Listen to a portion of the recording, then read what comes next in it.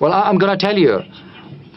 My name is Yelena Usmanova, Mr. President. I'm from Tatarstan. Yes, Tatarstan once again.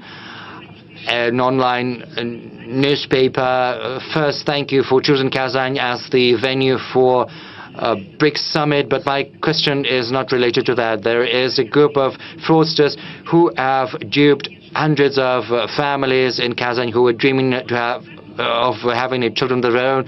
They drew out a mortgage with government support, but their houses have never been built. So I'd like to ask you whether they will get any help, as you in the past provided help to those who paid for their housing before their houses were built. Because right now, these families have to pay back their mortgages. So when will people get support rather than the banks? Well, please stay there, please, with the mic. The thing is, we have set up a system for escrow accounts. If a person draws out a mortgage, then the money is channeled to an escrow account, and this money is frozen until the house has been built. I'm talking about individual houses, not apartment houses. The thing is, individual houses are in compliance with this program. It's the same. It's 3%.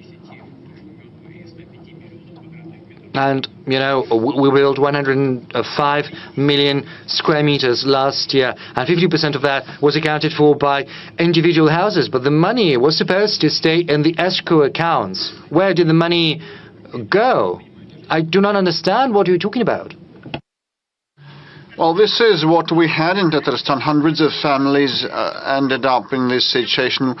Where did the money go? Can you tell me? I don't know the details. What's your name? Lena. Elena, those details matter a lot. Let's get to grips with it. It wasn't about escrow accounts. Lena, it may be probably the case when people are hoodwinked and their money is taken from their accounts. And probably we should compare and contrast it with other cases of similar kind, and we should prevent such cases. So we need more detailed information, because I'm not in the know, because these are very important things, and we should rectify such flaws. Actually, we have some of the housing still under construction, and the money resting and registered with escrow accounts constitute around 7 trillion rubles. In totality, more than 65% of what is needed to complete the construction of the purchased houses.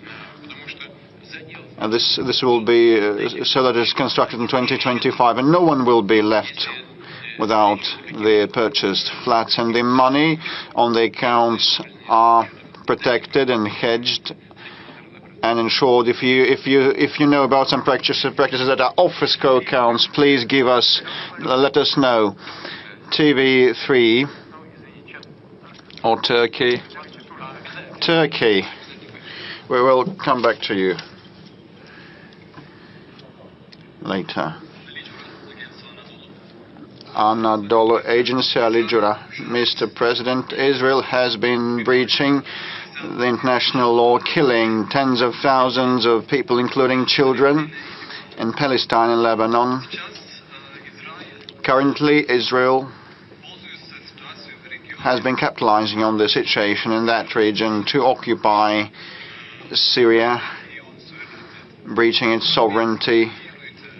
How can you comment on the action of Israel in that region? Have you had a conversation with President Erdogan?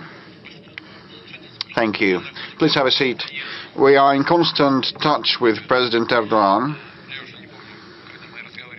Well, I cannot remember the exact date when we talked last time, but we definitely also talked the situation in the region, in the Middle East, and the attitude of President Erdogan and Turkey to the Middle East developments is well known, and our position on Lebanon and Palestine also is common knowledge. Our stance is not subject to political expedient situation, and we believe that the resolution of Palestine issue can be attained only with the help of removing the root causes.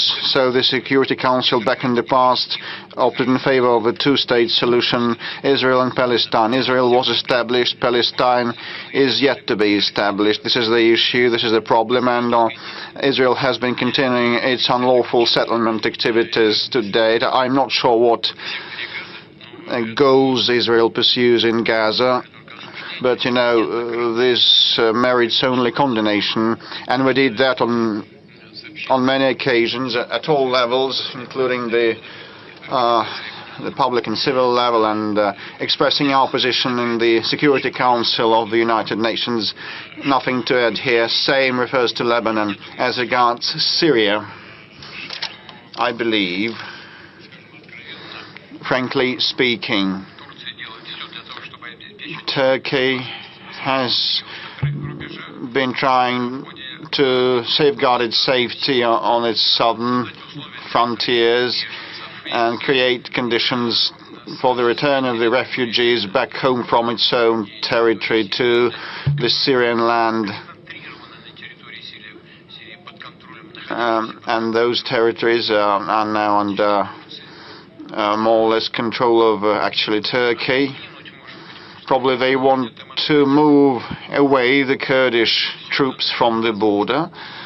Probably those might be the goals and the outcomes, and may be attained, but the main beneficiary of this Syrian developments, I believe, is Israel. It's my personal belief. You may have any sort of attitude to what Israel has been doing. Russia has been condemning the seizure of any part of Syrian territory, but Israel has been trying to resolve its security issues. And, you know, the Golan Heights line is well known. And Israel has moved 62 to 64 kilometers on the front line, inserting around 25 kilometers into the other territory, the adversarial territory. It's similar to the Maginot line from the 20th century history, and real fortifications, formidable fortifications and solid ones have been built, and we hope that sooner or later Israel will withdraw. But now they have been pulling in troops, right, like several thousand of troops, and they're going to reinforce their contingent there, I think, and local people have appealed and called on Israel to include those territories into Israeli state, and if it all boils down to disintegration of Syria, this will be decided by the UN in line with the UN Charter and the self-determination rights nations have.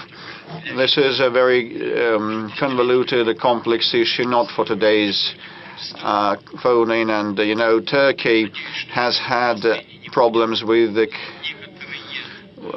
Kurdish Working Party for decades. I hope there will not be an aggravation, but you know, some of the European leaders told me that after World War I, Kurds were promised their own state and were duped and deceived. and Kurds reside in Iran, Iraq, and Turkey, and Syria. You know how many of them live there, around 30 to 35 million Kurds. And this is the Kurdish issue is a major one, and the Kurds are formidable fighters. And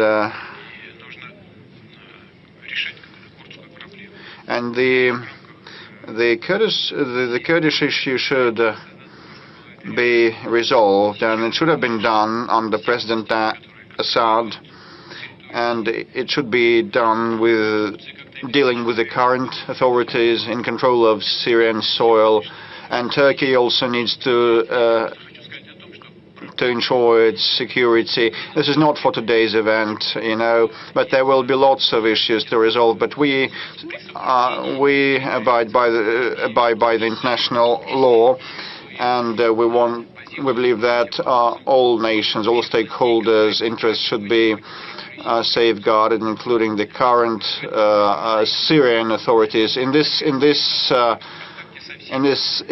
this issue, we are on their side, and we are in touch with all the major groups that control a situation in Syria. TV3 military correspondent Alexander Malkevich, just in a nutshell, the fighters asked to convey words of gratitude. Last week you met with Human Rights Council members and supported the idea of creating the Museum of Special Military Operation. This will be our media Oreshnik, so to say, and our legendary Leningrad regiment has been rendered the name of Guards Regiment, so gratitude for that. So, and what is your assessment of the fund on a scale of 10 points? And what are the main goals for the foundation for next year, and the main criterion of the efficiency of the foundation for?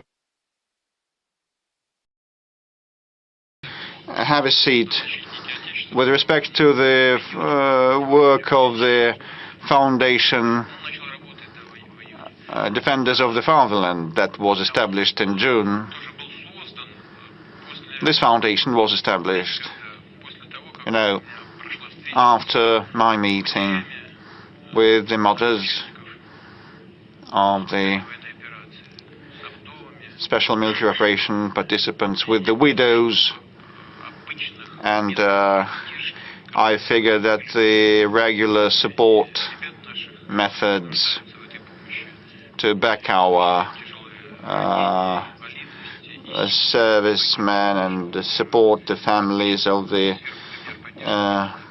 fallen heroes are insufficient, and we need a special arrangement to be established, including for those who get out of touch with the army. So the Defenders of the Fatherland Foundation was established for this sake. When they leave the military service, they still need the attention and care from the government, and it should not be formal, it should be targeted, individual, to each family, to each fighter. So this is the statutory goal of the foundation.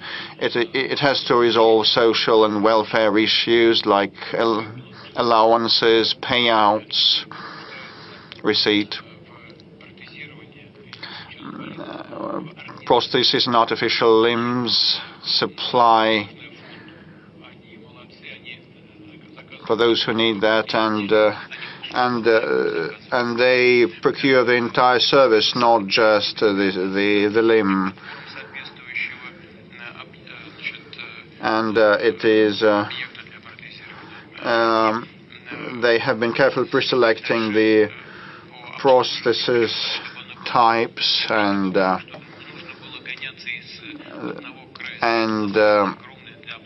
post-operation care also is part of what they work on. Still, some of the patients have to travel far and wide across the country, and they have to resolve that. I talked with Anna Evgenievna Tsivilova, who has told me that now the requests start coming from the fighters with respect to future employment, which is very important, and also about practicing sports and participating in cultural events, and this is so good. So it means that we are seeing a change for the better, which is very good. But, future employment is the overarching objective of ours, because those servicemen and ex-servicemen are so enthusiastic and they want to be trained for a peaceful life, or sometimes they can stay with the military and work at the draft commission offices, and they may move to the IT industry or work in sports, in military or civil sports. There's a great number of opportunities given the level of technological advancement and individual wishes. And overall, they have been successful. There are still some issues, and some issues remaining, but some of the people working there were directly related to the military operation. Those might also be widows of the fallen fighters, or mothers of those who still are on the battlefield. So these are caring, non-indifferent people, and the servicemen that came back from the front line also work in that foundation. This is why it is efficient in its operations. I didn't want to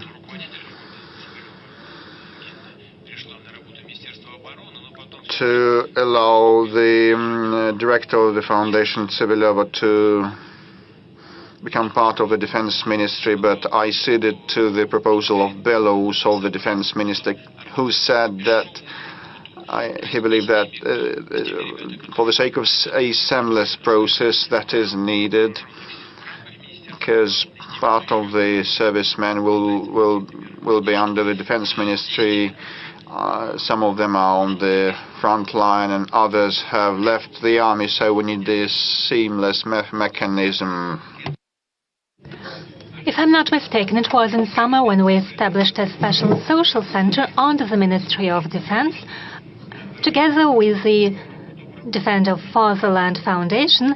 They work under a single window system, where people, those who remain in the Ministry of Defense and those who have left the pyramid of the ministry, get united and work on the two tracks. On the whole, there are lots of problems, but we try to fine-tune this work. As you know, they participated in the elaboration and development of decisions. Previously, everyone received 3 million for small injuries, even for small scratches, and those who were severely injured, entailing a disability, also received the same amount of compensation. And fighters themselves requested that the system might be changed, and we started paying those severely injured 4 million rubles. But when I was receiving these reports, I saw that those soldiers who were severely injured and got disabled previously got 3 million people, and after that the changes were made, meaning that those who had been injured before were underpaid, and we fine-tuned the system, and those who were injured previously and earlier received 1 million more. I see that Ksenia raises her hand.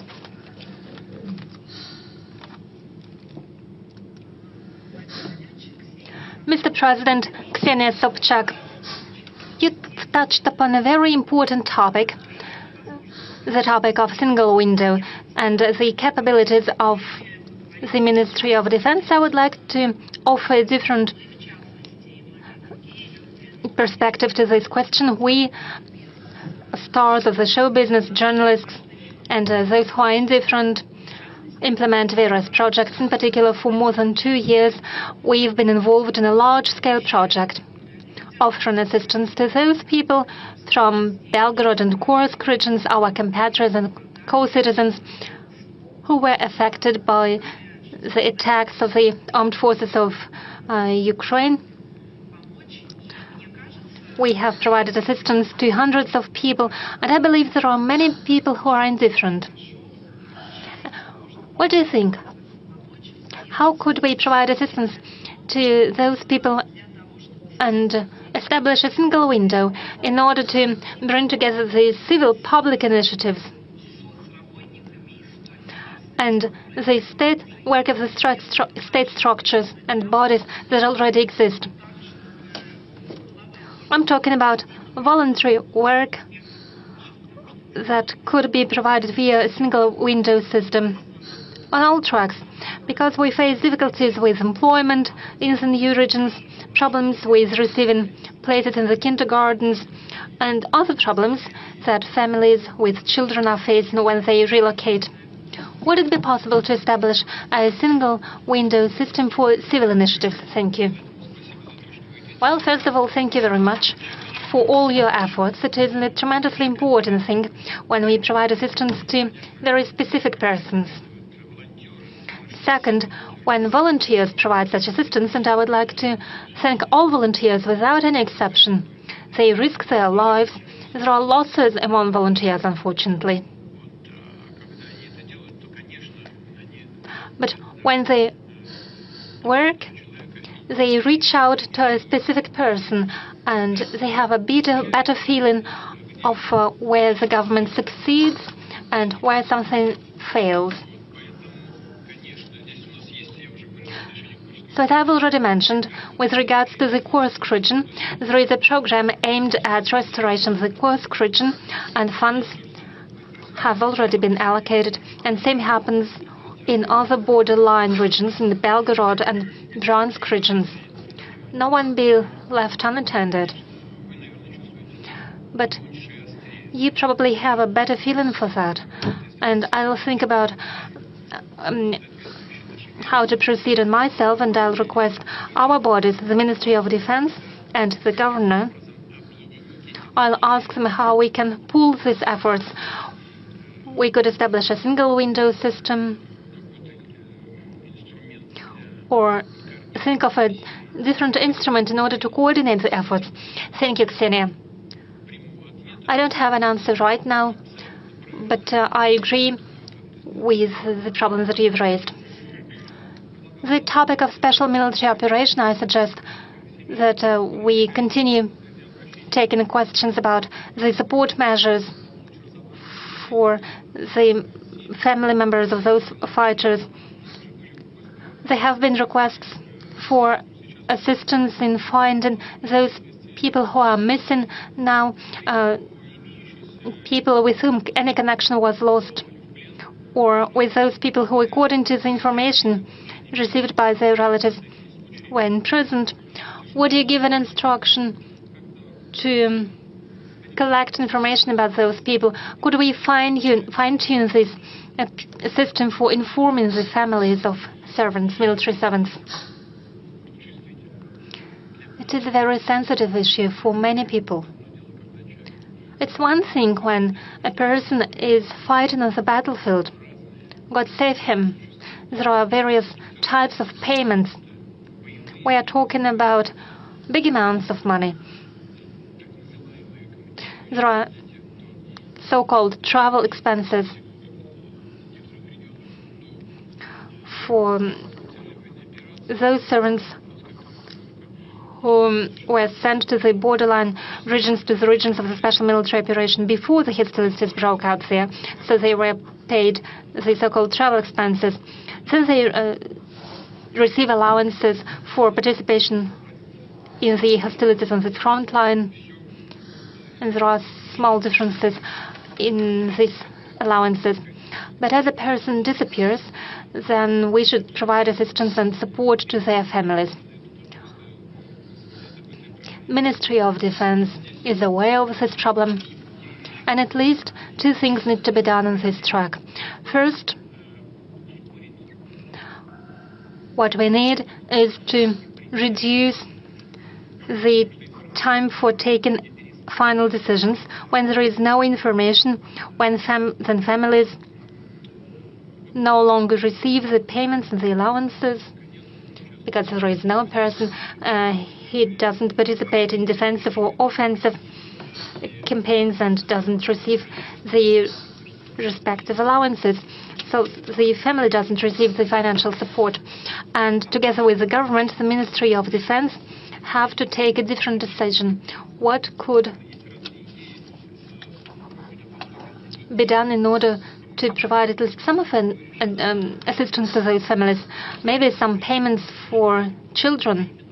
And we should take the decision regarding the temporary measures, and we also need to accelerate the decision-making process, the process of making the final decision. I'm not going to go deep into details, but the Ministry of Defense is aware of this problem. We've been working for more than 3 hours. There are lots of questions. Shall we try with a small blitz? Yes. We'll start with the following question. When you conduct meetings, sometimes officials ask you instruction to initiate some work. Well, don't be angry with the officials. The decision-making process is a complicated one. And when they reach out to me, then normally it is about the problems or questions to which there are different attitudes. Some colleagues believe that it should be addressed from one perspective, others offer a different perspective, and instructions are needed in order to see which way to choose when there is a difference in opinions. Then colleagues come to me, and at a meeting they ask me to take the final decision. And they ask instruction to make sure that nothing is forgotten, that a clear final decision has been formulated.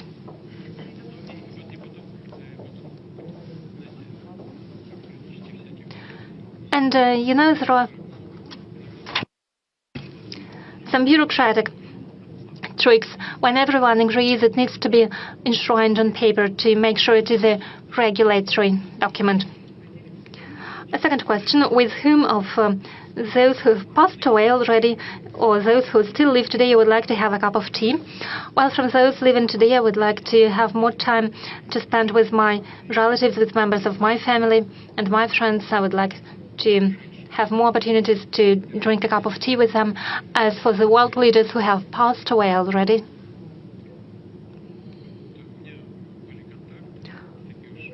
I've had contacts, not so close contacts, but nonetheless, for quite a long time, I had contacts to Mr. Kohl, the German Chancellor.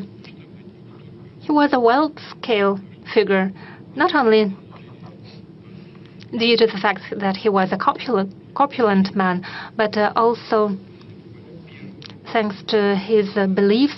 After my very first meeting with him back in 1993, and for a long period of time, after he no longer was German Chancellor, he sometimes regularly, not quite frequently, but regularly came to visit me, and it was my distinct pleasure to talk to him. He was an important figure of his time. He had done a lot for his homeland, for the German people, and he was a real world leader, and I still have warm memories of many of our conversations. They were useful for me, and it is no exaggeration. They were useful. He was a very... President of France, Chirac, was a very interesting personality. He has encyclopedic knowledge. He knew everything, whatever you asked him. And he had his own opinion on anything, and he stuck to his opinion. He was a very gallant and polite man, and I learned a lot from him. I learned a lot from Colin, from Chirac, to his manners in particular.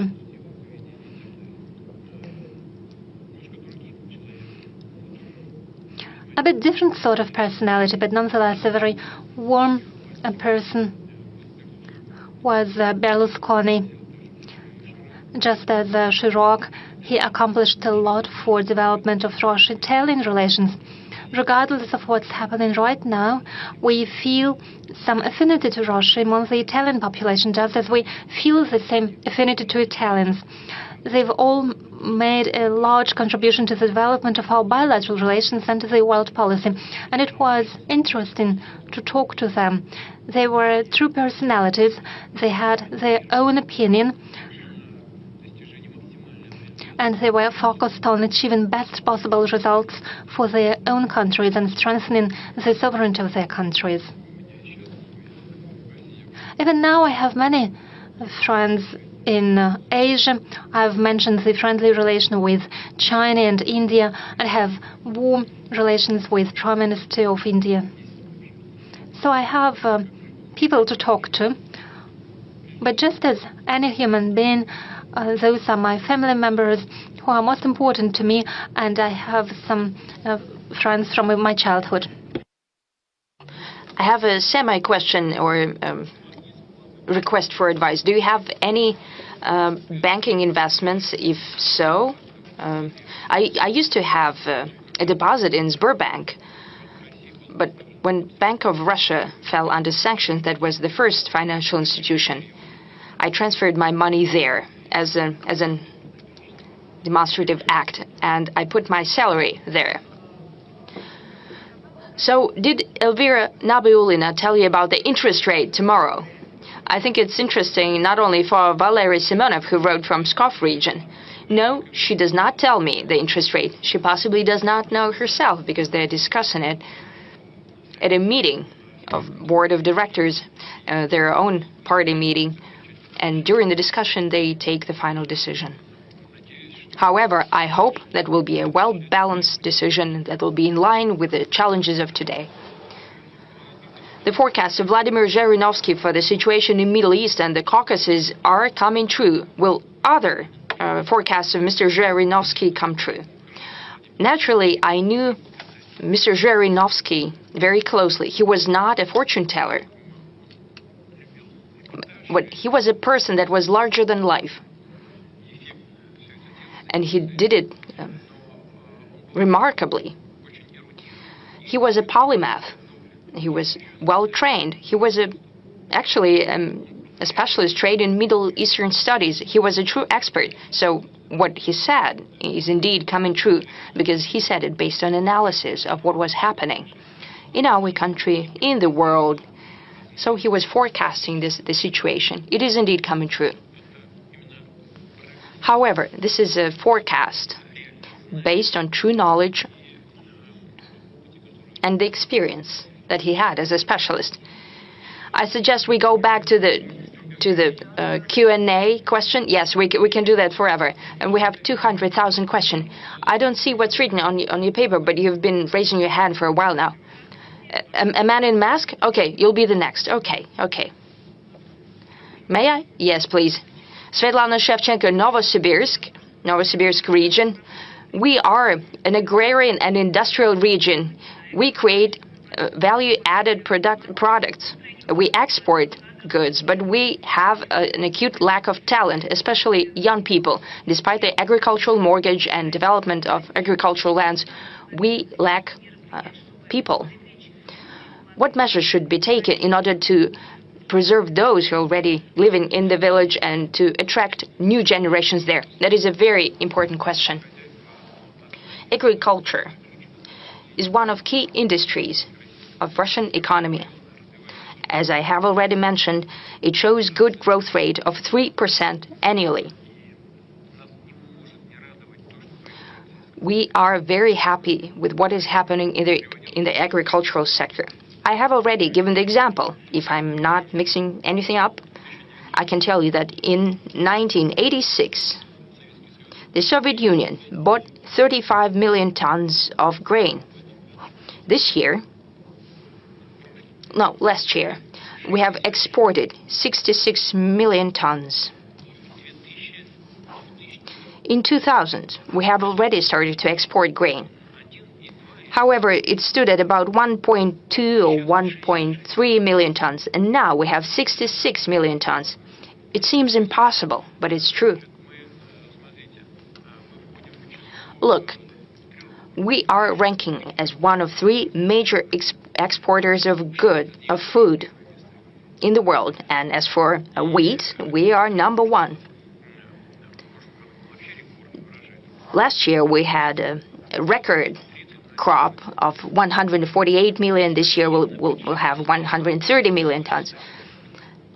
For the past decade, we've had more than 100 million tons. We have tremendous export capacity. We are fully sufficient in meat, and we're exporting meat. We have issues indeed with fruit and vegetable and milk, though we have a special development program. But we see growth everywhere. One of the most important questions is social issues in rural areas, that is culture, education, housing. We have a social and economic development program for rural areas. It has already funds earmarked for that. Possibly that is not enough, but most importantly is to improve the level of life, the standard of living for people in rural areas and their income. That will solve all other questions, I'm sure. We'll move towards that goal. As for talent, indeed one of key issues. Traditionally, even back in Soviet times, we've dedicated great attention to human resources, and now the work in rural areas is already a business. And it's very interesting. It requires highly trained professionals at different levels in biology, chemistry, agronomes, and so on, geneticists. For example, as for genetics, it is a very important science, but now it's developing in the interests of agri-produce. It's showing greatest growth. I think it's very interesting. And we should talk about not only at such events once a year, but we need to talk about all the time. And to create conditions for young talent to go into those sectors of the economy. As for the state, it will do everything that's needed to engage new students. And the producers should also do what's being done in other industries to create conditions, to create specially targeted programs for new students to find the pool of talent, to ensure their work at the production, and to engage them in hands-on internships. All that together will help.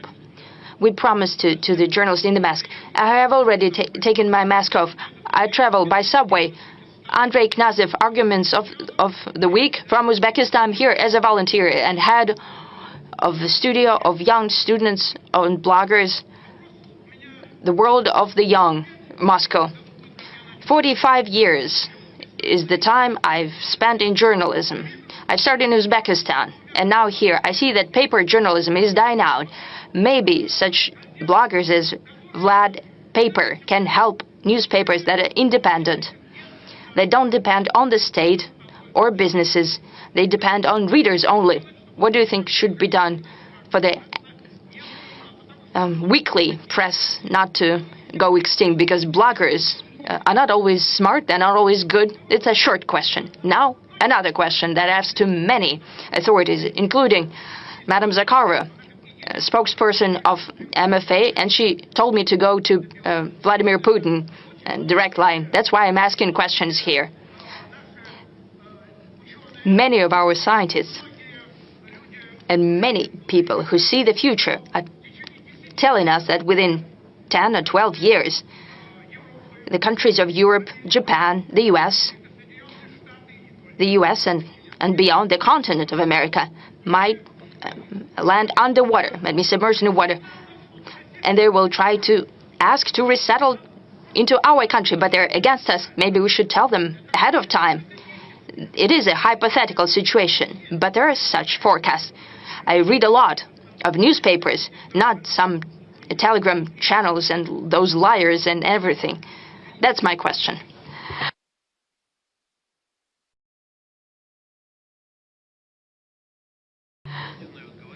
I don't know whether I should say it or not, but I'll tell you the story. You know, a famous joke, a family sitting around the table, and a small boy is saying, they're doing the crosswords, a word of 3 letters. His mom hits him on the head with a spoon. Why? The word is a house. And the father says, yes, you need to think about the house.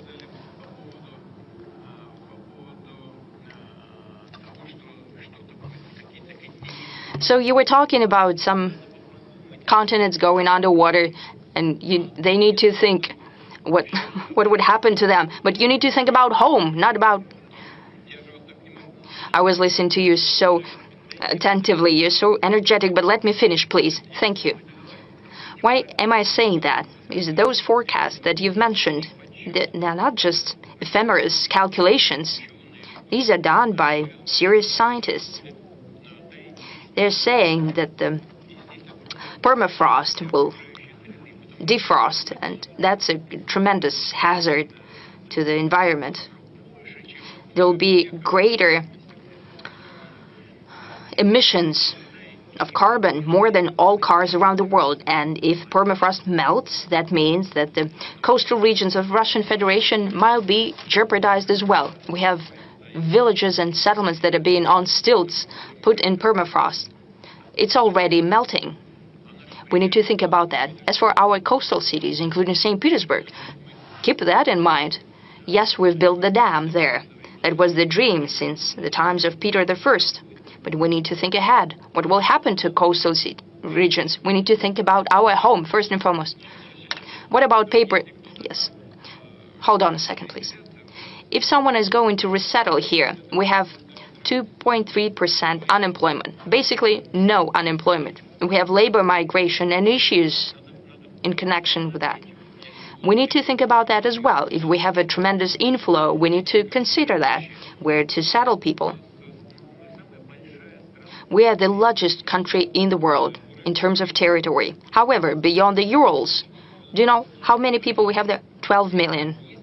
That's not enough. We have territory to resettle people, but we need to think about the social and other types of infrastructure, about the rules.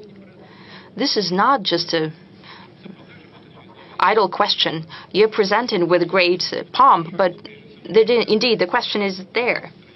But we need to think about our domestic issues first and foremost.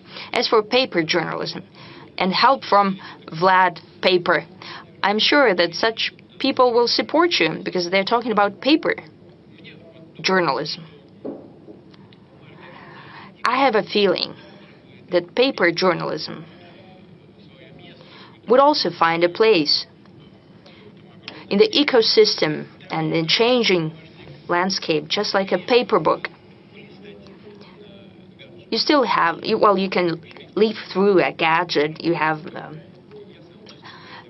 better fonts, for example. Sometimes I use it myself. However, taking a book, a paper book in your hands, not just because you have pictures there, it's also interesting. This is also a piece of art, quite often. This is a piece of art in your hands. So paper journalism, sometimes taking a paper, Izvestia newspaper or Komsomolskaya Pravda newspaper, if you just leaf through it, there is also a certain pleasure in that. And I hope that those who do that will keep in mind.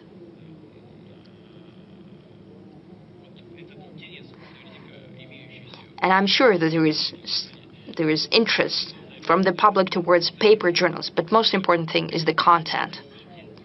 Whatever the vehicle, whatever the media, but as Vlad, the paper said, most important is the content. And if a paper has decent and interesting content compared to some internet foam. Let's talk about health. This is one of the topics that's of great interest for Russians. It's ranking number 2. Lack of doctors in clinics, lack of drugs, and so on. I suggest we connect to Irina Sychova from Nizhny Novgorod. Your question. Mr. President, good afternoon. My name is Irina Sychova. I'm from Nizhny Novgorod city. I have an appeal to you. Please take a look at our medicine that is free of charge, our healthcare. I would like to thank you for the renovated facilities of the clinics. Thank God they're being improved. However, the clinics are lacking specialists as well as GPs. Doctors are leaving for commercial clinics. What are we to do? We pensioners. I cannot sign up my father for a visit to cardiologist. The doctor receives patients only once a week. There is no electronic queue because the doctor is not fully employed at the clinic. You have to start standing in the queue at 5 a.m. to get to sign up for the visit. And the queue is standing outside till 7 a.m. Many elderly people cannot stand up to the test of that. We hope that you'll be able to look into that and sort this out. Thank you. Irina Sychova. Madam Sychova,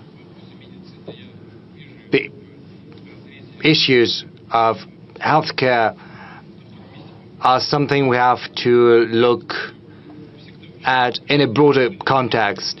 It ranks second in terms of importance, and the same goes for any country, for developed nations in particular, because there this issue sometimes is even more relevant. But we shouldn't think about them, we should think about ourselves, about home.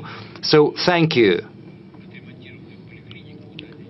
for pointing out that the clinics are being renovated. It's a good sign. It means that something good is happening. We have a whole program dedicated to this matter. But the most important thing with the specialists, with the personnel, is related to the first stage of our healthcare system. You know, we've got the hospitals, and there the problem with doctors is almost non-existent, whereas in the first stage, the clinics working with patients directly are a weak link. And the most important thing is to organize healthcare across different regions of Russia. If we look at the use of beds in hospitals, we see that they are not filled throughout all the year, whereas the first stage of the healthcare system, the first stage has this problem. The thing is how we reallocate the burden and how we make sure that it's spread out evenly throughout the year. The healthcare ministry is trying to attract as many new graduates as possible to hospitals in rural areas and smaller towns and settlements. We're giving an additional 50 or 29,000 rubles as a premium to those young people who are willing to relocate to smaller towns, and we have seen 17.5 thousand influx of new specialists to rural areas, and we have to continue working on that, and we have to move at a higher pace than we are doing right now. Colleagues will probably help me we'll jot all of that down and we'll help you with your father, of course. Let's keep on medicine. We have a smaller number of questions as compared to last year related to deficit of drugs, but there are problems for drugs on prescription. A pensioner from Kerch is writing that she needs drugs against cancer, but unfortunately drugstores cannot provide her with that because they're simply not there on her shelves, and she has to pay from her own pocket. And there is also a lack of saline solution. So people who've got diabetes, they are facing challenges with the supply of insulin. Rashida Iudinova writes to us that in Neftejugansk she cannot get insulin from hospital, nor can she buy it from a pharmacy. From Saratov region, a person writes that he has problems with insulin and also blood sugar test strips.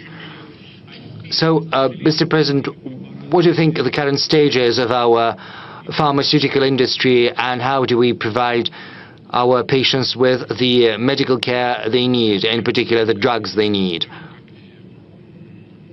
This is a question of the utmost importance, just as the supply of medical specialists. Pharmaceutical industry is one of the most important avenues we're pursuing. When I was the chairman of the Russian government, that was back in 2008, back then we embarked on the path of building our own pharmaceutical industry. Back in 2008, we started talking about that. We drafted programs dedicated to the subject in 2009. The first programs were set forth. They bore different names, but the substance has always remained the same. And that substance is building our own pharmaceutical industry. I do not remember how much money we allocated back then. Pharmaceutical industry was being developed thanks to the government support, to a large extent, using the money earmarked from the federal budget. Whereas currently, our pharmaceutical companies, for the first time in history over the several last years, have started channeling their own money into research and development to the tune of dozens of billions of rubles, I think 40 billion rubles or so. They've got their own development programs.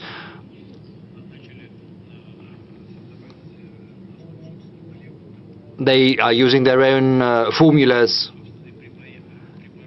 to create new medications.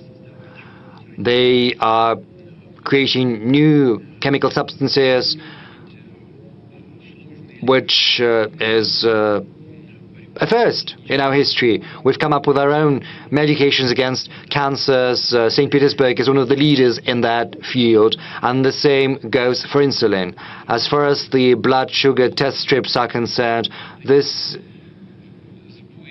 is just a malfunction. This is a shortcoming on the part of the local organizations, because the money for all of these medications is allocated on a timely manner, so the procurement process has to go through smoothly. I'm going to talk to the leadership of the Russian regions. Everything has to be done on time. And, of course, you need to take into account the requirements of the market.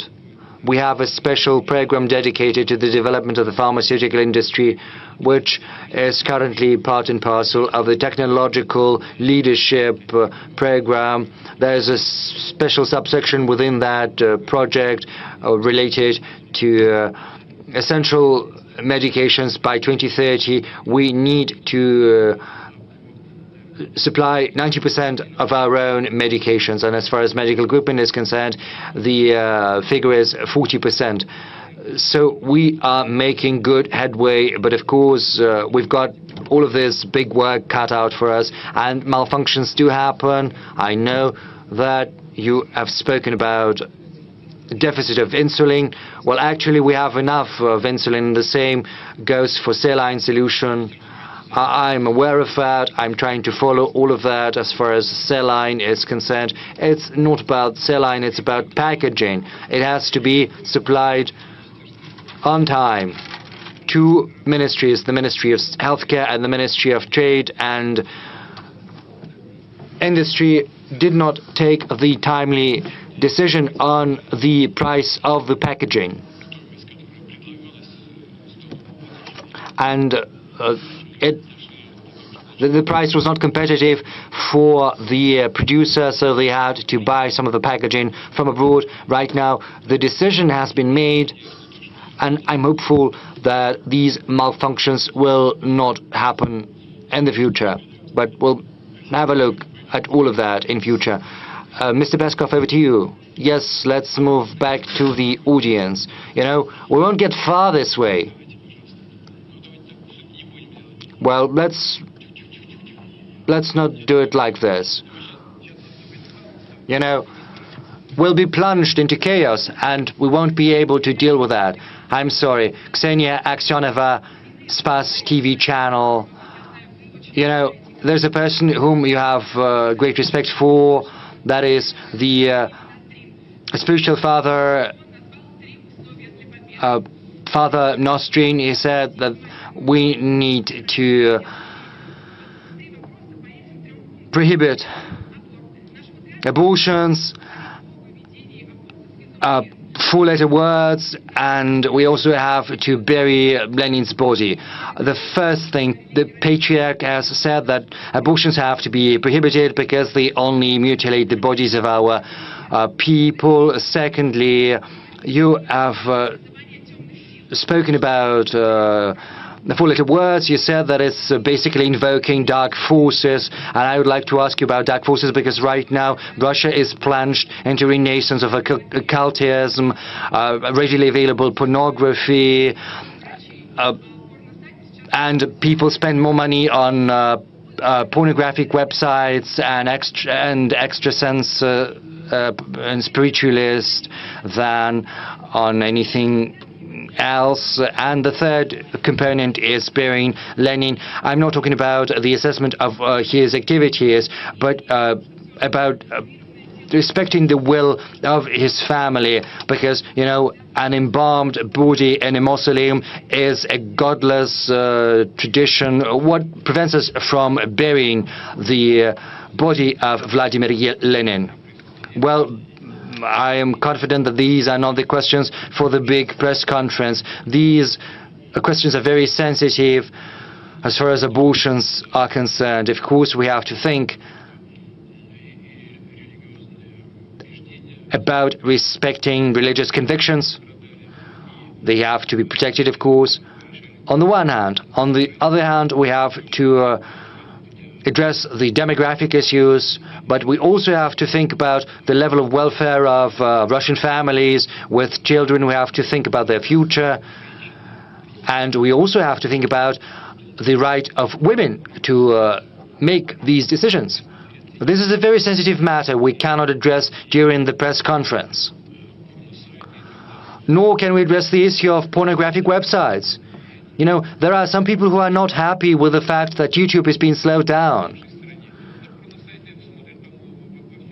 I think porn websites are visited all across the world. It's as easy as ordering, you know, a beefsteak on the internet.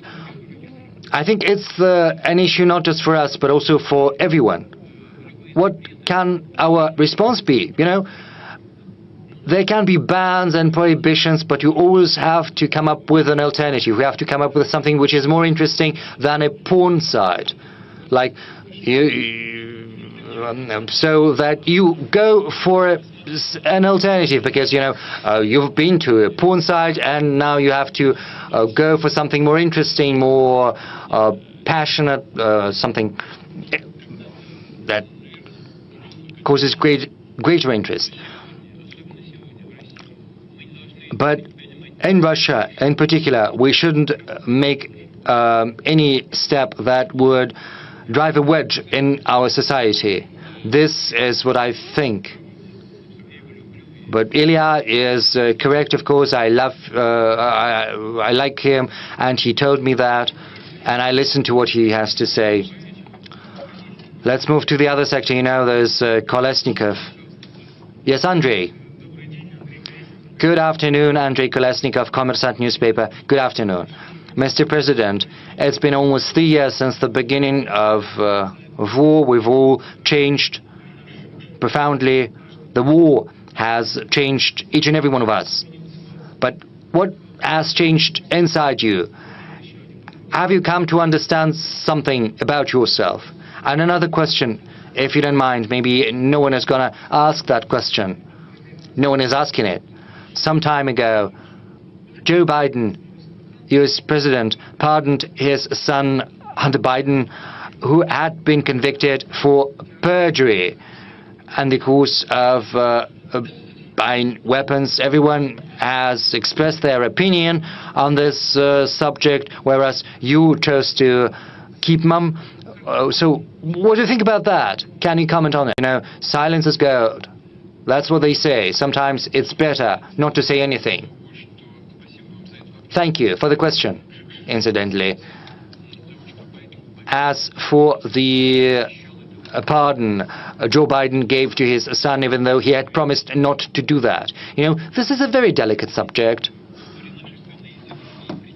We've got examples in our country's history. We know this famous painting, Ivan the Terrible and his son. We know about this painting. Maybe that's a legend, or maybe it's not, as is probably what happened to Peter the Great's son, Alexei. What happened to him? Maybe it's a legend, maybe it's not. Or what happened to Stalin? This was not a legend. When Stalin refused to swap his son Yakov for the German martial powers, he said he would not swap a soldier for a field marshal. And back then, even surrendering into captivity was considered a treason. And, you know, the nation was on the verge of not a defeat, but a total annihilation, I would say, of the entire nation. So it was a matter of life and death, of survival of the nation. And the measures and policies taken to win were rigid, tough, and sometimes cruel. And given that sentiment that was supported by Stalin, he wasn't able to save his son. He said what he said and he did what he did, and his son was executed in a concentration camp. And Field Marshal Pauls was used during the Nuremberg trial, and no one expected to see him when he entered the courtroom. With respect to Biden, you know, he's a politician, so whether you have more a politician or a human always is an important question. It turned out that Biden had more of a human being, so I wouldn't condemn him for that. And there was also part number one. Whether you have changed over the past 3 years. You know, we all keep changing every day, every hour. All the visitors of this room, all the streamers, we are in a flux, and those 2-something years have been, well, a tribulation for everybody, for the entire country, and for myself.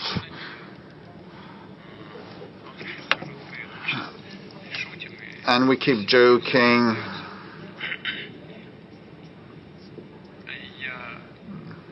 despite that it has been a trial. And I almost ceased laughing, and I now joke much less. And there is also one more circumstance. I started improving the skills that I have in the search of key points and issues, and my concentration capability to resolve them. The opposite sector, I can see RBC news outlet. Will you pass the mic? Polina Himshashvili, RBC, as a follow-up on the question, you said that you now laugh and smile less. Could we return to February 2022? Would have changed your mind? Well, it is a hypothetical question. Had we had a chance to go back, looking with hindsight, knowing what is happening now, I would have thought probably back in 2022, I would have thought that the decision made in early 2022 ought to have been taken earlier. This is number one. And number two, well, we ought to have started getting ready for those developments and the special military operation before. And the Crimean developments were kind of off the cuff, offhand, impromptu. And the 2022 also, we started because we could not tolerate it anymore and wait for the situation to deteriorate further. And the Kiev authorities stated directly in so many words that they would not implement and fulfill the Minsk set of measures, and they claimed to obtain the WMD, and we figured out that we had been deceived with respect to the Minsk arrangements, and the massacre had lasted for 8 years, and they just dropped it aside. And we saw that the military stationing of those territories began, and the annihilation of all things related to Russia began, and we could not carry on like that anymore. They compelled and forced us. Had we known in advance what would happen, we would have prepared in a systemic, real, serious way. This is what I would have thought. Dear friends, we've been working for more than 4 hours. We've exceeded the 4 hours duration. Let's allow these colleagues. Ura, daughter, will you please stand up, lady? Pass the mic. Thank you, Mr. President. Ekaterina Lazareva, Ura News Agency. You have mentioned some of the European leaders. So I would ask the following. In 2025, Russia will mark 80th anniversary since the victory in the Great Patriotic War, and you start inviting international leaders. Well, if we recall, this year France celebrated the Normandy Day, the Normandy landing day, and they didn't invite us. And the Auschwitz anniversary, liberation anniversary, also was celebrated. You were not invited. But have you submitted invitations to the former anti-Hitler coalition representatives to attend this future forthcoming anniversary? Is it important for you to see US, France and Great Britain represented? As regards inviting us to events, we do not seeking anything like that. We are fine at home, and we should strengthen ourselves, and this is the overarching policy of ours. And second, we will never forget the sacrifice suffered by our nation and brought to the altar of the victory. We will never forget that. And other countries, naturally, today are trying to pass that into oblivion. This is part of their anti-Russian campaigning. But this is up to them. We will be glad to see everybody wishing to attend this glorious red letter anniversary.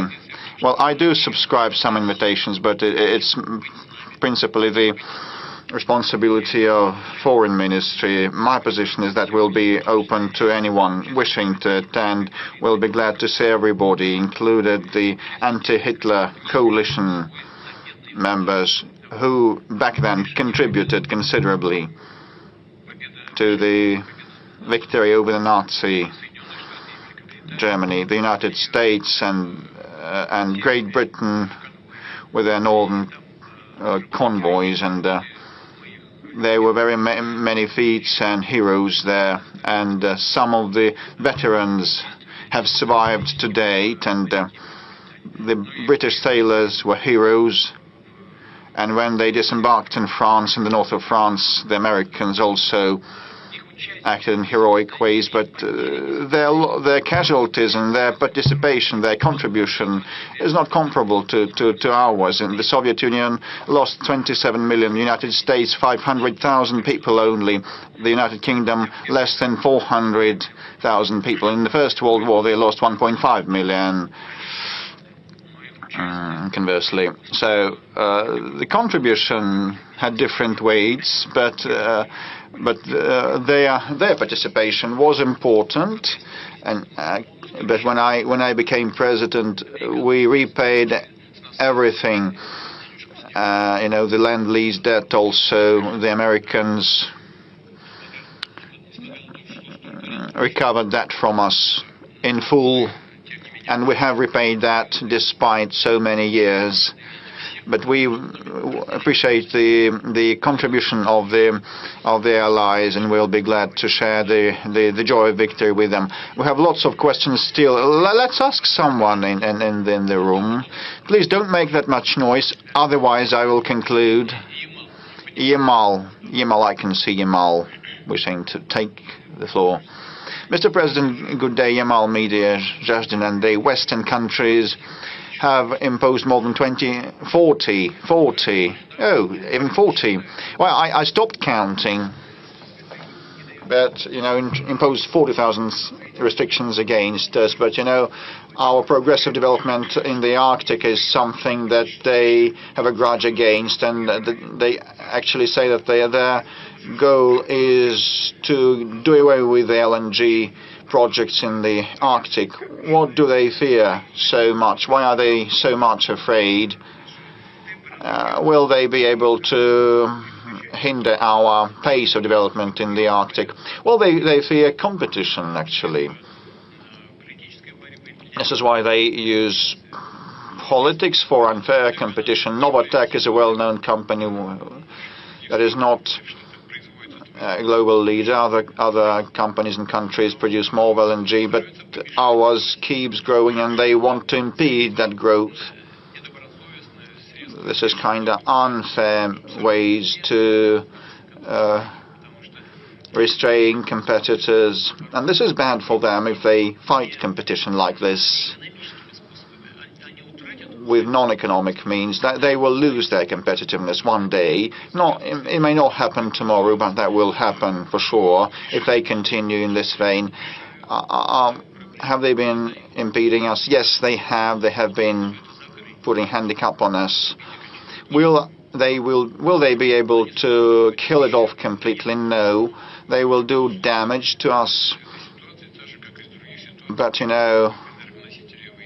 we will find a way out supplying energy, given the fact that the demand for energy will keep growing in the global economy as it develops. This is the data of the global economic institutions and their opinion. So this product will enjoy demand in the global markets, and we will keep advancing our projects and increasing our share in the LNG market. And with respect to pipeline gas supplies, Ukraine has declined to extend the transit contract. It was Ukraine, not us, Ukraine declined to extend the gas transit contract, despite the fact that they received $700 to $800 million per annum for gas transit.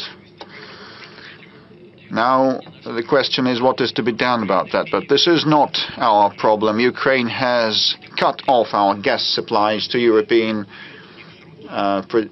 customers and consumers.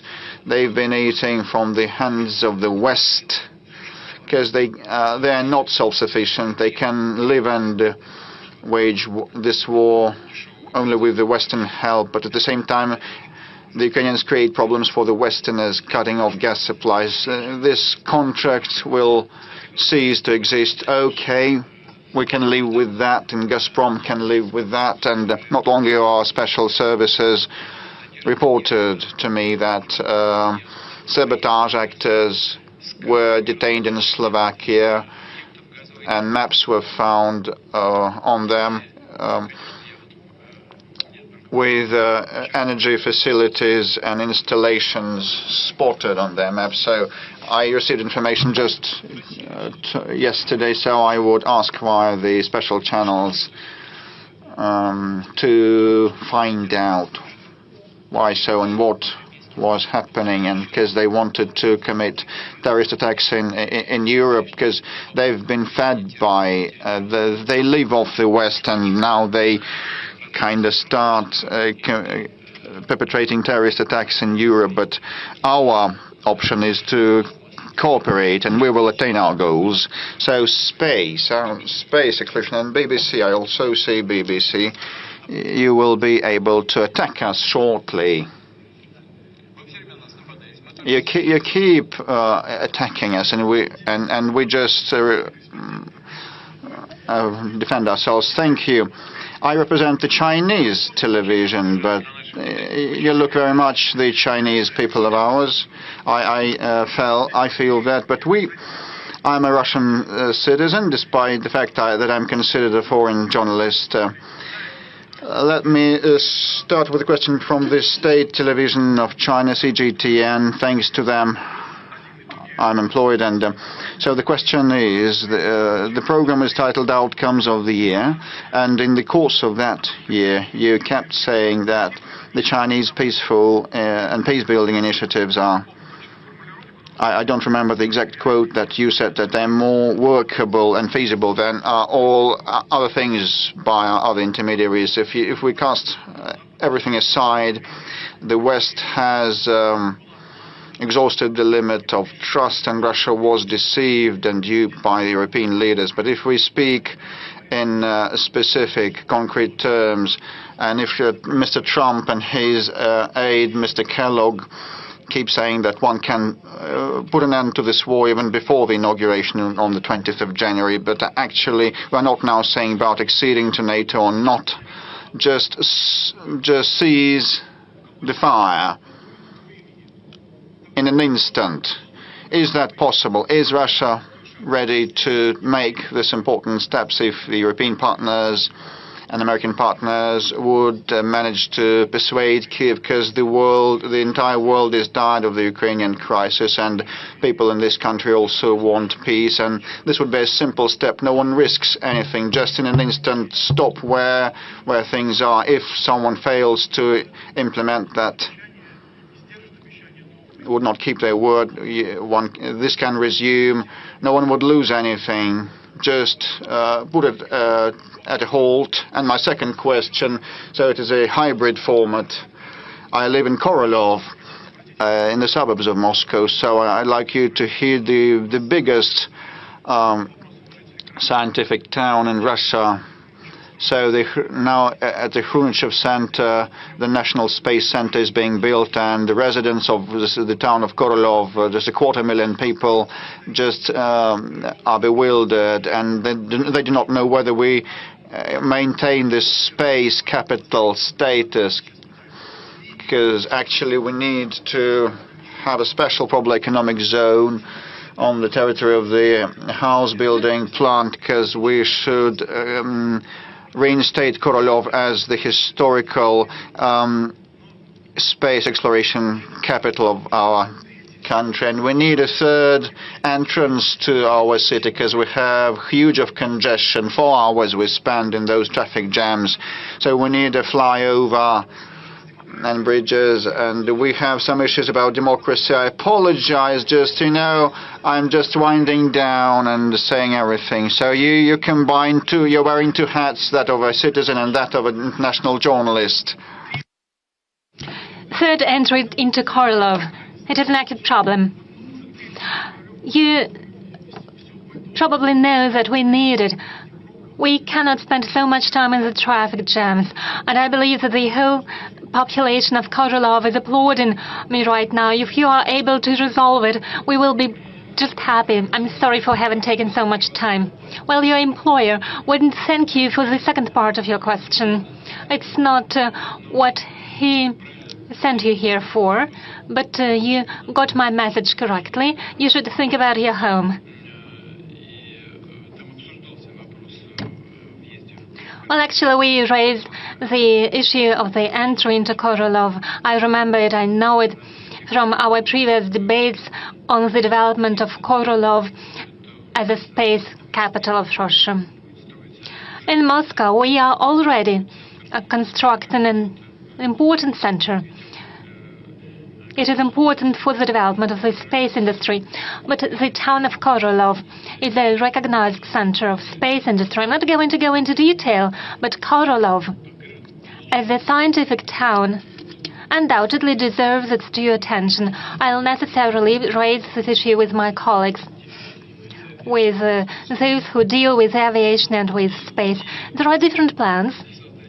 The idea of establishing a special economic zone does have its justification and its reasons. I'm not going to pronounce the final judgment, but it is something we have to think about.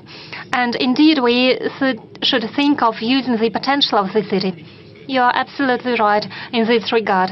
Now turning to the peace initiatives of the People's Republic of China and the People's Republic of Brazil, the South African Republic of South Africa. Why we find it important? It's because it is a sincere attempt to find a solution. From our point of view, this attempt is a balanced one, and it is not imposing anything on any of the parties, neither on Russia nor on Ukraine. And it is being done by neutral countries that don't interfere into the conflict like Western states do, that de facto fight against us with the hands of Ukrainians. So what they are proposing is something that we should think several times about, because they are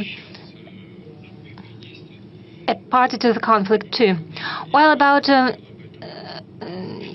your proposal regarding the ceasefire, well, you know what's happening on the ground is attrition of the military equipment, munitions, and most importantly, the troops on the part of Ukrainian armed forces. We see the attrition. That's what's happening really on the battlefield. Our army is advancing. The adversary cannot get a foothold on and can entrench on the positions that it has left. They leave the areas, and even if they take over some areas, they cannot entrench in these regions. If we declare a ceasefire for a week, it will give our adversary the opportunity to entrench themselves, to receive munitions, which is very important, and something that is equally important from the point of view of training the troops. Well, right now they are simply recruiting people on the streets. They simply catch stray dogs, them like stray dogs. But stray dogs are at least put into special centers. And here they simply catch people in the streets and send them to the front line. That's what we see on the front line, on the battlefield. They are not trained properly. It's not how soldiers were trained during the Soviet times, even those who received trainings in the Western countries, cannot be compared to those who had been trained in Soviet times, because they are prepared and trained by those who have never been on the battlefield. So how can they train others? So a long ceasefire, relatively long ceasefire period, will give an adversary the time for training and retraining of personnel. In the battalions, they have 35% of the troops, of the necessary troop numbers. So they'll receive time to re-equip their divisions. What we need is not a ceasefire. Instead, we need a lasting peace with guarantees for the Russian Federation. It is a complicated question how we can ensure these guarantees, but we could think about it. As for short-term ceasefires, it was a proposal by the Prime Minister of Hungary, Mr. Orban. That's what he said. I hope Victor will not be angry with me if I reveal at least one part of our conversation. He said, "What would it cost to you if you announced to declare a ceasefire for at least a day or two?"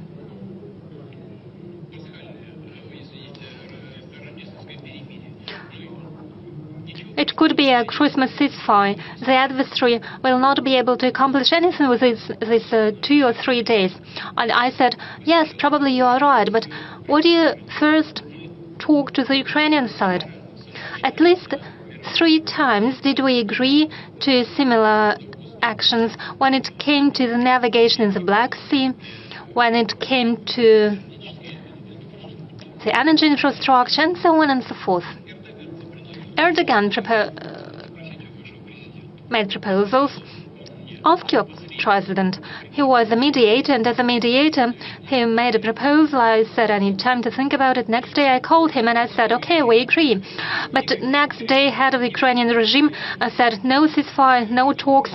I called later on Erdogan, and he says, well, those are our partners. And now I asked Orban. He suggested a Christmas ceasefire, and he also proposed a prisoner exchange. I didn't say no. I said, well, I will have to think about it in principle, but go and ask them. He went and asked them. Next day, head of the regime said there would be no ceasefire and no prisoners exchange. That's the answer to your question. We've been on air for more than 4.5 hours. We are going to an end. Now, what is the BBC? They promised to attack us. Well, they do so without any promises. That's what they receive money for. Exactly 25 years ago, Boris Yeltsin resigned office, and he handed over the power to you, and he told you, stay on guard. 25 years later, would you say you have succeeded in it? Because from our part, we see significant losses during the so-called special military operation that you have declared. We see Ukraine soldiers in the Kursk region. You criticize the NATO expansion and enlargement, but there is now a greater NATO presence at the Russian borderline. I mean in Sweden and Finland, we have demographic and economic problems. What do you think? Have you succeeded? Yes, I believe I have. I believe we have moved away from the brink of an abyss, because what happened to Russia before that and after that was leading us to a complete and total loss of our sovereignty. And without sovereignty, Russia cannot exist as an independent state. I would like to draw the attention to what you said about Boris Yeltsin. It looked good. One patted him on his shoulder. One preferred not to notice when he drank a bit more than he should. And he was warmly received in all Western circles. But when he raised his voice to protect Yugoslavia, when he said that it contradicted international law in the UN Charter, as soon as he said that it was unacceptable in modern Europe to attack Belgrade, the capital of a European state, without any sanctions imposed by the UN Security Council. Immediately was he persecuted, and immediately one started criticizing him. Don't you remember it? And I've done my utmost to make sure Russia is a sovereign and independent power that is capable of taking decisions in its interest and not in the interest of those states that tapped it on the shoulder in order to use it for their own purposes. It's where I could stop my answer. I understand that you provided many arguments to substantiate your point of view. You mentioned inflation. Yes, we have inflation. We are going to fight against it. But we have good economic growth. We rank number 4 worldwide in terms of purchasing power parity. Please share it with your audience. We rank number 1 in Europe. We have left the UK behind. But we are ready to work with the UK if the UK wants to work with us. But if it's not the case, we can do without it. We can do without our former allies in the anti-Hitler coalition. Mr. President, there are many questions from the Russian citizens, so I suggest that we move on to the Blitz format. Do you have a personal dream? Of course I do. But it is a personal dream. May I please keep it to myself? A question from social networks. Alexandra Okupova asks, are you a happy person? Do you think it is a question for a Blitz? Shall I say yes or no? Well, how can I put it? Yes or no?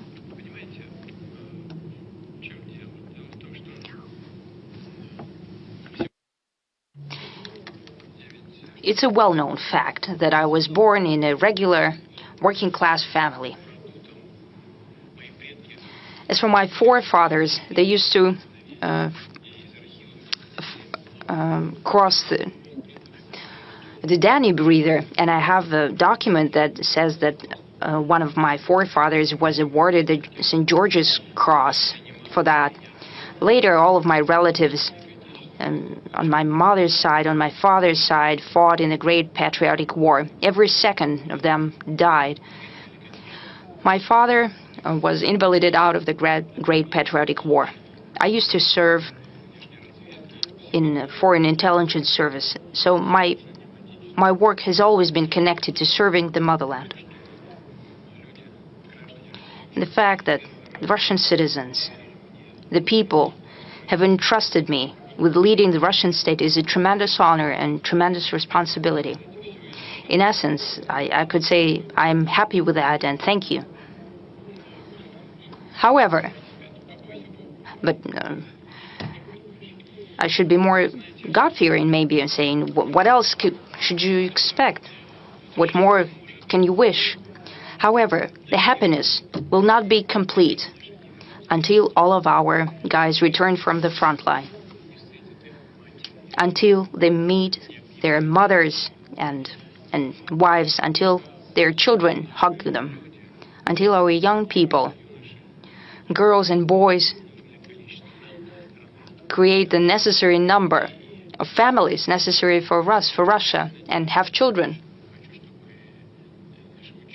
I really want our scientists and cultural figures and so on, I hope they can fulfill themselves, and then I can say that I'm happy. There was a question from St. Petersburg. Why are you being called different names by the foreigners and you don't respond? It depends on the level of class. As I said before, they call the names due to their impotence. Why should we show our impotence then? We have enough arguments to clearly present our position. An SMS from Stavropolsky region. Do you have a task that you hate? No.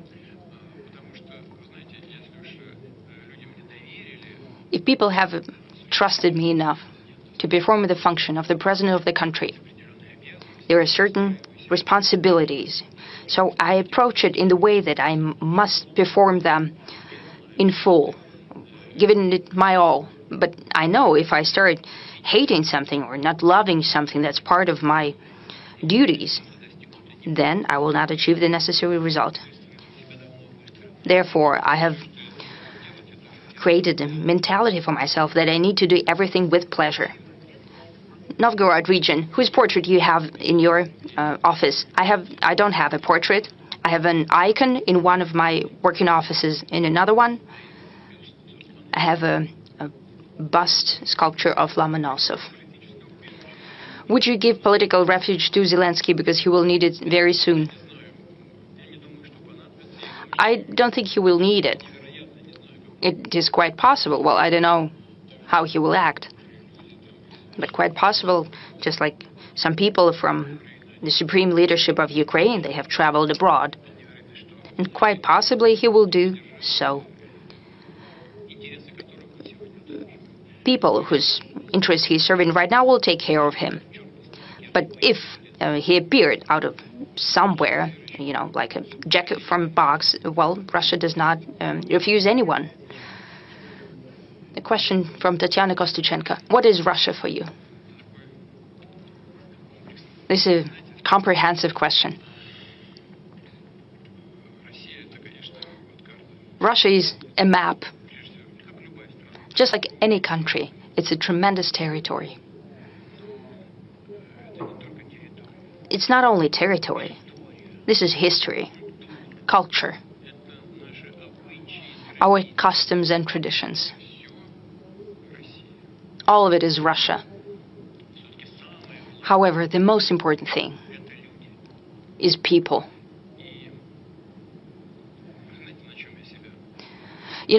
Sometimes I find myself, well, I don't often watch TV. I don't have quite enough time. I'm not on the internet a lot. But when I look at the success and achievements of our people, there was a world championship, world swimming championship. I saw guys walking out, huge guys, very confident, performing, world championship champions, and beautiful girls.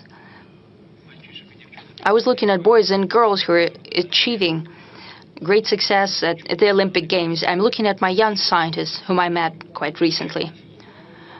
Honestly, well, I look at that, and I'm so happy about it.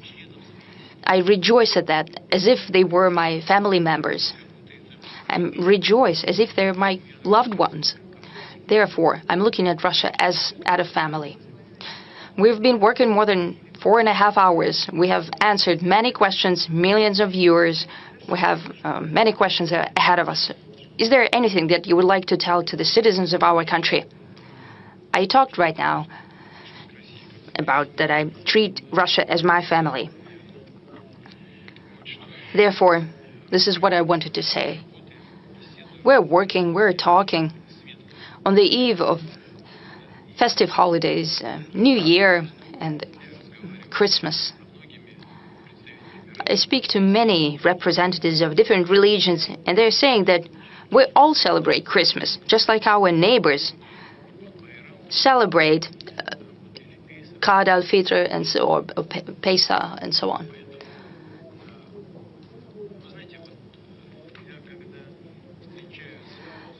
When I meet with the representatives of different religions, I ask them, when you talk to people, just a regular conversation, what do people tell you? What do they regret? It's not naturally the secret of convention. But you know what people regret? They did not spend enough time with children, or did not dedicate enough attention to children. On the eve of the New Year, which is a family holiday, and especially Christmas, I would like to wish everyone to dedicate more attention to your loved ones. I would wish to all of you success, well-being, and health. Thank you.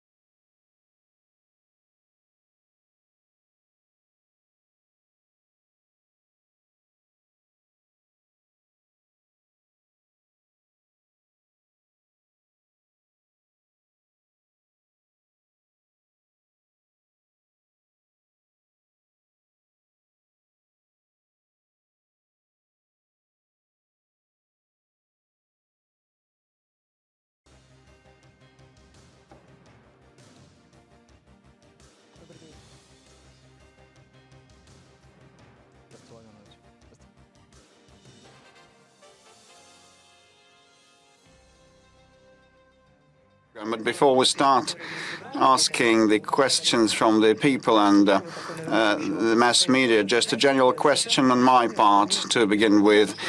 We feel that the world has either gone crazy or is going mad. The conflict potential is soaring. The global economy is in a difficult, dire situation. How is Russia managing to keep afloat and keep growing? You know, when everything is calm and tranquil and stable, we're bored. Well, it's stagnation. We want some commotion.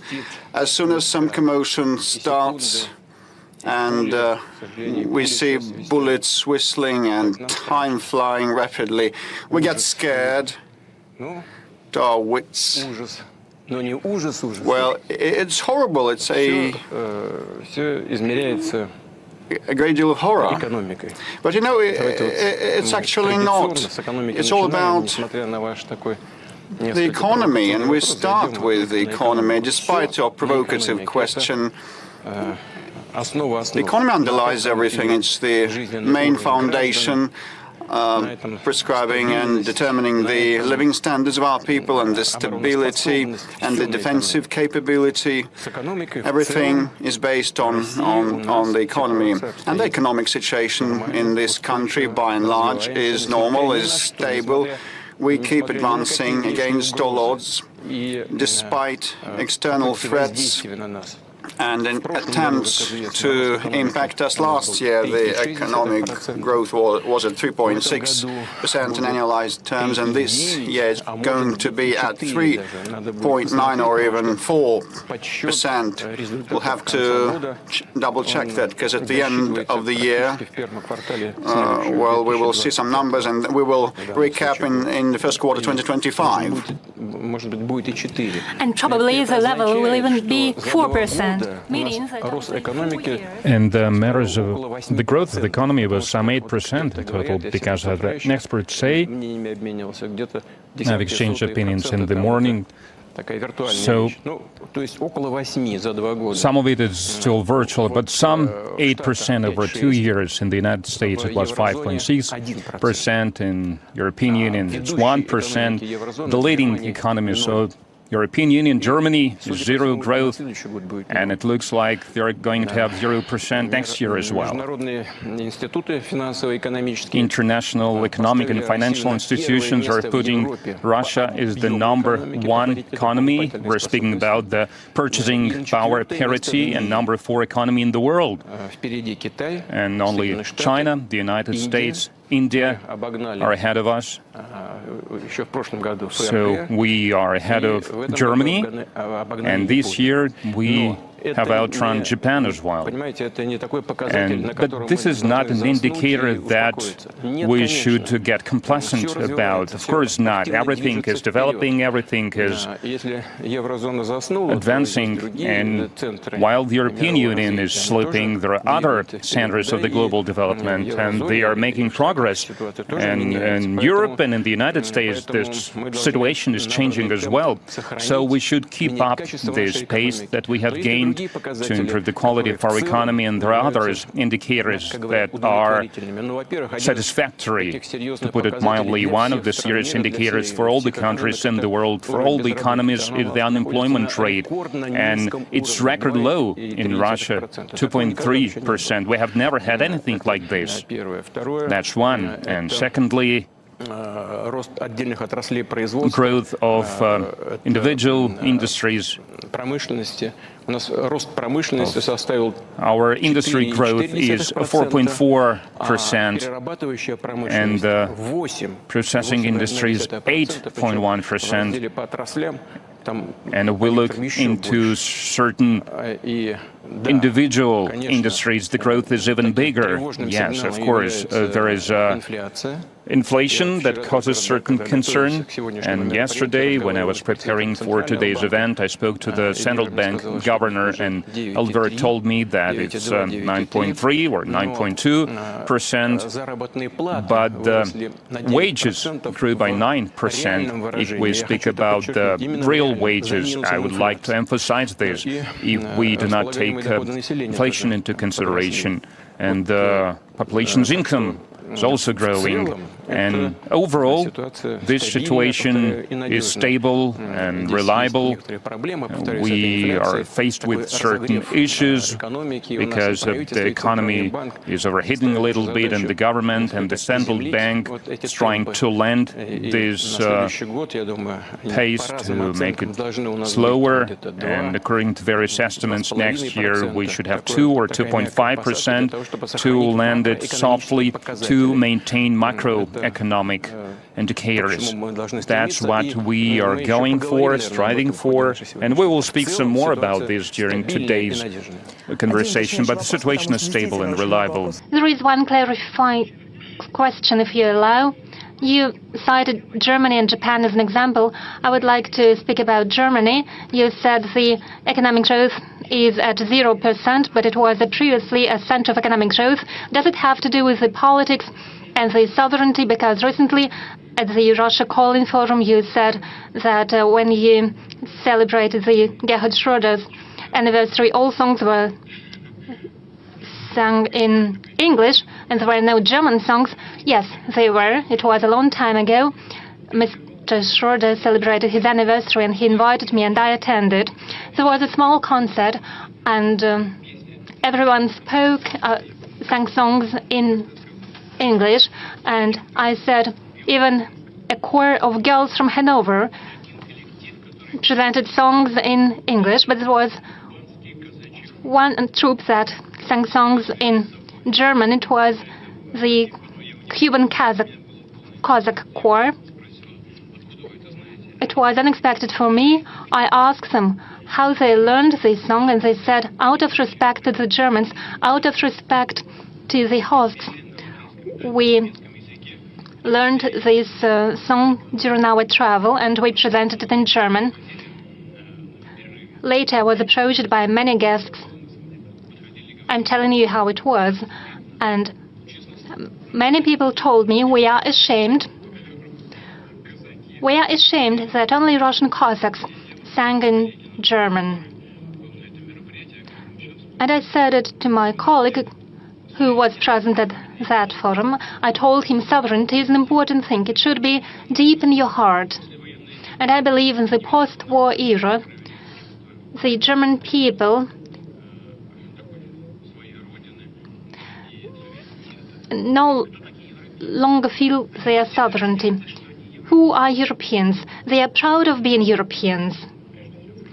But above all, they are French, German, Italian, Spanish, and only after that they are Europeans. But instead, they try to polish things, and in the end, you see it impacts on everything, including economy. I mentioned the economic growth in our country, and largely it is the result of strengthening of our sovereignty that is projected on the economic situation. Many producers lost our market. Where does it bring us? Our industrialists started producing these same products.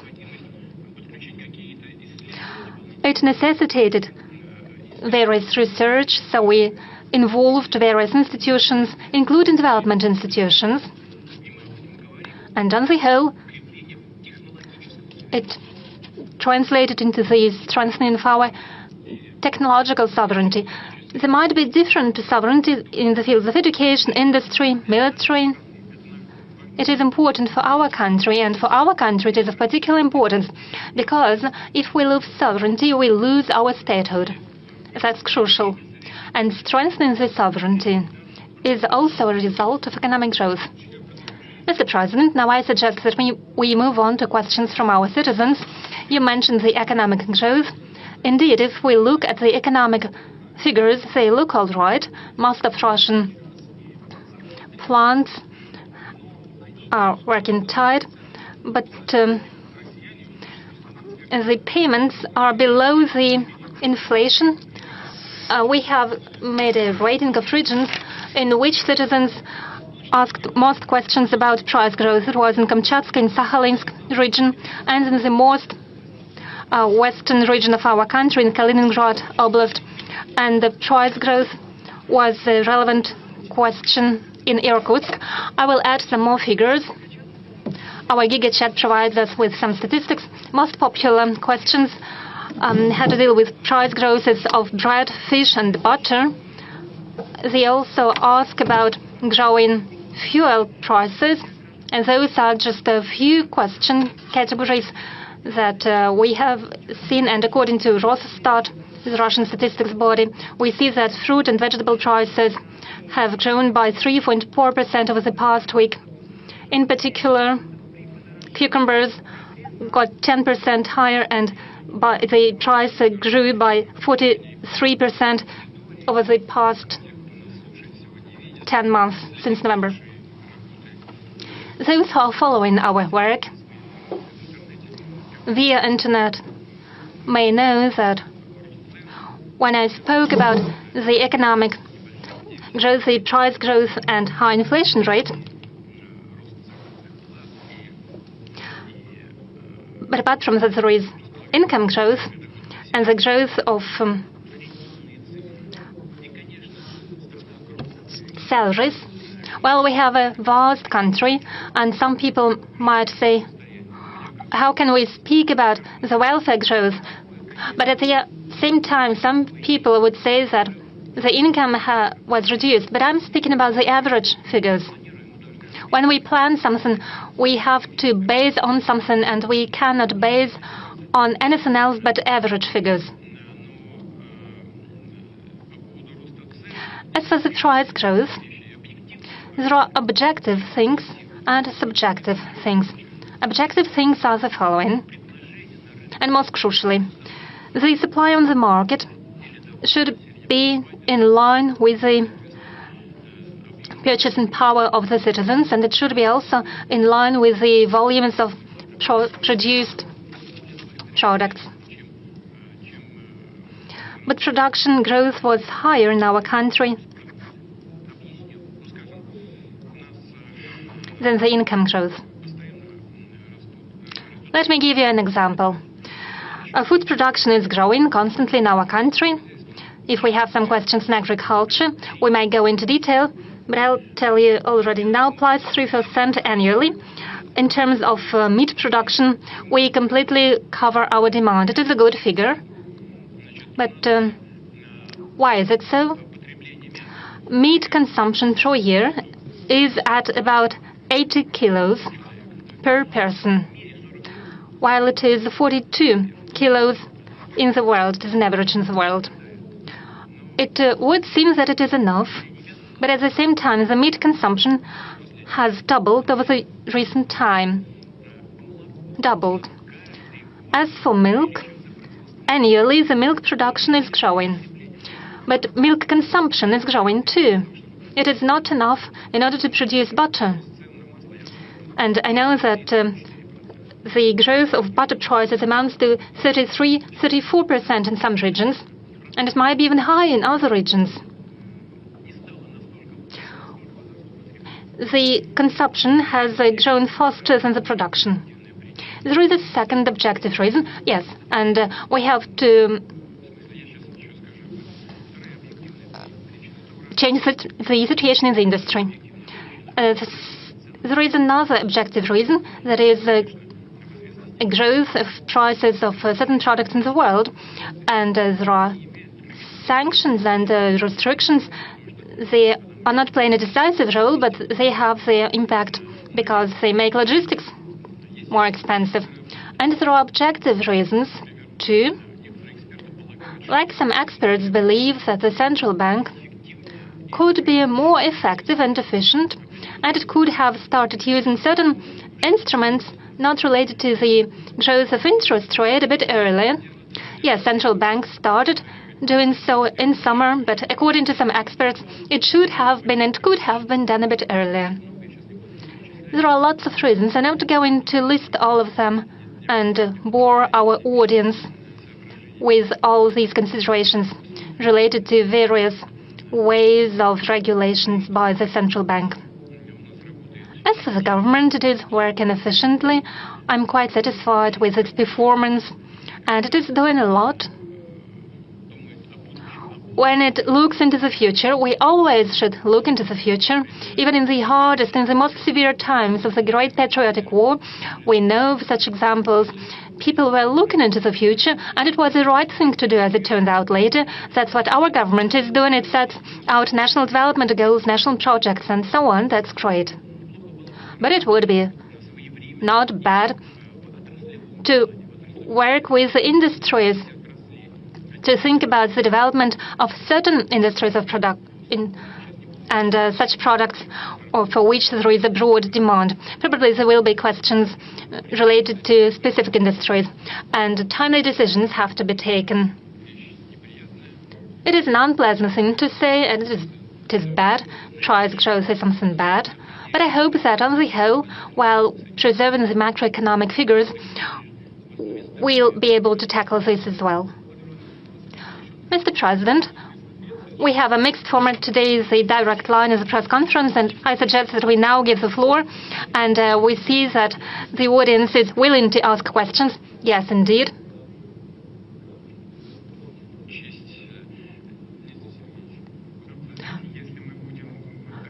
Mr. Peskov, well, if we do what you propose, it will mean disrespect to the others. What's your name, please? Alina Hasaeva, the 15th region, North Ossetia. In today's realities, the human rights potential is a very important issue in North Caucasus. There are many educational institutions preparing military experts, particularly the North Caucasus Military Institute. It is a legendary institution. 7 alumni are heroes of the Soviet Union. Some of them are heroes of Russia. They continue to perform military tasks of our country. Anatoly Kulikov is one of alumni, and one of the most recent alumni is Sergei Hayrudinov. He became hero of Russia during the special military operation. Is it possible to revive this military institution that is so relevant and so important, not only in the North Caucasus, but in the whole Russia? Thank you, Alina, for this question. This is a very good question. Please don't be cross with Alina. Why? Because North Ossetia has always been at the forefront for Russia in this regard in the Caucasus. And throughout the times, it's proven to be useful in performing this high duty. And we know how the citizens of the Republic treat their motherland and their homeland. They have always defended the motherland. They have always performed this function nobly and with great success. You spoke about the decrease of the number of military vocational institutions. It's not about just closing it down in Ossetia. It's a thing that the network for military colleges in general, as the military specialists and the defense ministry thought it was out of proportion. There was no need for such a number of specialists for such an army as the Russian army, as it used to be. Now we're increasing the army in the numbers as well as a number of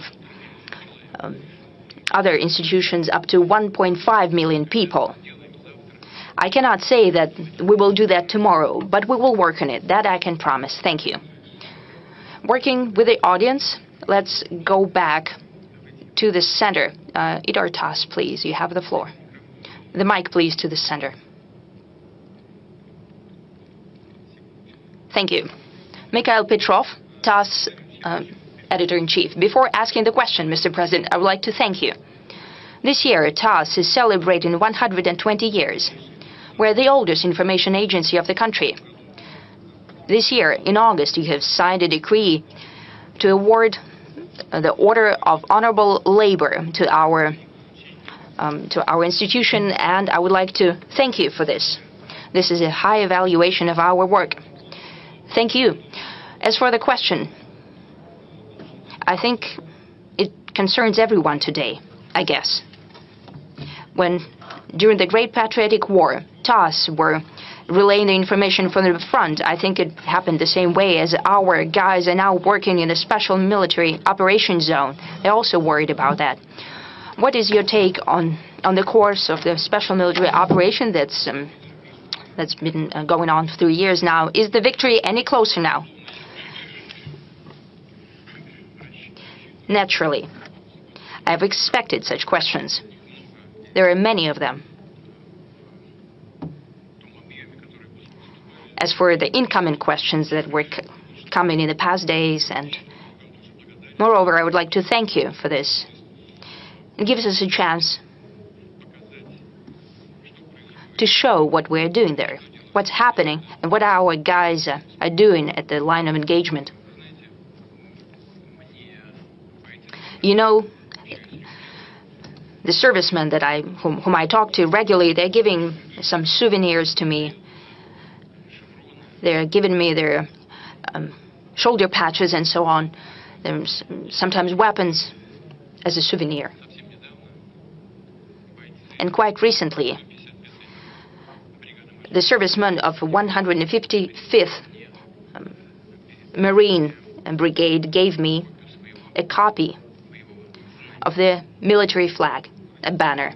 And we'd like to ask, can we ask someone to help? Could you please come up here? Yes, please. And someone on this side as well. So I have a request for you. Please stand over there, and you over here. And please unfold the banner. On the other way around. The Marines of the Pacific Fleet. I took it with me for a reason. Number one, I wanted to thank the guys for this gift. Second, let's think that this is 155th Marine Brigade. Represents all military banners of our guys fighting right now for Russia, for the motherland, throughout the line of engagement. I have to say that the situation is changing drastically. You know it very well. I just wanted to confirm that. We see movement all along the front line every day. And as I have already said, it's not about moving 100 or 200 or 300 meters ahead. Our military men are regaining the territory by square kilometers every day. That's what I wanted to highlight. Why is it happening?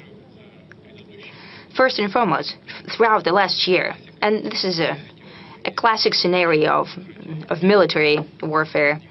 First, the enemy is going at you, he's being defeated, he incurs losses in personnel and equipment, and then we start moving forward. That's what's happening.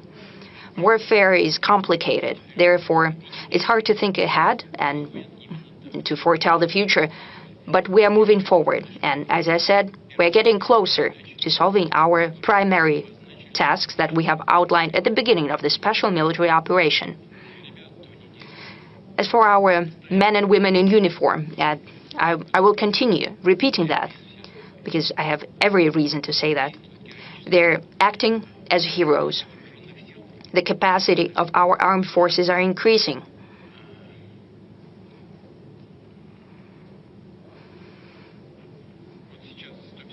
Right now, we see the banner of 155th Brigade. It's fighting in the Kursk region. It's pushing the enemy away from our territory. They're not alone. The 810th Pacific Fleet Brigade, 76th and 106th Division of paratroopers, the shooting regiment of the North Caucasus, the motorized brigade, everyone is working there as heroes. Right now, they're fighting, and let's wish all of them, everyone who is fighting in the Kursk region, all along the line of engagement, we wish them good luck, victory, and for them to return home safely.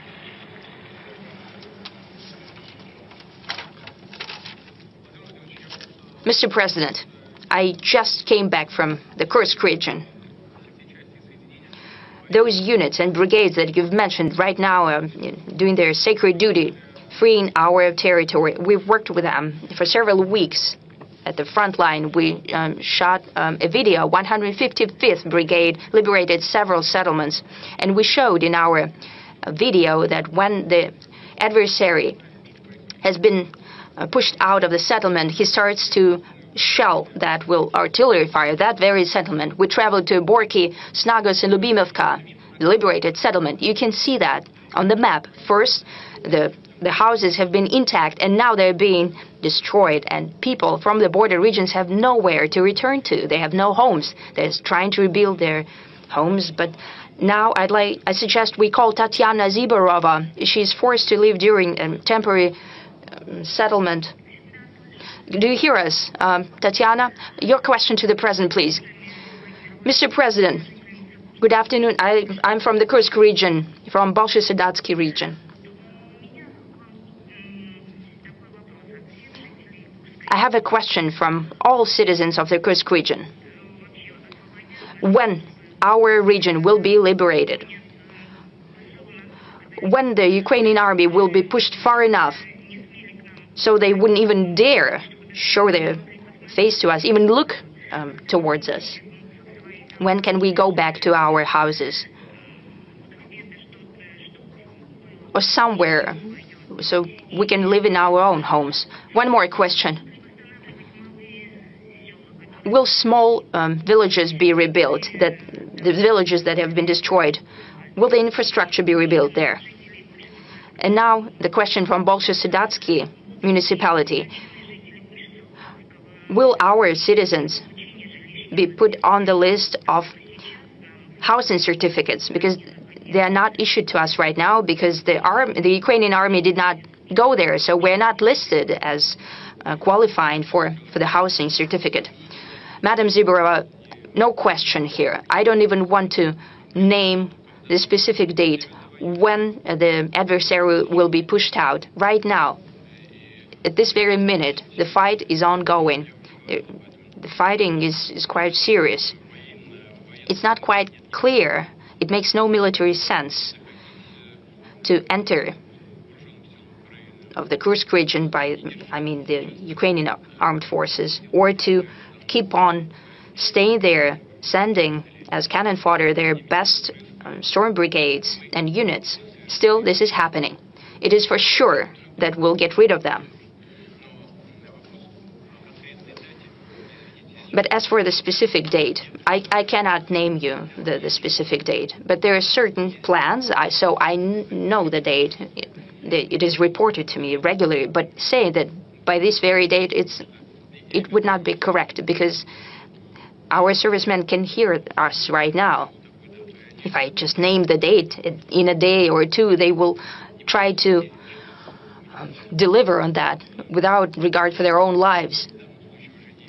A day or two would not have a great significance, but it is for sure that the adversary will be pushed out of there. And number two, will evaluate the detriment. And number three, everything will be rebuilt. There is no shadow of a doubt about it. We'll rebuild everything. The road network, communal infrastructure, social-oriented facilities, schools, kindergartens. We'll rebuild social clubs and naturally housing.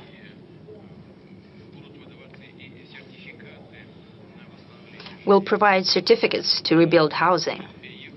Those who want to move there, will help them out. Right now, we have allocated already, I think, about 108 billion rubles. The first tranche has already been delivered. Administration will be working throughout all of the holidays. They'll be meeting with people and solving the questions also regarding the housing certificates. There is nothing good about what's happening to you. People are suffering, they have losses and tremendous inconveniences, especially with children and so on. But we'll do everything. Please do not doubt, Madam Ziborova. We'll rebuild everything. and everyone who requires housing to be rebuilt, they'll be covered. Everyone will receive everything that they're bound to receive. And I truly expect that the new head of the region, who has been appointed to the Kursk region, he's an experienced person who knows how to work with people directly. That's why I appointed him there. He's been working at the State Duma for quite a while. He knows how to work with voters. He's good at it. And I'm sure that it will happen. He will work individually, case by case. Mr. President, our servicemen who right now are liberating the Kursk region do not have a status of the participant of the special military operation. Why? Because they're participants of the counterterrorism operation. It has an impact on the payments that they receive. We received several appeals, mainly by the wives of the servicemen. My husband is serving at an assault brigade in the Kursk region, and he's taking part. He received 42,000 rubles in November, though he's at the front line.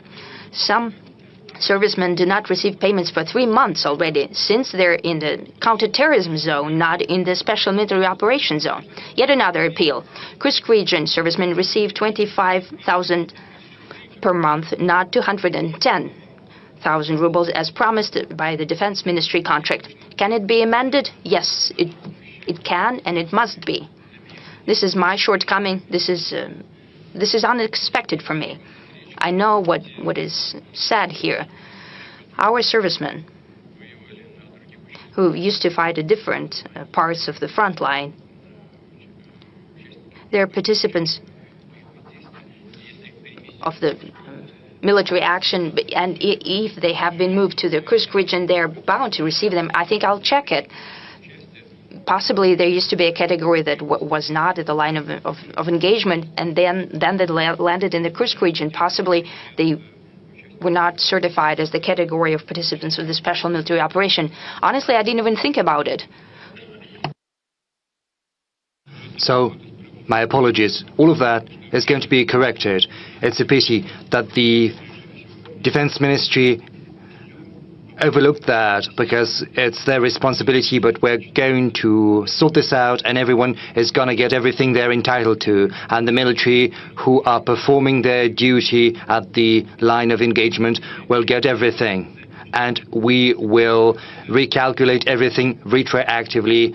There should be no doubt about that. Yes, I know personally military who are waiting for that. I want them to hear me. Rest assured, and your families, rest assured that everything is going to be recalculated, everything that you're entitled to, everything you'll get. Mr. President, you said that the armed forces of Ukraine are basically sending their brigades as cannon fodder to the Kursk region, and we can see that. We see so many bodies of their military they have abandoned, and there's a lot of NATO military equipment left there, Leopards and Abrams and Bradleys. So basically, Kursk region serves as the concentration, like a graveyard, the biggest in the world for NATO military equipment.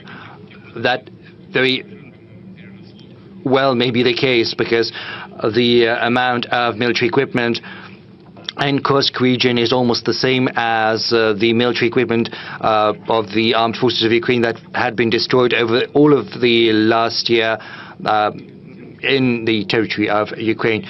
So I would also like to ask you whether they will get reward for the military equipment that they have managed to destroy. Are there any problems with that? Well, yes, the situation is grave. Yes, I know that the Defense Ministry is listening to this press conference. Everything is going to be done, and no one should have any doubt as to that.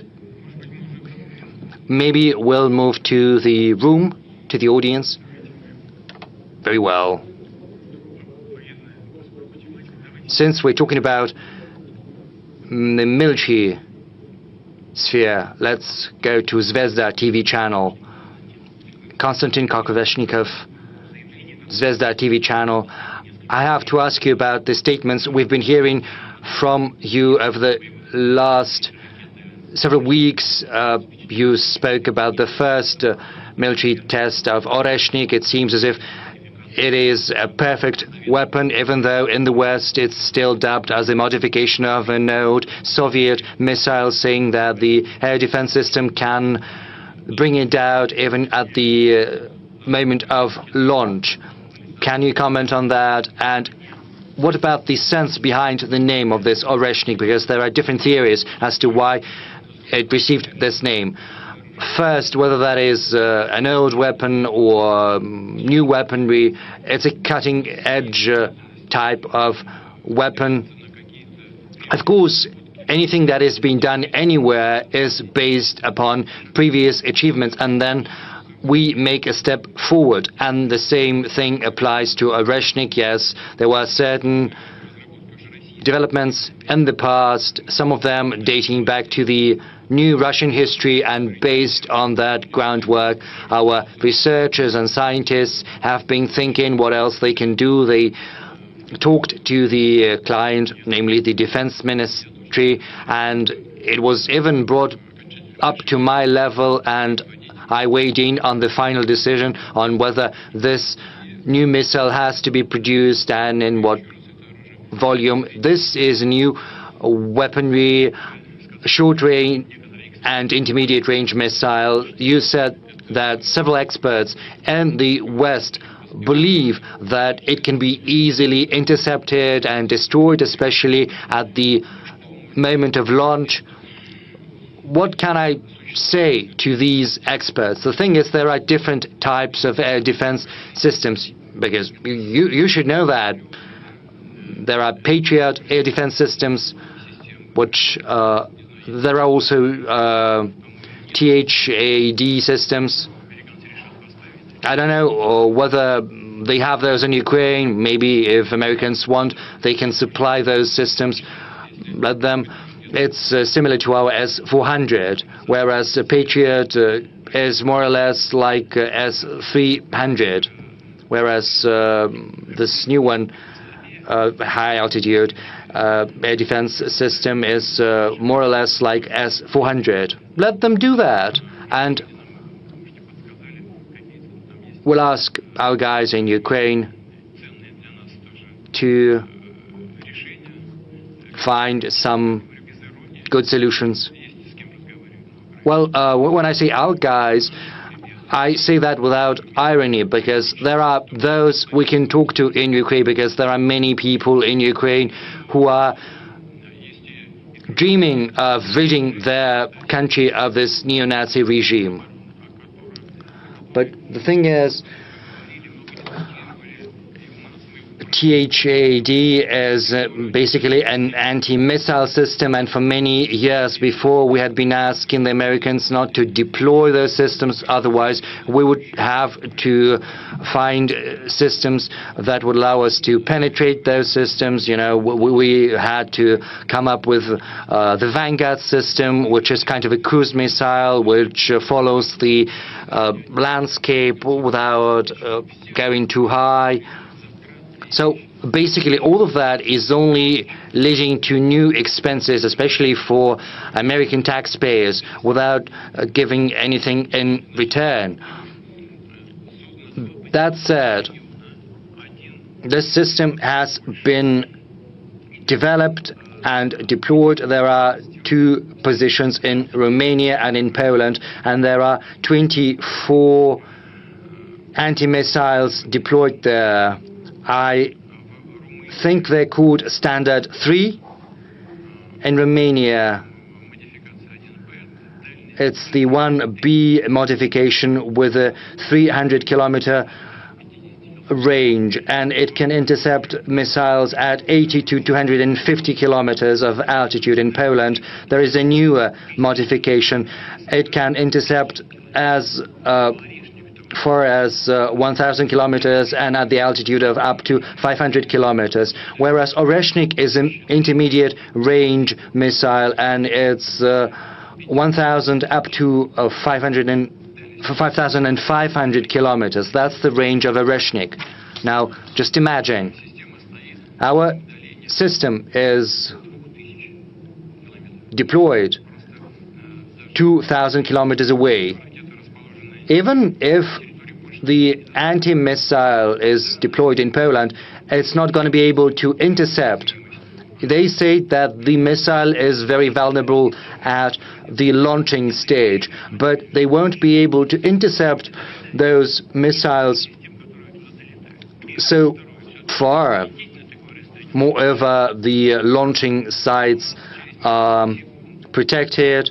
Moreover, it takes time for the anti-missile to get to the missile, but it takes several seconds, and then it's too late to catch or to intercept it. So there is, before the separation, so there is no chance that the missile is going to be brought down by the anti-missiles.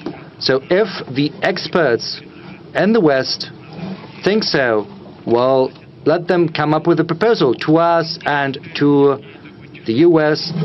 They can suggest kind of a technological experiment, kind of a high-tech fighting duel of the 21st century. They can designate a target, say in Kiev. They can concentrate all of their air defense and anti-missile defense there, and we will strike it with Oreshnik, and we'll see what's going to happen. We are willing to conduct such an experiment. What about the other side? Are they ready? Well, we understand all of their anti-missile and anti-air defense systems are on high alert, they're ready. But, you know, what I've just told you is what I have learned from our engineers, from our scientists.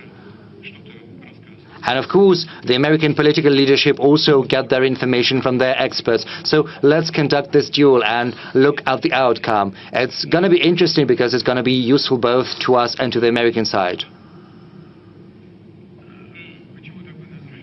And what about the name? Honestly, no idea, no clue. Well, let's ask some questions from the audience. Yes. Rossiyskaya Gazeta. Maybe you'll ask something about the peace. Rossiyskaya Gazeta. Mr. President, you have recently signed the amendments to the nuclear doctrine. Do you think the signal has been received and understood in the West? I don't know. You should ask them. I know what the amendments are. The doctrine is not new, but the amendments are somewhat new. I'll tell you about the key changes. We talk about the new emerging military threats that can turn into military threats, like the emergence of anti-missile systems and several other factors, and they're all named in the doctrine. We also speak about raising the responsibility of non-nuclear states that might participate in an aggression against the Russian Federation, together with those countries that are in possession of nuclear weapons. And if these countries, just like their allies, create any threat to Russia's sovereignty or to the very existence of Russia, then we believe we have the right to use our nuclear weapons against them. And there is another component, which is also related to managing our military arsenal. The fourth thing, we have made an announcement. We've made an announcement that if similar threats are created to our allies, to the member of the Union State of Russia and Belarus, to Belarus namely, then Russia is going to view that in the same light as creating similar threats to Russia. So we're going to do everything in our power to ensure Belarus's security. This is something we're doing in coordination and with the consent in coordination with and with the consent of the President of Belarus, Alexander Lukashenko. And I think this is a very important component of Russia's updated nuclear doctrine. Another question from the audience. Well, we have agreed not to shout out. Let's show some respect for one another. Yes, but before that, let's give the floor to the one who to the lady who wants to ask about the Arctic. Daria Shuchalnia, Republic newspaper. Thank you for getting Rostislav Golstein back to us, to our region, and he started working right away. He's a very good leader. Yes, he is very sensible, very reliable, and very consistent, and I hope that he's going to succeed. Thank you for sending him to us. My question then, in the Russian High North, in the Russian Far East, in the Republic of Komi, there are many settlements with a population of under 2,000 citizens, but unfortunately they are not entitled. They're not entitled to this program of building a cinema, and we know that some people want to stay in these settlements, but unfortunately there's not many opportunity for spending leisure time. Maybe some changes, some amendments could be made to the federal program so that the settlements of the Russian High North of under 2,000 people could still be entitled to this program. And I know that as a student, you worked there somewhere in the north, and you know how efficient it is, but unfortunately these student brigades could be used again. Maybe amendments could be made to Federal Law 44 so that when construction sites are organized based on municipal budget, then at least 15 or 20% of that could be carried out by students, because it provides students with very good experience, and it's also a huge help for Russian regions. It helps building social facilities. 10% or 15%. So yes, 10% of money allocated for construction could be funneled to that. Well, I'll talk to Marat Husnulit. That's possible. We're trying to revive this program. I think this very movement has been revived right now, and this funding mechanism could be used. It's already in use, but I'll check it and I'll talk to Mr. Husnulit. Thank you. Yes, gyms and cinemas, yes, that's great. You know, it's quite unaccepted. With respect to the Arctic zone, first of all, we have the preferential rate for mortgage at 2%, as well as in the Far East. The mortgage interest rate is at 2%. It's beneficial, and people have been using that. And for new territories, we also have this rate at 2% for mortgage lending. Besides, in that zone, we have an entire brand new program for small towns with 25 citizen towns participating. Well, if it's about numerically small settlements, they may not become part of that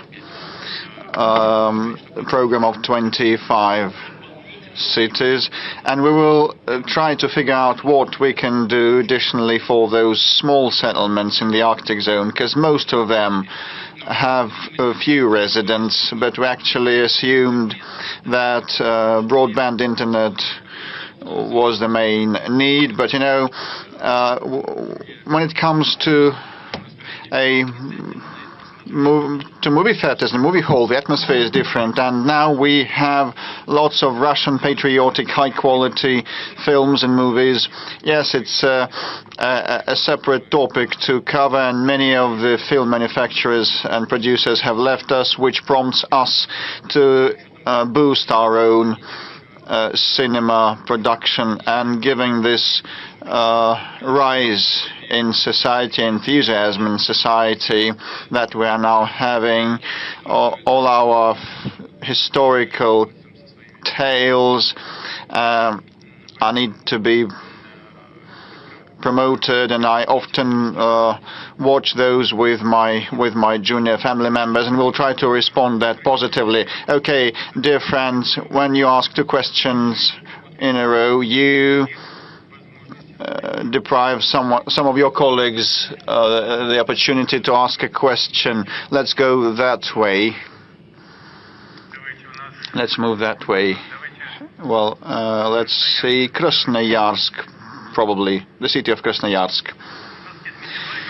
Good day, Yeniseyevich Channel, Dmitry Novikov, Krasnoyarsk. Mr. President, you have called Krasnoyarsk to be the center of Russia. Now we are getting ready.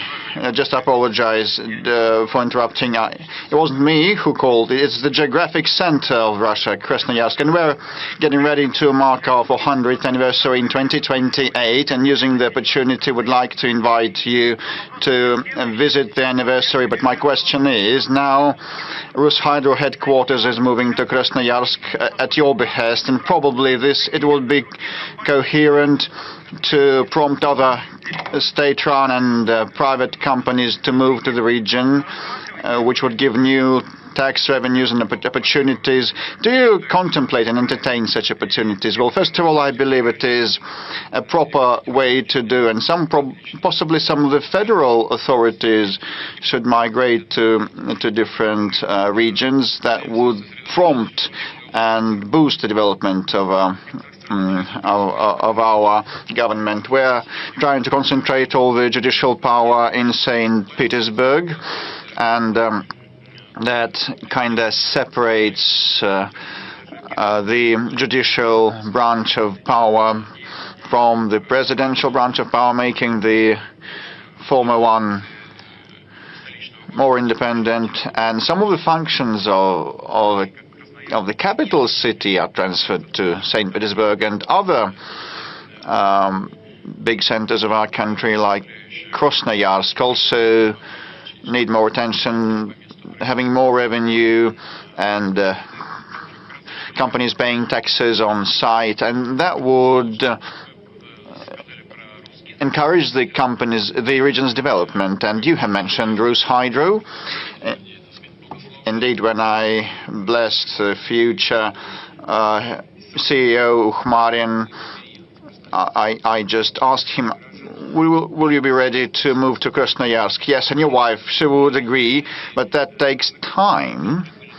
You know, one needs to move the manpower there, and people don't want to leave Moscow, not because they're lazy, but, you know, they are ingrained in Moscow with schools and kindergartens, and you need to train staff on the ground, and still Rus Hydro will be moving, and we will prompt more big companies and governmental bodies to move to other parts of Russia. We have the biggest land mass in the world, and major manufacturing companies should be spread evenly across the country, as well as governmental bodies. But, you know, there are some limitations, like president and the government should be next to each other to interact properly.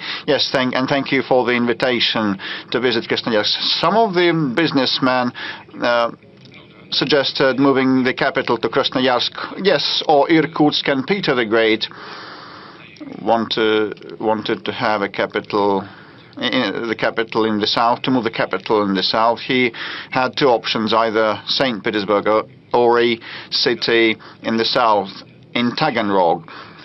Well, originally he wanted to install the empire's capital in Taganrog. I can see Andrei Rudenko, a military correspondent of ours from Donetsk. I can't but give the floor to him. Mr. President, I've been around in Donbas since 2014, and I had state TV company Donetsk, and my question is quite serious. Across Donbas and Kherson and Zaporozhye region, a great deal of reconstruction is in progress, but still war is waged and there is a lot of fighting, and the enemy has been destroying our settlements. Will we have enough capabilities and funds to fully restore the historical lands that we have returned? No doubt, without a doubt, we will have the necessary capabilities and resources. We have a huge program in place to restore these territory. This program is valid until 2030, and work is underway on a number of spheres, like the road network reconstruction, the housing reconstruction and construction, public utilities, reconstruction, cultural and social sites. Also, with respect to roads, in 3 years we plan to bring all the roads there to the national Russian standards. And please have a seat. And you know that this is ongoing, and there's an undertaking that is being implemented already. We are planning to build a circular ring road around the Azov Sea, which is now an inland sea of the Russian Federation. And it will be similar to Taurida trunk road in the Crimea, of 4 lanes, with all the advantages of such a high-speed road.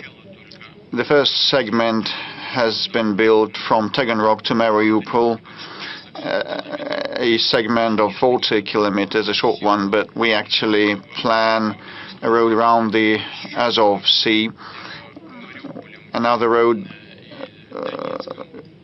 connecting Mariupol and Donetsk, which is 197 kilometers long, also is in the pipeline, and all the road network will be restored, and all the necessary funds have been envisaged, and some of the welfare and social facilities have been put into operation. In Donetsk, the perinatal, a world-class perinatal center has been commissioned. In Mariupol, a medical center was opened.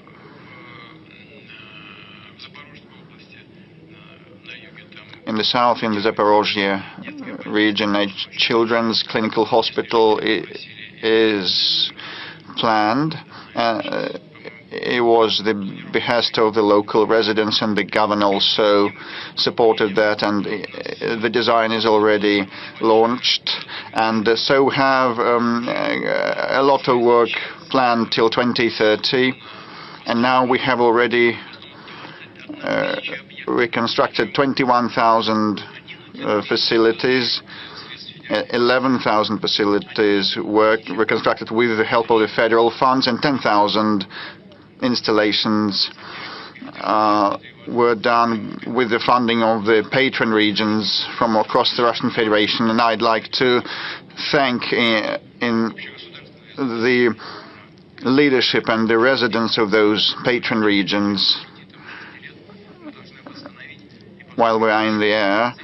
And we are to reconstruct 20,000 facilities more in the near future, and all that will be accomplished. And Mr. President, with respect to Lugansk People's Republic, during the rule of Ukraine, they never had good roads. Now they have perfect roads all across that republic, and people are wholeheartedly grateful. These are the basic, most necessary things, and we'll do more. We'll go beyond that. And as regards the new regions, I'd like to address the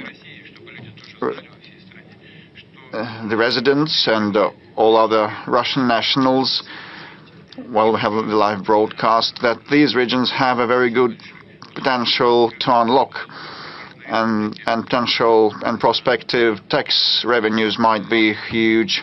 And Lugansk region has seen a 97% growth in tax revenues collected. In Donbas,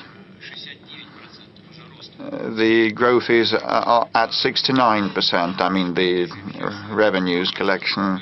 In Zaporozhye and Kherson, the growth is measured by hundreds of percent. Although the base figures were much lower, still they have grown by 200% in each of the regions. So the tax base is good and solid, and they are restoring at a quick pace, and they are becoming self-sufficient. We definitely need to prop them up and back them and support them, and we will keep doing so. The entire country will do so until they are fully, no de jure, but de facto economically and socially integrated. You are now speaking about taxes. Is it about tax collection? Yes, it's about tax collection. In these regions, I might be a bit mistaken in figures, but with respect to Donetsk, the growth has been at 79%. In Lugansk, they increased the tax revenues by 90-something%, and in Kherson and Zaporozhye regions, the growth of tax revenue collection was at around 2,000%, and the base levels were lower, but still they are growing faster. With respect to the new regions, lots of questions are coming from them, including on pension calculations and reckoning. The labor track record during the Ukrainian period is not taken into account, and they don't have the documents. And now a video address from a pensioner, Shepilov. I am Shepilov Leonid Nikolaevich, a pensioner from Krasny Liman. I have the work track record, the labor track record of 45 years, and now I live in Donetsk with my daughter, and Krasnolimansk is in hostilities, and my house got burnt, and my labor track record register also got burnt, and the only document I have is the certificate 5 POK. In July this year, I submitted it to the pension fund of the Kalinin district of the Donetsk region. Please, I still received no answer. Please help me sort it out. Leonid Nikolaevich, these are actually day-to-day real problems of people. You need to confirm your job track record, but not long ago a law was passed that all the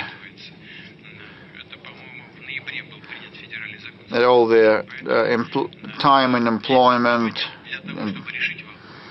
years of work, a work record will be taken into account. So the law is on your side. Even if you have no documents at hand, witnesses may come in handy, as well as decisions by regional commissions also may be made, and I'd like to ask the authorities of the region to assist resolving such questions, such issues without any red tape. Not long ago, I talked with Mr. Pushilin, head of the People's Republic of Donetsk, and he told me how he received a delegation from Africa, and we were happy to receive our guests and friends, and he's going to go to Africa also, which is good. We have to support the relations, but I would like to remind you that there is also Leonid Nikolaevich, whom you need to involve as well. And I hope that intergovernmental commissions, or inter-regional commissions, inter-agency commissions will be operating efficiently. Again, there is now a federal law that was adopted a short time ago. There are lots of addresses about laws, documents. It's not about pensions, also about education and rights for property. But I already mentioned, these issues are governed by decisions of interagency commissions and so-called witness records. It's not about a judicial proceeding, but it's about obtaining authentic information from neighbors and so on. Housing is another important issue, and there are lots of calls and questions from Mariupol, from those who expected to receive a housing as compensation. I'll quote some of them. Mariupol needs assistance for housing construction. It was an SMS with such a text. Next, houses were constructed in spring, but we cannot move in until today, and there are lots of similar questions. Well, Mariupol is in the focus of our attention, and it is right, so it is a big city. Before the beginning of hostilities, it officially had about 430,000 residents. According to local authorities, even more residents lived there, over 470,000 people. About 3,000 family houses, block houses, were constructed. About 170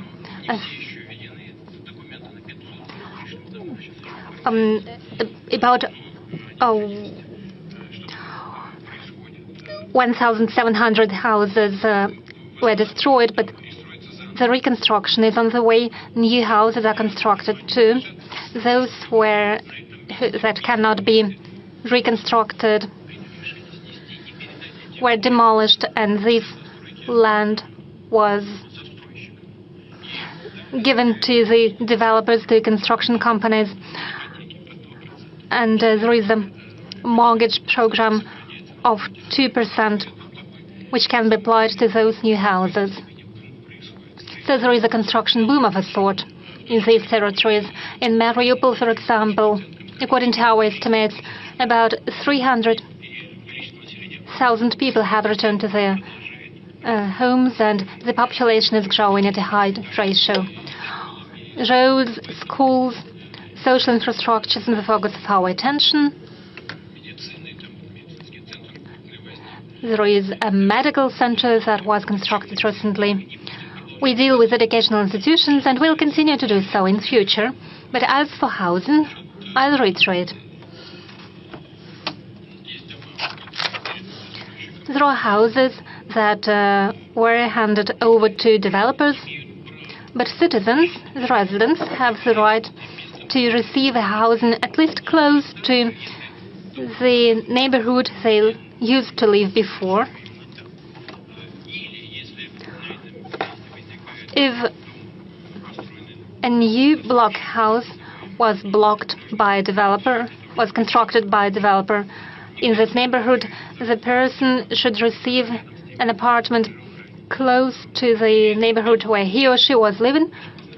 There are about 5,000 unattended apartments in the house, and they have to be redistributed among the citizens. Of course, some people are returning, but we have to regulate it and resolve these issues.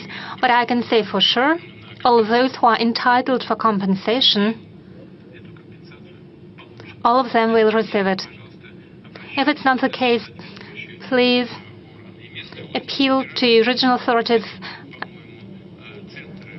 There are centers for decision-making.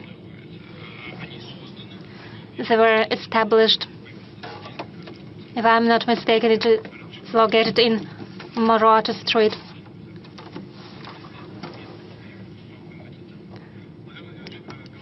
Mr. President, speaking of southern region, I would like to mention the environmental situation after the crash of two tankers after a storm in the Kerch Strait.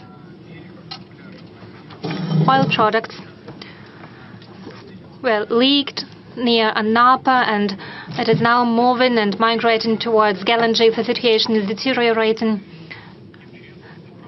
Employees of emergency services and common residents are now trying to provide assistance, and I invite you to watch this short video. Anapa has never seen such a devastating environmental catastrophe before. About 45 kilometers distance is affected. Birds are affected. There are new and new waves bringing oil products again and again. It all has affected the sand and the resorts of our region. We cannot improve the situation alone.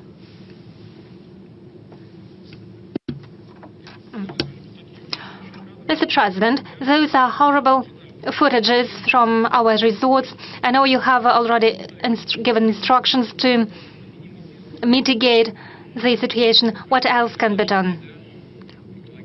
Well, it is an environmental disaster, it is obvious. Law enforcement agencies are dealing with the situation. According to the reports that I have received, captains of the vessels violated some rules as the weather conditions deteriorated. They should have anchored their vessels, but they didn't do so. But it is up to the Ministry of Transport and law enforcement agencies to look into this situation. Next point.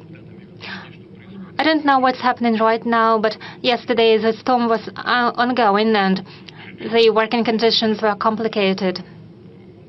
But apart from that, well, by Saturday, we expect the sea will calm down and we'll be able to proceed with the work. I said it is a great catastrophe because about 40% of the fuel leaked. It is obvious. Some tankers are close to the shore, some are a bit further away, and we have to deal with them. Two different services, like the Ministry of Natural Resources, the Ministry of Transport, the Emercom, the Ministry of Emergency Situations, are involved. These works should be coordinated. I instruct the government to organize a working group. It is headed by Mr. Savelyev, Vice President in charge for transport issues, and all services are involved. Regularly, I receive reports with updates. We have to look into the situation. We'll have to assess the condition of the tankers, and we'll have to think of what to do with them in the next future. This problem should be, the works have to be conducted on several stages. First, we have to localize the leaked fuel. As the next stage, we need to remove the fuel that we see on the shore. Yesterday, Governor Kondratiev told me he established a group of about 4,000 people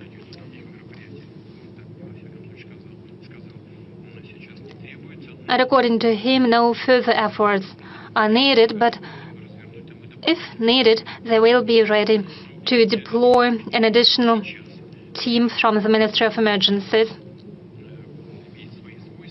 The oil fuel has certain properties under certain temperatures. It is solid material and it should be removed from the shores as such. But in May, parts of this material have sunk already, and when the temperatures grow, this fuel can surface up. So already now we have to be prepared for the temperature rise in the water. And already now we have to think about what we'll do in future in spring, and we'll have to think of bringing the tankers up to the surface. We have to organize this work. It will take time and effort, and we'll have to devise a project for removing these tankers with the fuel. The government is involved, and I hope that we'll lose no time. Let's take some questions from the audience. Mr. President, if you don't mind, I see you as journalist, you have the floor, please. NBC. Just in the middle of this sector. President-elect Trump. Mr. President, you have failed to reach the objectives of your special military operation. Large numbers of Russians have died, including a general assassinated here in Moscow this week. And the leader of Syria, who you supported, has been overthrown. Mr. President, when you face President-elect Trump, you will be the weaker leader. How do you propose to compromise? What are you going to offer? I see. Please take your seat. Well, frankly speaking, I haven't seen President Assad yet, after he came to Moscow. But I plan to do so, and I will have a conversation with him. We are adults, we understand. 12 years ago, a person went missing in Syria 12 years ago. We understand what situation was in place 12 years ago. Active hostilities were ongoing from both parts, from both sides. Does President Assad himself know what happened to that US citizen, to the journalist who performed his journalist duties in the combat area? But nonetheless, I do promise that I will ask this question to him. We can ask the same question to those people who are controlling the situation on the ground in Syria today. You asked what we can offer, or I can offer, to the President-elect Trump when we meet. I do not know when we are going to meet, because he does not speak about that. I haven't spoken to him for more than 4 years now. I am prepared for that conversation at any time. I will be prepared to hold a meeting as well, if he so desires. You said that this conversation will take place where I'll be in a weakened state. Dear colleague, well, I'm saying dear and distinguished colleague, because though despite all persecutions of our media, Russian media, you are allowed to work here freely. Isn't that good already? To you and to the people who pay your salary in the United States, we'd really like for Russia to be in a weakened state. I'm of a different opinion. I think that Russia became much stronger over the past 2 or 3 years. Why? Because we are becoming a truly sovereign country. We are largely independent of any country. We're prepared to stand our own in terms of economy. As for the economic growth rate, I have already spoken. We're strengthening our defense capacity. Our combat readiness of the armed forces today, and I'm speaking very confidently here, is at the highest, is ranked the highest in the world. The same applies to our defense industry. We're increasing the production of everything that's necessary for the army and the fleet, both for today and for tomorrow. We're doing that very confidently, actively. The same cannot be said about our adversaries. We already spoke about the success of our armed forces. This happens largely due to the increase in production of defense industry, in the output of defense industry of Russia. As I have said, we're doing that confidently and in a streamlined fashion. I spoke about the movement forward of our army at the line of engagement. How is this achieved? It is achieved by the presence of equipment that I have already mentioned. Yes, indeed, almost all of NATO countries are fighting against us.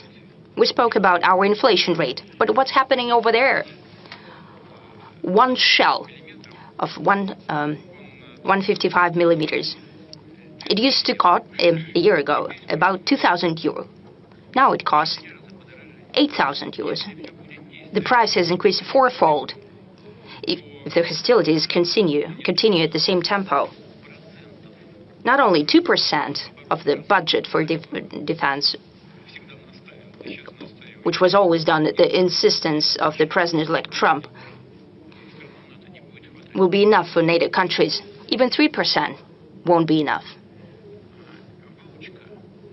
The training, combat readiness,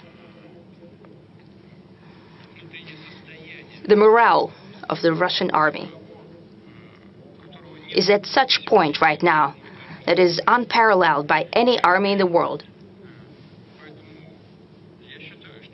Therefore, I believe that to a great extent, Russia today is in such a state that we have been trying to achieve. It has become stronger. It has become a truly sovereign country. and will make decisions without taking anyone's opinion into account, will follow only our national interests. You mentioned Syria. Well, you and those who pay your salary would like to present everything that's happening in Syria as a shortcoming or a defeat of Russia. I'd like to assure you that is not so. And I'll tell you why. We have come to Syria 10 years ago. So, in order to prevent the creation of a terroristic enclave, the likes of which we have seen in the other countries, for example, in Afghanistan, in general, we have achieved our goal. Even those groups that used to fight with the Assad regime, with the governmental forces, they have evolved as well. It is for a reason that today many European countries and the United States would like to establish relations with them. If they are a terrorist organization, how come you're trying to do that? Then that means that they have changed. That means that to a certain extent, our goal has been achieved. We did not have ground troops in Syria. They simply were not there. We have 2 military bases there, an air base and a naval base. The ground operation consisted of the troops of the Syria itself and of some, and it's an open secret, of certain pro-Iranian paramilitary forces. We have returned the troops of the Special Operation Forces. We have withdrawn them from there. But what was happening at the time? When the groups of armed opposition came close to Aleppo, Aleppo was defended by about 30,000 people. 350 fighters entered the city. The governmental troops, as well as so-called pro-Iranian units, have left the city without fighting. They've blown up their positions and just left. The same happened with some exemptions. There were some hostilities there, but the same happened all around Syria. Previously, our Iranian friends used to ask us to provide transportation for their units in Syria. Now they've asked to withdraw their units. We have transported out 4,000 Iranian fighters to Tehran from Khmeimim base. A part of so-called pro-Iranian units left without fighting to Lebanon, part of them to Iraq. Today, the situation is quite complicated, if we're talking about Syria. We expect and hope that the peace and calm will come there. We have established relations with all groups that control the situation on the ground and with all countries in the region. And the majority of them are telling us that they have an interest for our military bases in Syria to remain in place. We need to think about it, because we need to decide for ourselves what will be the relations, our relations, with those forces that are controlling the situation right now and who are going to control it in the future. Our interests should coincide. If we are to stay there, we must be doing something in the interest of the side who's doing there. What would be such interest? What could we do for them? This is a question that requires accurate and painstaking working through. But now, even now, we can do something using these bases as well. And we have proposed that to our partners already. Those partners who are on the territory of Syria and in the neighboring countries. We have proposed that we can use the air base of Khmeimim to deliver humanitarian aid to Syria. This was accepted with an understanding and with a desire to organize this joint work. The same applies to the Tartus naval base. Whoever would like to present Russia as a weakened, and as you're an American, I would like to remind you of a well-known writer and a person who said at a certain time, "The rumors of my death are much exaggerated."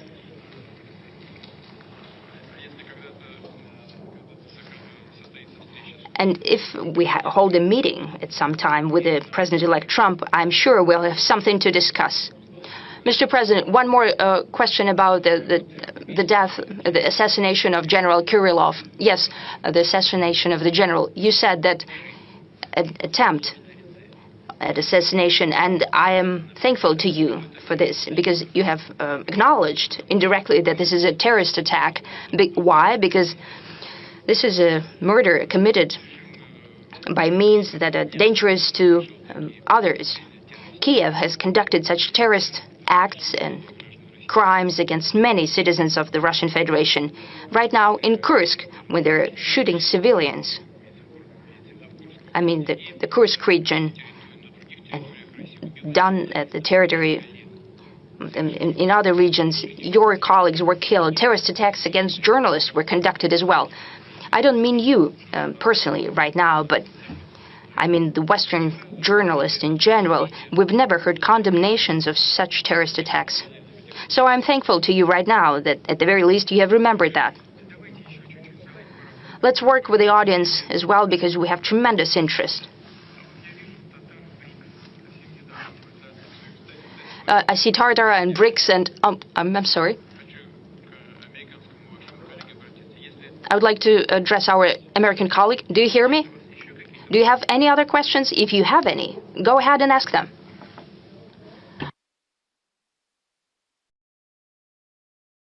Are we going back to Kazan or not?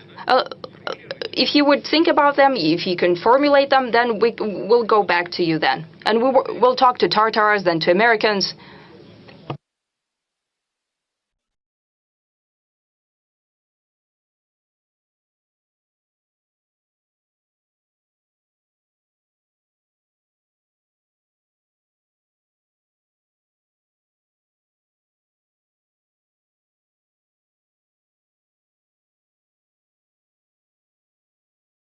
Yes, sorry that I've missed this part of your question. This is a very important part of your question.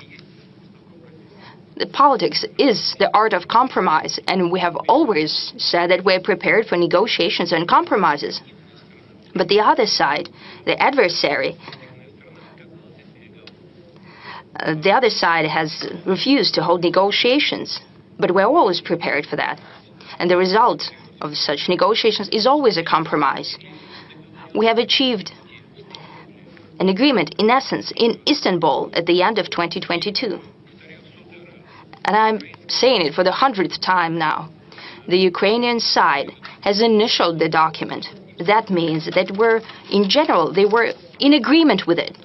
But while they went back on their position. Well, it's clear why they did it, because your ally, Mr. President, Prime Minister Johnson, with a great hair, a person with great hair, traveled there, and he said that they need to fight to the last Ukrainian. That's what they're doing now.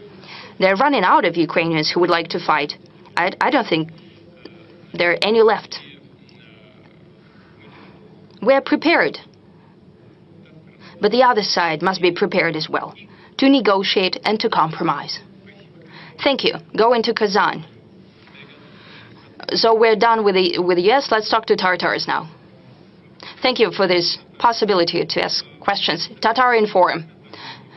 BRICS after Kazan summit has reached an unparalleled level. It's hard for me to remember such a gathering in Moscow. Dozens of heads of state, Narendra Modi, Xi Jinping, and so on.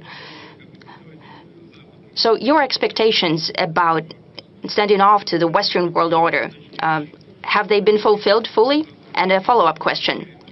You responded to my question last year, and you said that Tatarstan is a showcase of peaceful coexistence of nations, religions, and peoples. And the same can be said about BRICS, because this is a combination of very different countries.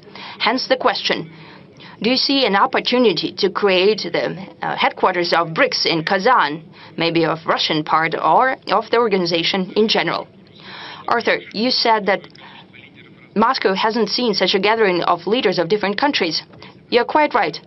Yes, but they gathered in Kazan. So thanks to Kazan for giving us such a platform. This is number one. Now, number two. As for headquarters, we were not planning to create any. Well, there's several tools that we're creating that are working in the interest of the whole organization. naturally will use all opportunities of the capital of Tatarstan that were created there over the past decades. Kazan made a tremendous quantum leap in their development. Without an exaggeration, this is one of the best cities of Europe. And I say that with great pleasure. We're proud of Moscow. This is one of the largest and the best megapolises of the world. Kazan is also developing very fast and very successfully. I remember Mr. Mintemiev, we traveled with him to the outskirts of Kazan, and people used to live in dugout houses. It was just a pit. But I have to say right now that it's all so clean and wonderful and nice and beautiful. And right now the city is all but transformed. It's a wonderful city. It has built a subway system. I spoke to the previous leader about that, and the new leader has taken up the baton, working very actively. Kazan is home to talented people. There are people of different ethnic groups, of different backgrounds, who live in peace and in accord with one another, having respect for the traditions of one another, visiting one another during religious festivities. You're doing a great job. I can only congratulate you on that. But there is another thing I'd like to draw your attention to. You said that BRICS is developing as an instrument to counter the West, which is not the case. You are mistaken. It's not an instrument to counter the West. We're not working against anyone. We are working in favor of our interests, in the interests of the organization's members. We're not trying to build any kind of adversarial narrative or agenda within the organization. The organization, however, is developing very rapidly. It's expanded. Its membership has become bigger, and there is a great number of countries who are showing interest in developing BRICS as an organization, because our work within BRICS is based on respect for the interests of one another. All issues are decided by consensus, which is of the utmost importance. There are no small or big countries within BRICS, no countries that are more or less developed. This is an association that brings countries together who have only one interest, that is their national development. We are using the existing tools and creating new ones to achieve better economic growth, to reconfigure our economic structure, to make sure that BRICS is at the helm of this forward movement. And we'll do everything now to make sure that it stays so in future. Let's give our colleagues within the audience a chance to ask their questions. I see a new media. It's very popular, even though it's unconventional. It's called Readovka, Maxim Dolgov Readovka edition. Mr. President, for many countries of the world, the issue of aging and depopulation is a burning issue. Russia has not been spared this fate. Many measures have been put into practice in order to boost our birth rates. Recently, you have signed into law the establishment of a council on family policy and on demographic policy. But what happens if these measures do not prove to be sufficient? We'll enhance them, we'll improve on them. Please sit down. This is a question of utmost import, and it's a key issue not just for Russia but for the rest of the world, because many countries across the world are facing the same problem as we are. During the Soviet times, the birth rate stood at around 2%. The birth rate is basically the number of children per one woman. During the Soviet times, there was a 2% growth at a certain point in time. sometime in the past, several years ago, we managed to reach 1.7% or so, but unfortunately right now it stands at 1.44%, which is very little. But unfortunately, many other countries are facing the same problem. Neighboring countries like Finland, I think it's even less. In Norway, it's the same. In Spain, the birth rate is even lower than that, and many other countries are facing birth rates lower than that. Even though some countries, developed countries like Japan or South Korea, have very low birth rates, it's 0.7% in South Korea. So we are in a better position somewhat. But in order to make sure our population is replenished, we have to raise it to 2.1%. And in order to make sure that our population keeps growing, we have to secure a 2.3% birth rate. I spoke at length about what had been happening in the previous decades. We had a trough during the Second World War in 43-44, and then after the collapse of the Soviet Union, we had a similar plunge in the birth rates. I'll spend 2 minutes to speak about that. So when a small generation reaches the age of giving birth to children, it also gives birth to children to a smaller generation. And unfortunately, these trends in Russia have overlapped. The trough after the Second World War, and then the plunge at the top after the disintegration of the Soviet Union. So it's kind of a sign line. And unfortunately, we had a 30% plunge of women who are capable of giving birth, who are in this age. And we need more girls, more women. What are we doing to rectify this situation? We have put forth a whole program dedicated to this issue. We are improving the instruments, enhancing them all the time, year in, year out. There are certain tweaks and changes. We have the allowance to families with children, which is an efficient instrument. We are paying this allowance starting from the pregnancy, and by the time the children reach the age of majority, that is 18 years, and more than 10 million children are getting this allowance, and around 320,000 pregnant women. Secondly, we have a unique instrument we have come up with, which is unique in the world. That is the maternity capital, which we are always refunding and rebuilding. We're also keeping the instrument of family mortgage at 6%. We will talk about mortgage, I think, later. We'll talk about construction, but this family mortgage is a family we are keeping active. We are also paying 450,000 rubles to every family with a third child to make sure they are capable of paying back that mortgage. We're also improving everything, healthcare that is related to, and education that is related to maternity, to childhood, and we're also going to continue doing that. I'll take this opportunity to address all the leaders of the Russian regions.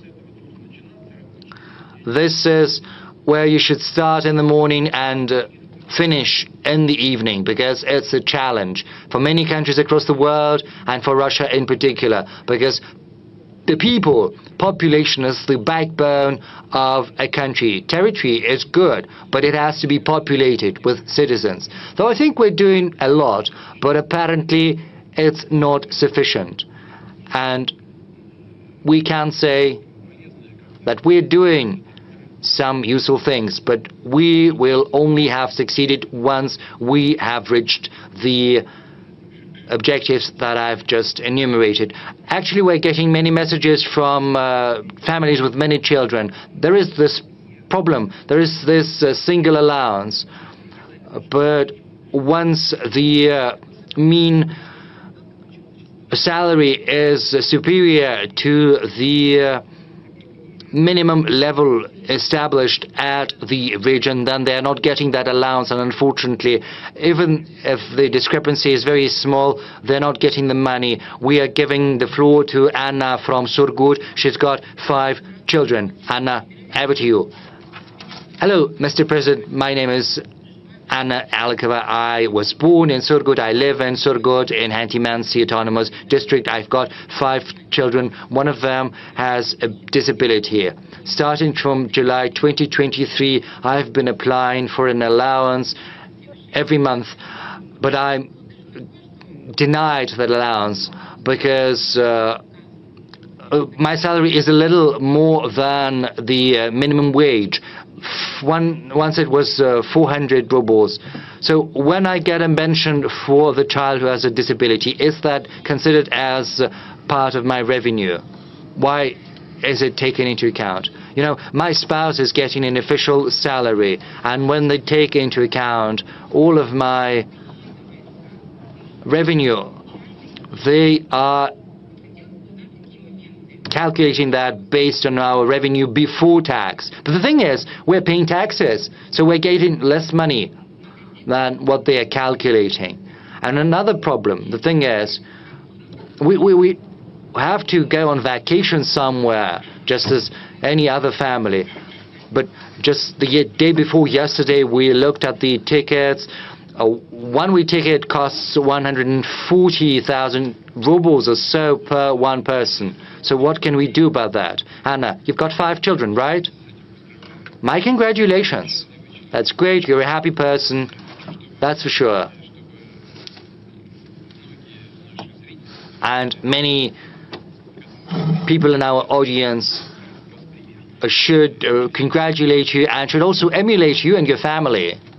Secondly, the thing is, when the income is calculated, they take into account everything based on your income the previous year. Because, you know, I've just cited our figures for the economic growth, but the thing is, this is just conjecture, so they can only do that based on your income the previous year. We could think about that. I'll ask Tatiana Golikova as well as our Ministry of Labor and Social Security, but this is not the most important thing. The thing is, there are other reasons that might explain the problem that you are facing. When your income is a little bit more than your minimum wage, and once there is this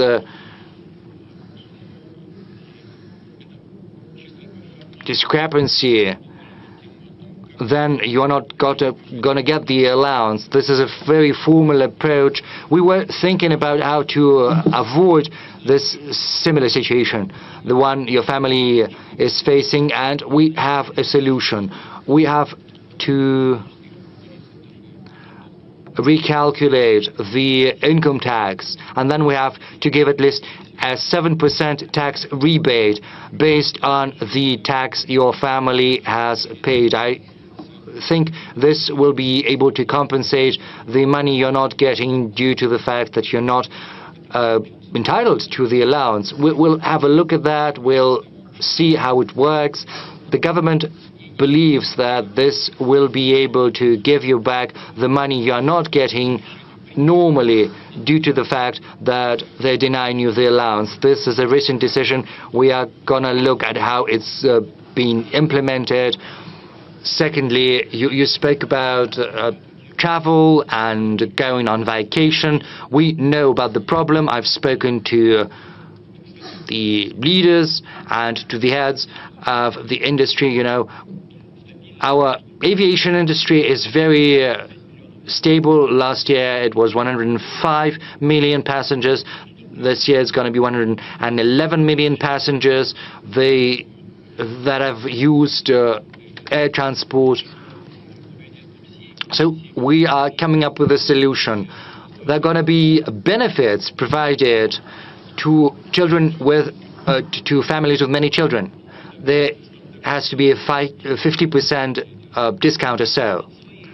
But the thing is, air companies are giving their own benefits, but this is not a standard tariff, and it's just a little lower than the normal tariff, and they're kind of circumventing the rule. This practice needs to be stopped. I fully agree with you.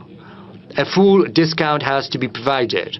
So I would like to ask the government to resolve it before January the 14th next year.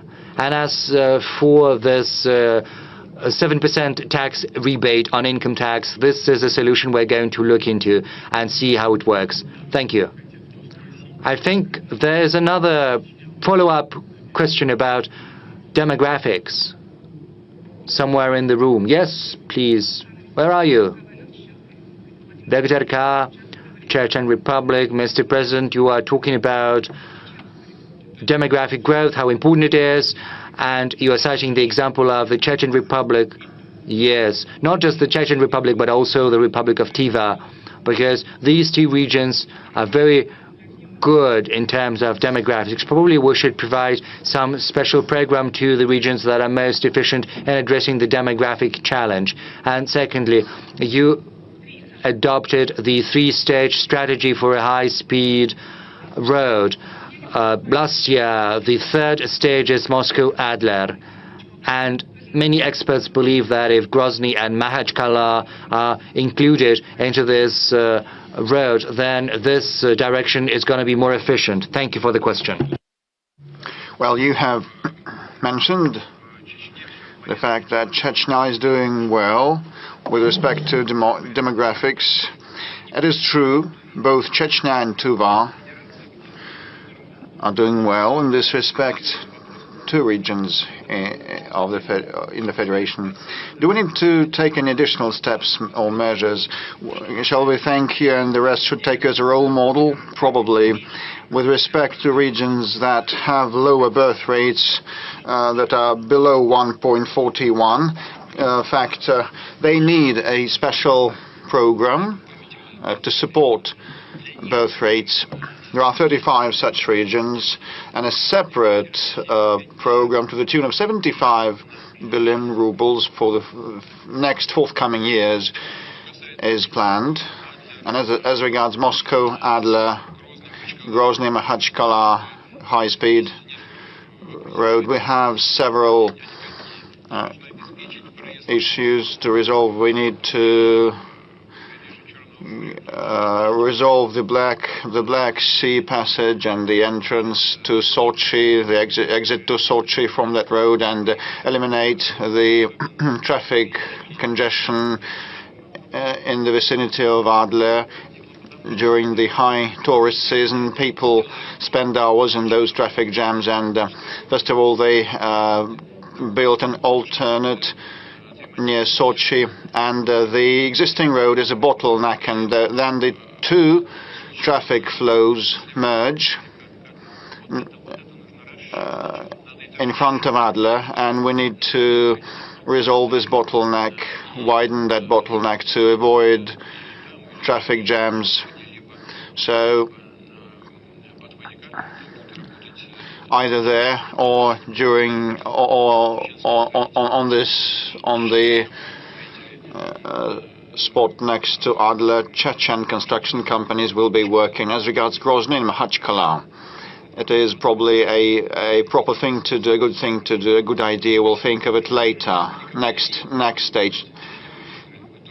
Chechnya main roads. You had a similar question. I just don't want to offend people. Hamazat Batukayev, Chechen State TV and radio company, Grozny. Yes, this was part of our question. Thank you, but you gave an assessment to the city of Kazan while talking to my Tatar colleague and mentioned the BRICS summit, and you also visited Grozny. Is it a beautiful city, a wonderful, a marvelous city? It is a contemporary Russian marvel. You know, I flew over Grozny in those hard, dire years of fight against international terrorism. It was in debris, and with machine gun firing,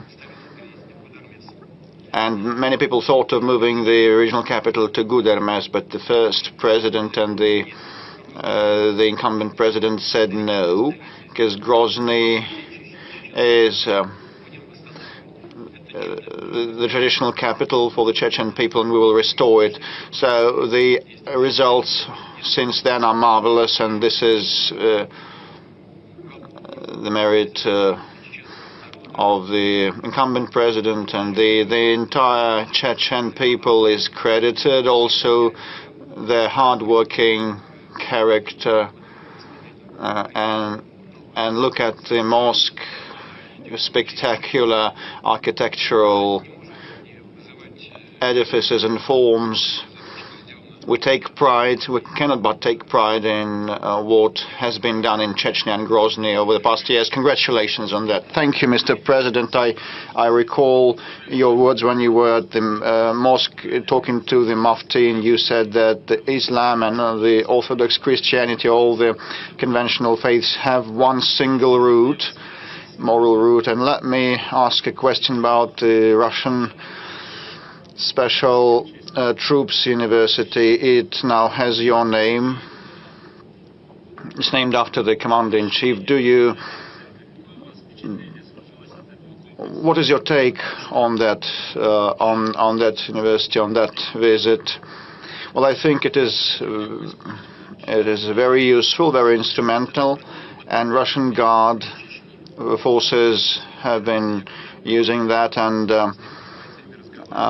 fighters from across the country are trained there, and some of the fighters that are now in the conflict zone from Chechnya and from many other regions, they were trained in that center, which plays a pivotal role in enhancing the defensive capability of the entire nation. Okay, I can see our Chinese friends from Xinhua agency wishing to ask a question. Mr. President, good day. My name is Juan He. I represent Xinhua News Agency. So glad to ask a question today, to be able to ask a question. I have two questions. The first one, what is your take on the current state of the development of the Chinese-Russian relations? Will you tell us about the main outcomes of the cooperation between our countries? And my second question, next year China and Russia will mark 80th anniversary of the victory in World War II, and 80th anniversary since the United Nations were founded. According to your opinion, what is the role of interaction and coordination between China and Russia in maintaining global strategic stability and international justice? Thank you very much. Well, we speak a lot about the bilateral interaction of China and Russia. Next year will mark 75th anniversary since the diplomatic ties were established. Over the past years, a lot happened, and we've gone through a lot together. And in the recent decades, the level and the standards, the quality of our relations have reached an unprecedented level, and we've never seen in our history before. I'll mention the economic component, but this is built on mutual trust and confidence. All that we do and the way we act is built upon full trust and confidence on both sides. We do nothing that would run counter to our interests, and we have been acting in the interests of the Chinese people and the Russian people. And as regards economic interaction, well, we have 220, 230, or even 40, according to the Chinese statistics, of billion USD of mutual trade, which is very good. Over the past year, despite the high base, we still have seen a moderate pace of growth of about 3%. And my second point is about investments. We have around 600 projects of mutual investments to the tune of $200 billion, so which means that our future interaction is safeguarded, and another important component is cultural and humanitarian interaction. We hold dual years of culture and youth exchanges that are very important for specific cohorts of our population, and this is the foundation for economic and political interaction. Also, our regional interaction is of significance. Heads of regions speak to one another. And Malta and vodka is on the table, but they know the happy medium. They don't overkill, so they have some personal chemistry. I mean the residents of the regions, neighboring regions, and student and the university exchanges also take place. Then, mentioning the great patriotic war, Russia and China were the countries that suffered most during the Second World War, but still gained a victory. So the casualties were colossal.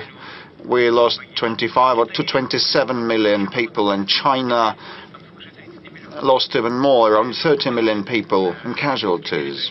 So the things that the Japanese militarists did on Chinese land were horrendous, and the Chinese people went through that ordeal, and we stood side by side then, and we stand side by side now, which is a most important factor of global stability. And originally, the United Nations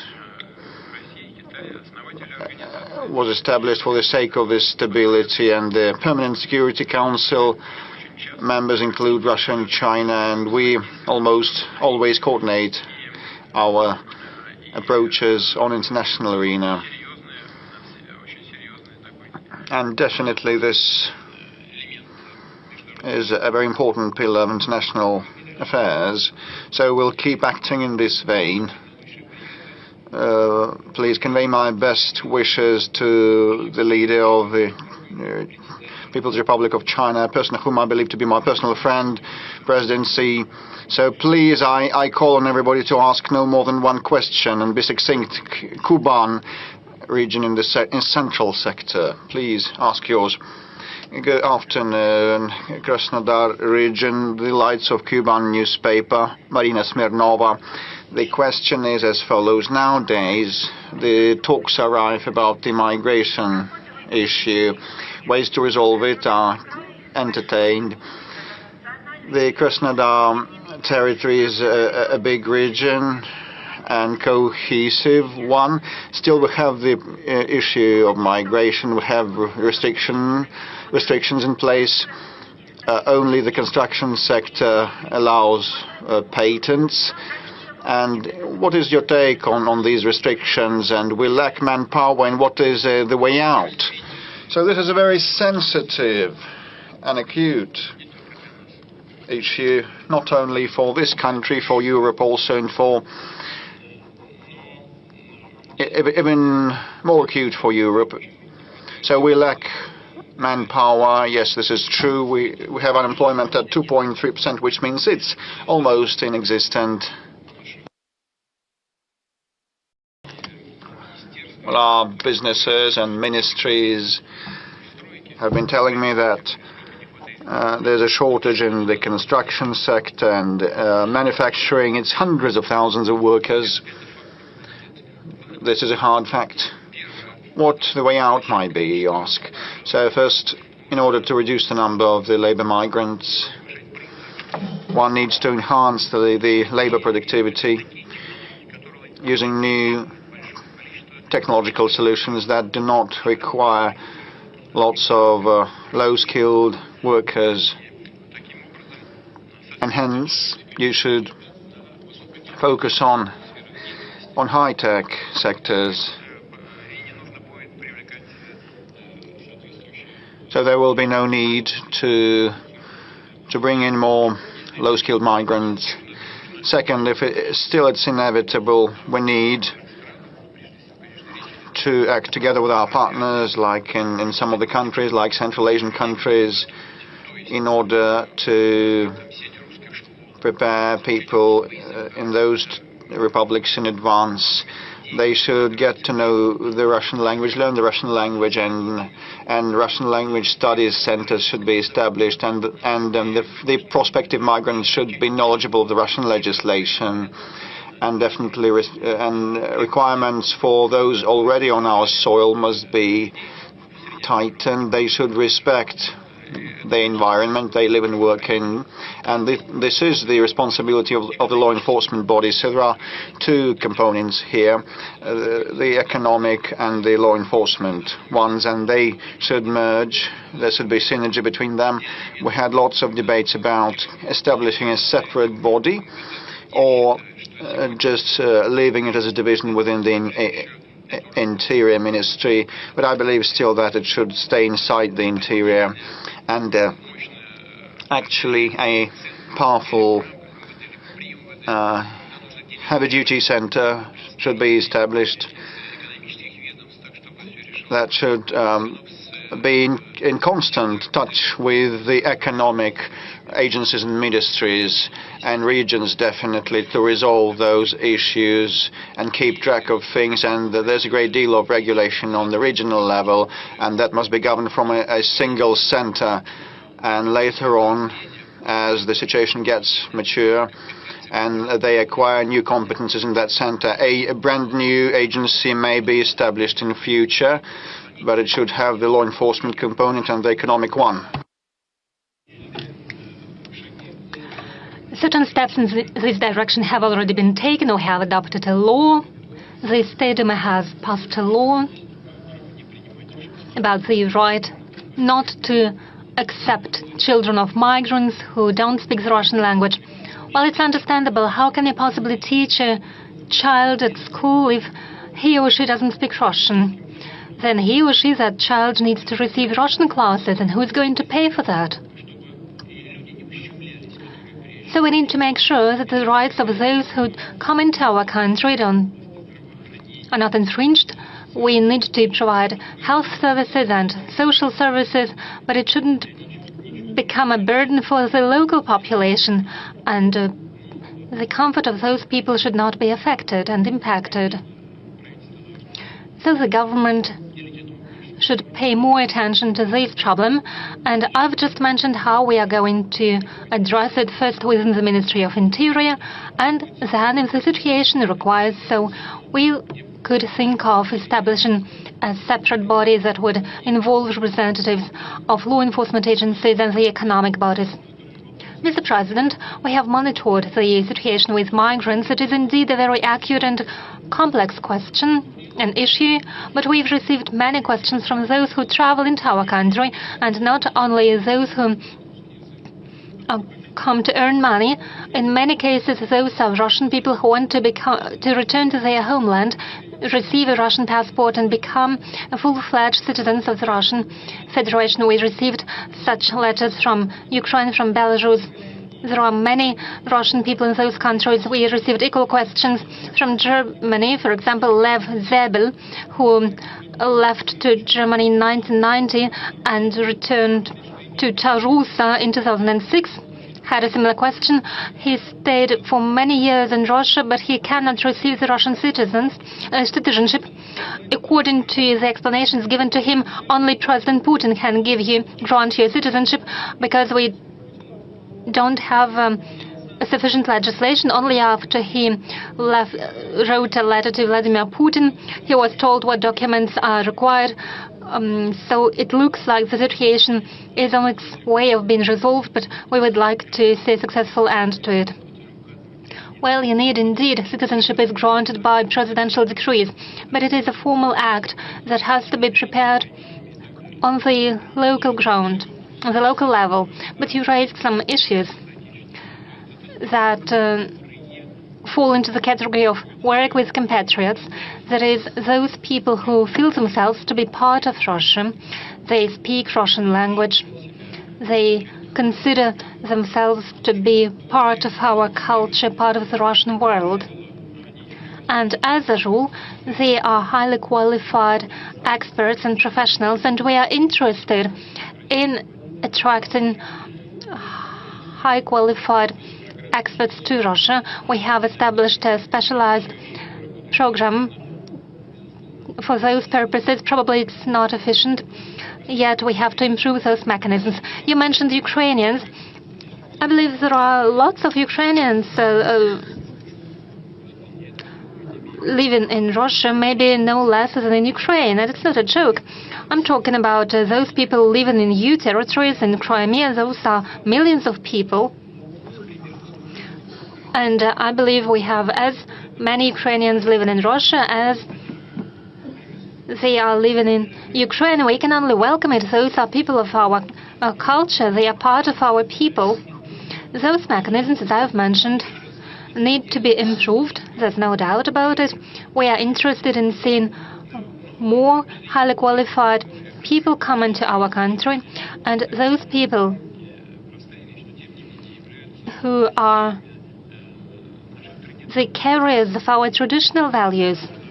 Well, it's difficult to define, but in order to make this work effective and efficient, we have to continue our efforts. And please give me the specifics of the person you've mentioned. We'll provide him an assistance. Right in the beginning, we said that we have artificial intelligence at our disposal, and it assisted us in choosing the most relevant questions. Housing is one of the most acute topics, and if you look on the monitor, you see that this topic ranks #1. Now we are going to show you a video question from a young people from Krasnodar. Mr. President, for 3 months, we haven't been able to receive a family mortgage. Either the banks are out of limits, or they increase the initial payment from 20 to 50%. What's the future of family mortgage? Because right now it's very difficult to obtain it. And apart from family mortgage, it is almost impossible to receive an IT or rural mortgage. Banks run out of limits, and they don't want to approve claims. And since recent time, banks have introduced a combo mortgage program when they add their interest, and as a result, the interest increases from 6 to 13%, so they simply don't want to provide mortgage loans under the family mortgage program. Thank you very much for raising this question. Well, it's a shame, it's outrageous. It shouldn't be the case, and we've already discussed it with the government. I was promised, and I'm going to check whether this promise has been fulfilled. There would be no additional interest rates because it is a subsidy from the government, and banks should be only interested in receiving the 6% from those who use the family mortgage loans. And the difference between the bank interest rate and those 6% is compensated by the government, or it should be compensated by the government, so there are no limits on the part of the government. So the difference settles down in the banks. It means a significant income for them. If they deny an application, it means that the government doesn't send a subsidy to the banks. I'm going to check on it, but we agreed there will be no limits. That's my first point. The second point, as for the 3% family mortgage loans, and as for the rural mortgage loans, the ratio is 3% for the rural mortgage loans and 3% for the family mortgage loans. Last year, we constructed 110 million square meters of new housing. It is a record since Soviet times. 50 90% were individual houses, and most of them were built in rural areas. People aged about 40 years take these mortgage loans. They move into rural areas, settle down there, they build families, and these mortgage loan programs should have no limits. About several billion rubles are allocated from budget for these purposes, and it should be preserved. Same for IT experts, mortgage loans. It is at about 5 or 6%. It is a preferential rate, and it applies to not so many people. Some experts suggested that this program should be closed, but I think it doesn't make any sense. And I ask the government to provide the necessary subsidies. And it also applies to the Far East regions. Yes, 2% for the Far East, 2% for the new regions. Yes, and now I suggest that we move on to another acute topic, that is phone frauds. Every day we appeal to our audience on TV. Yes, I mentioned 110 million of square meters. They were constructed last year. This year the figure will be at about 105 million square meters. It is equally a very good figure. Yes, phone fraud, how topical this problem is, we can see from the amount of money that was stolen from the citizens by criminals. Criminals pretend to be representatives of the central bank or federal security service, and they move citizens to take loans or give their money to the criminals. I suggest to hear a video address from one of the victims. Good afternoon, Mr. President. My name is Yelena. I'm a pensioner. Recently, I became a victim of criminals. They hacked my account at Gosuslugi account, and now I have a debt of a great debt, and I simply cannot pay it off. How is it possible that banks approve such illegal loans while I receive a very small pension, and banks don't request any information, and at the same time they approve such loans? They approve loans that are much greater than my monthly income. There are lots of pensioners who fell victims of criminals. Shouldn't we ask banks to better control the activities of their officers and better check the applications from pensioners? Thank you. I can only agree with you. Yelena, you are quite right. There are not more comments to be made. Indeed, banks can issue loans very quickly, momentarily. But they must check the ability of a person to pay. And there is a regulation according to which if more than 50% of person's income should be paid to serve the loan, in that case, such loans are more expensive for the banks, and the pressure on the bank capital increases. There is a relevant regulation of the central bank. But what's happening now is a source of great alarm, because the volumes, the scale of these fraudulent activities is outrageous. Recently at a Sber meeting, Mr. Graf, head of the Sber bank, told me that in the whole banking system, from the territory of Ukraine alone, where these criminal fraudulent activities almost happen as part of a state policy, it is conducted under the supervision of the special forces of Ukraine. Only from Ukraine alone did the criminals deceive our people for 250 billion rubles. It is almost the scale of what the Hitler Germany did. They simply printed money and spread it in order to undermine the economy of the UK. Almost the same is now happening in Ukraine.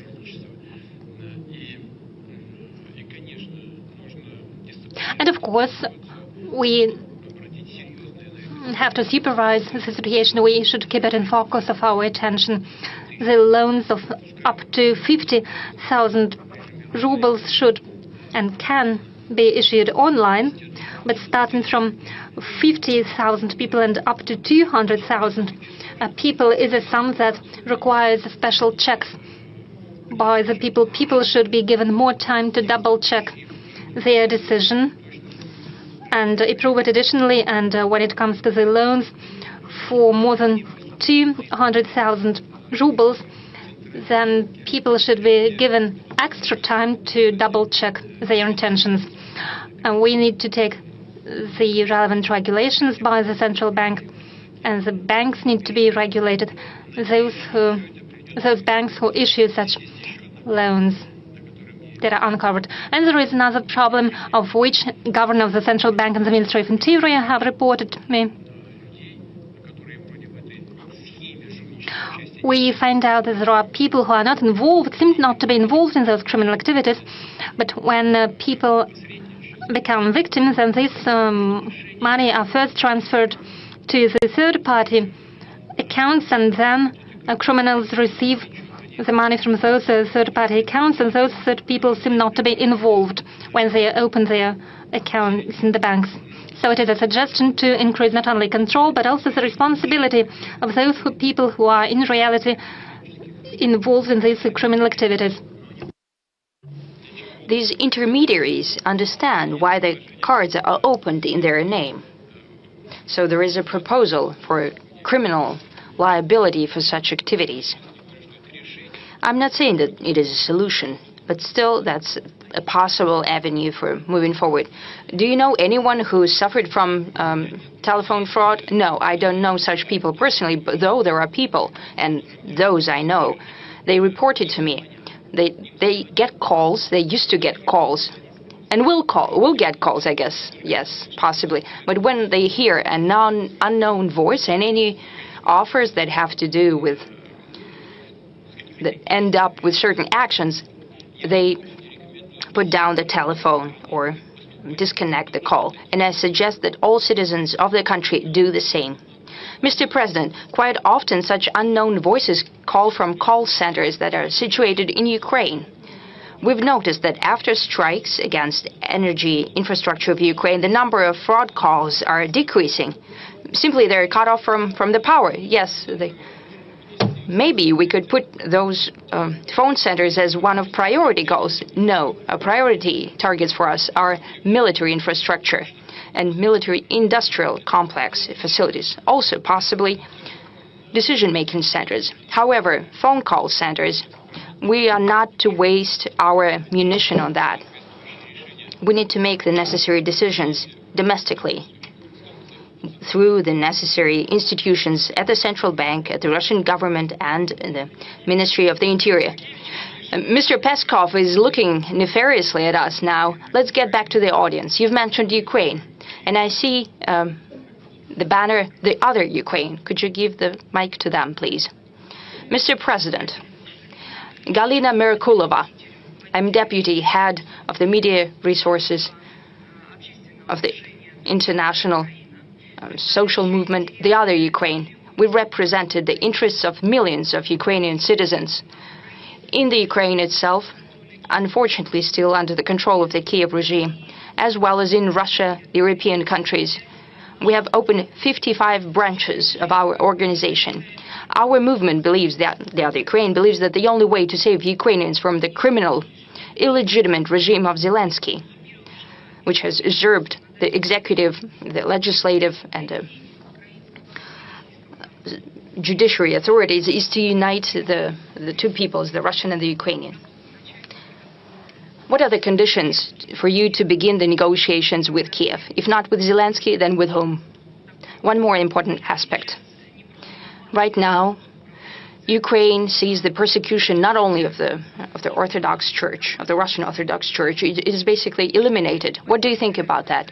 Do you think that the position of the Russian Orthodox Church has been undermined? Yes. Okay, now first and foremost, please sit down. About the illegitimacy of the regime, I have already spoken on the topic. As I understand, the inspirator of this movement, is this an organization or the other Ukraine? It's a movement. Okay, it's a movement. Inspired by Viktor Medvedchuk? Yes. Yes, we don't see each other. But I know that he also thinks that. Why is the regime illegitimate? And I'll repeat myself once again. The constitution of Ukraine does not have an indication of possibility of the extension of the mandate of the president, even during the martial law. There is just one authority, that is the representative, the council, that is Rada, the parliament, and their mandate can be extended during the martial law if necessary, without elections. And I understand that you know it. The thing is that the government, the whole governance in Ukraine is built around president who appoints the downward executives and authorities. That is the leadership of all intelligence and army institutions. So if if a president loses legitimacy, the same happens downwards. So whatever they do, when they execute his orders, they become the accomplices in his illegitimate actions. That's first thing. Now, as for the preconditions for negotiations, we don't have any. We're prepared to hold a dialogue without preconditions. However, on the basis of what we have already agreed upon, and I have said it 100 times, what we have agreed on during the negotiation process in Istanbul at the end of 2022. Also, regarding the reality on the ground right now. We have presented the position of the Russian Federation. That was presented also during the June statement at the Russian Foreign Ministry. I don't want to repeat myself. It all has already been presented. If not with the head of the regime, if he's illegitimate, then with whom? You know, if someone runs through an election campaign and proves his legitimacy, we're prepared to talk to anyone, even with Zelensky. But right now, if the Ukraine truly wants to go through a peace settlement, they're capable of doing that. They can organize this process in any way they want. But we can sign an agreement only with a legitimate person. And Rada and the chairman of Rada are legitimate, are the only legitimate people. But they're completely under control of the head of the state. But it's a formal issue. They can organize it in any way they want. But we need to sign this document only with a legitimate representative of a legitimate authority in the Ukraine. There was a question about the Russian Orthodox Church as well. Yes. You know, what's happening with an Orthodox Church, that's unparalleled. This is a blatant violation, an outrageous violation of human rights, of rights of believers. The church is being tortured. This is akin to being slaughtered. And everyone in the world prefers not to notice that. And I think that those who are doing that will get a boomerang effect from that. They're tearing the church apart, but they're not even atheists. Atheists are also people who believe something. They believe that there is no God. But this is their belief, their conviction. And these are not atheists. These are people without any beliefs, godless people.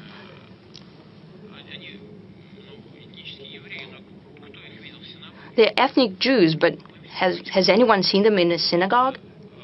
I don't think so.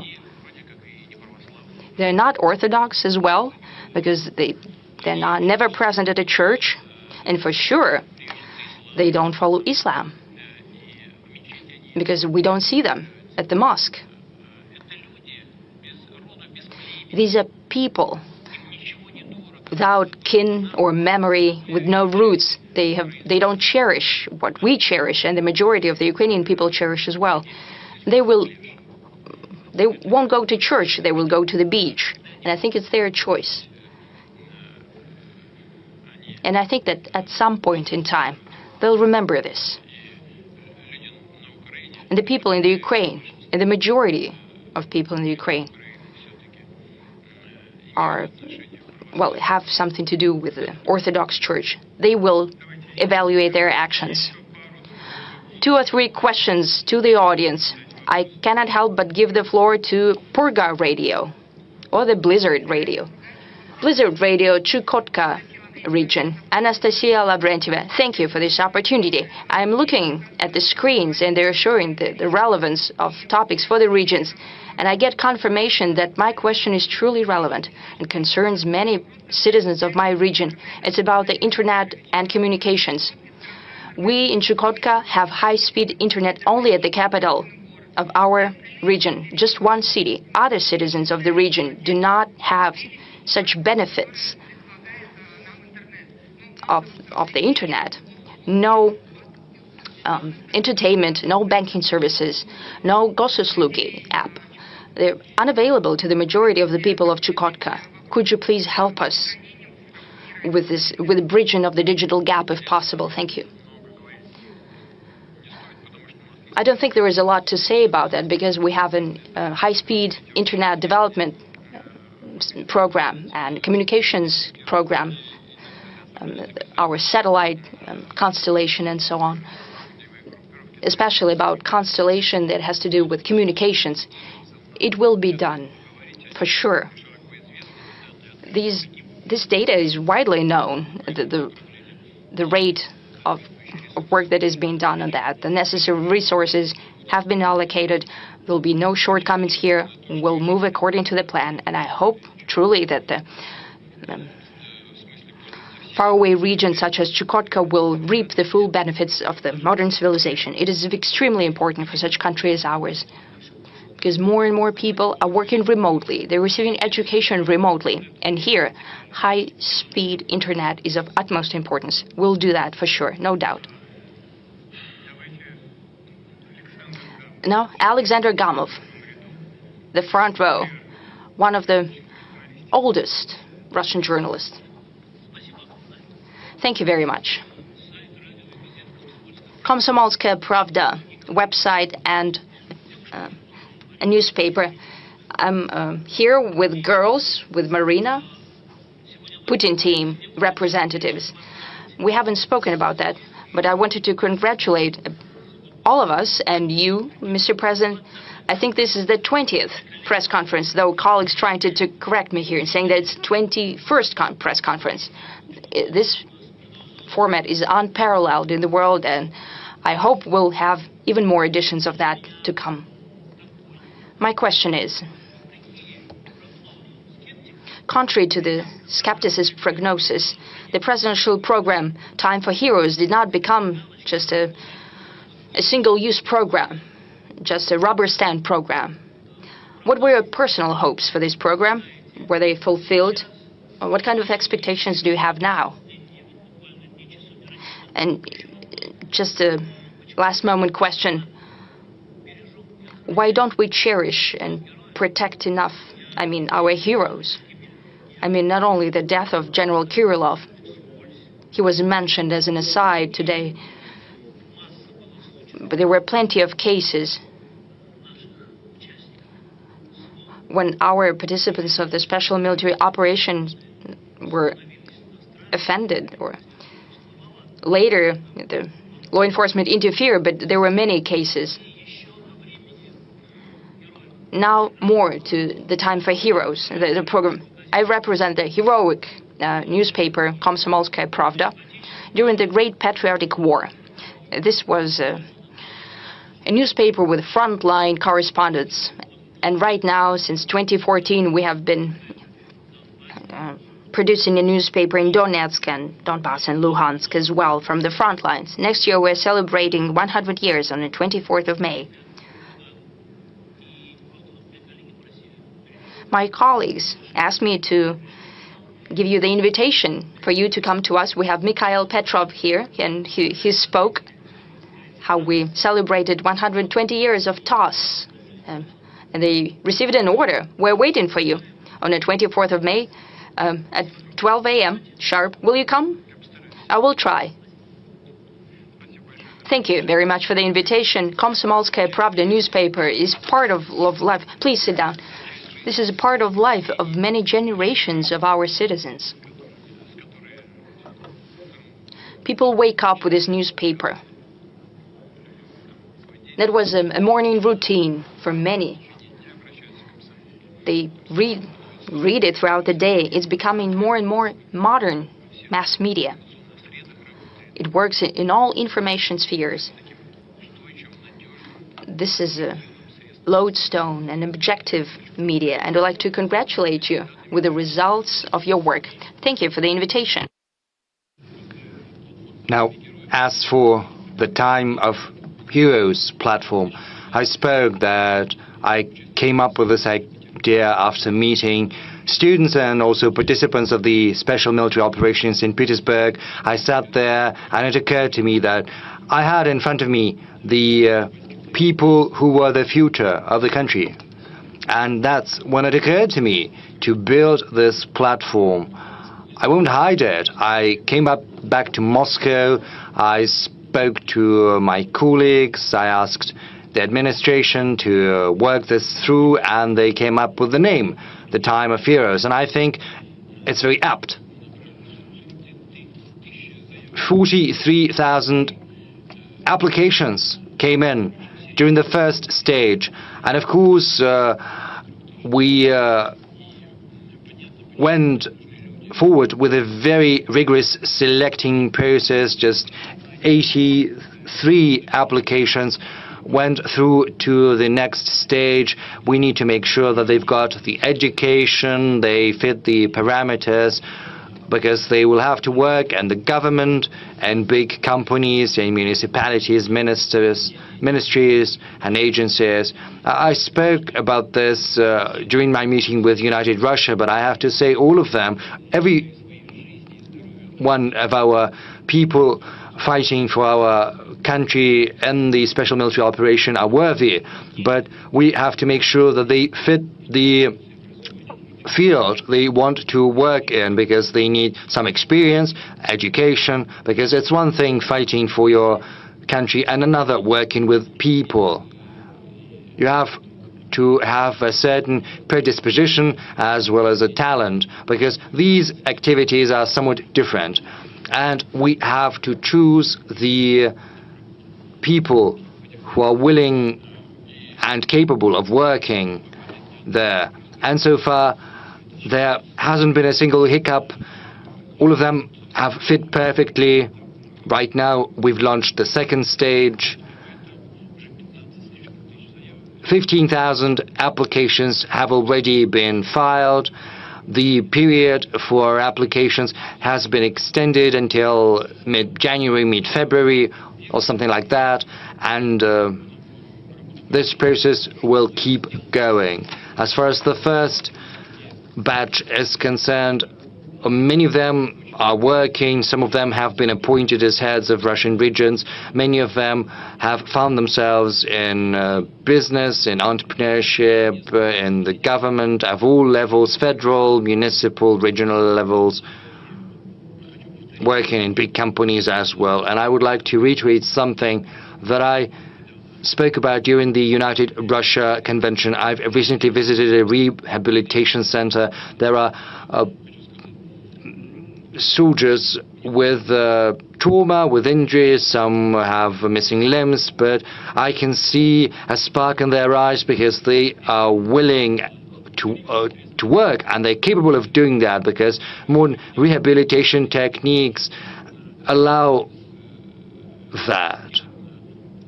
They can work in a fully fledged manner without any health restrictions. The only thing they need is a helping hand. You know, I remember the face of one of those guys. He said, yes, I understand, I do not have the education, I have neither education nor experience, but I want to do that. And these are precisely the people we need, those who are willing to work, who want to work, and all they need is a little help. You know, when I was still doing judo, our coach, Rackling, said, do as many pull-ups as you can. And some of them did a lot more than I did.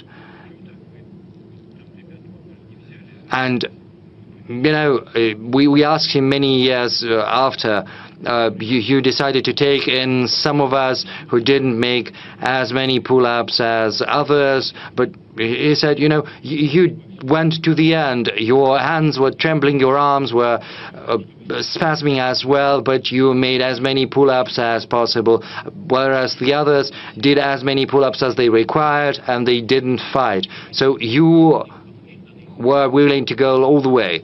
And these men are just like this, and they need some help. Oh yes, that's a very important question. I understand. Yes, you're right. First, these attempts are not the first ones. We are aware of what the adversary is seeking to do. And these attacks are not just targeting our military. I expect that when I talked to your American colleague, there are, you know, assassinations like that of Madame Dugina, which was terrible. There are attacks on journalists, on civil leaders. These are terrorist actions perpetrated by the current Kiev regime. And that means that our law enforcement agencies as well as our special services are missing these strikes. What can I say? I can say that we need to improve our work and make sure such things never occur again. You know, the right part of the central sector, I saw a very popular blogger right there. Yes, he just stood up. Well, this is an unconventional guest. What do you mean, unconventional? Mr. President, my name is Vlad Bumaga. I'm a video blogger.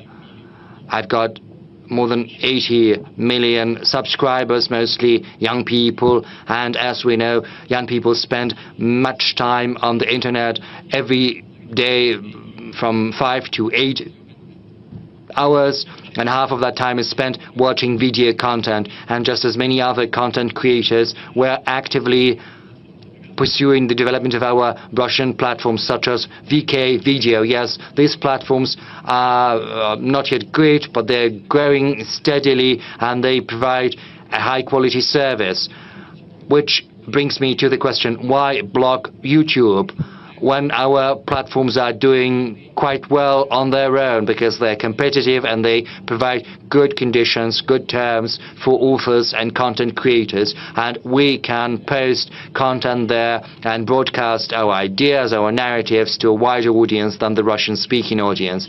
And on another matter, as I said, almost all children know me and watch me, almost all children in our country, and this year I became a father as well.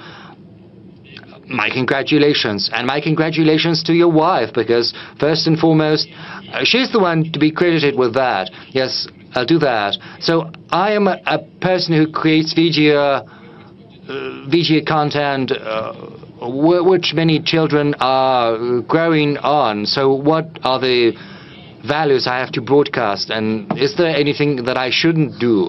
And what are the values and the narratives that I have and we all have to broadcast to the younger generation? What are your instructions?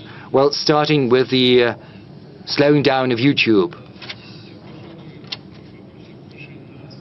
Indeed, there are more issues on YouTube's side. In order... I'm sorry. Vlad Bumaga, is that your pseudonym? Is it your pen name? No, it's my real surname. Oh, great. Bumaga, because, you know, it's the Russian for paper, and we know that paper is stronger than stone. You said 80 million people, which is unparalleled. That means that the content you're creating is in line with the expectations of these 80 million people who are following you. This is the fruit of your creativity, and I would like to offer my congratulations to you on that. Secondly, Google is the one owning YouTube. When Google was creating its network in Russia, they set up subsidiaries, the legal entities that created those services, and they had to be maintained. So Google was working through these subsidiaries. Once the West started slapping restrictions on us, Google started diminishing its funding, and it also reduced the supply of equipment, thereby creating problems for itself. Moreover, Google needs to be in compliance with our legislation. They have to avoid any type of wrongdoing. They shouldn't abuse the internet network to secure foreign policy goals of their respective governments. See, when you are watching for some topic, for music, for culture, and all of a sudden your search result gives you links that have no relation whatsoever to culture or music. Rather, these links lead you to some propaganda of a political platform or something like that.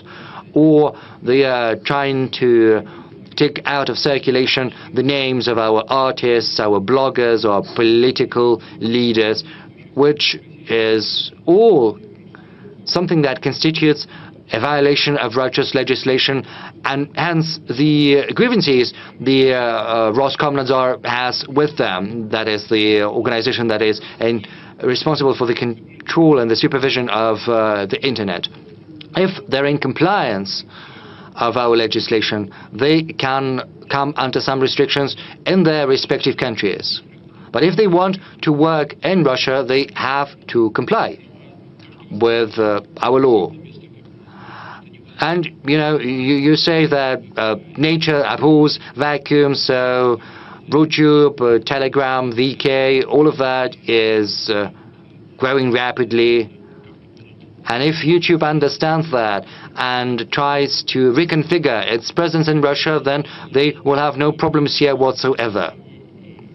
Now, as for the material we need to use to rear our children, I'm confident, Vlad, that giving such type of advice is basically pointless, because people like you, especially now that you have become a father, now that you have a child, you feel this weight of growing responsibility. You feel responsibility towards your child and towards the future of the child, as well as to the country your child is going to live in. And this sense of responsibility is going to serve as a beacon for you. And it's got to be even better than any instructions or advice I might provide to you with regard to what I think is useful for the future of our children, or what is perilous and nefarious for our children, and which is something you have to fight, not because this is what I instruct you to do, but because your heart tells you to do that. Unfortunately, I skipped TV3. I'm sorry. Since we're talking about children, we've got a young girl, a young lady there, duping families with children, maybe the allowance. Well, I'm going to tell you. My name is Yelena Usmanova, Mr. President. I'm from Tatarstan. Yes, Tatarstan once again. An online newspaper. First, thank you for choosing Kazan as the venue for BRICS summit, but my question is not related to that. There is a group of fraudsters who have duped hundreds of families in Kazan who were dreaming of having children of their own. They drew out a mortgage with government support, but their houses have never been built. So I'd like to ask you whether they will get any help, as you in the past provided help to those who paid for their housing before their houses were built. Because right now, these families have to pay back their mortgages. So when will people get support rather than the banks? Well, please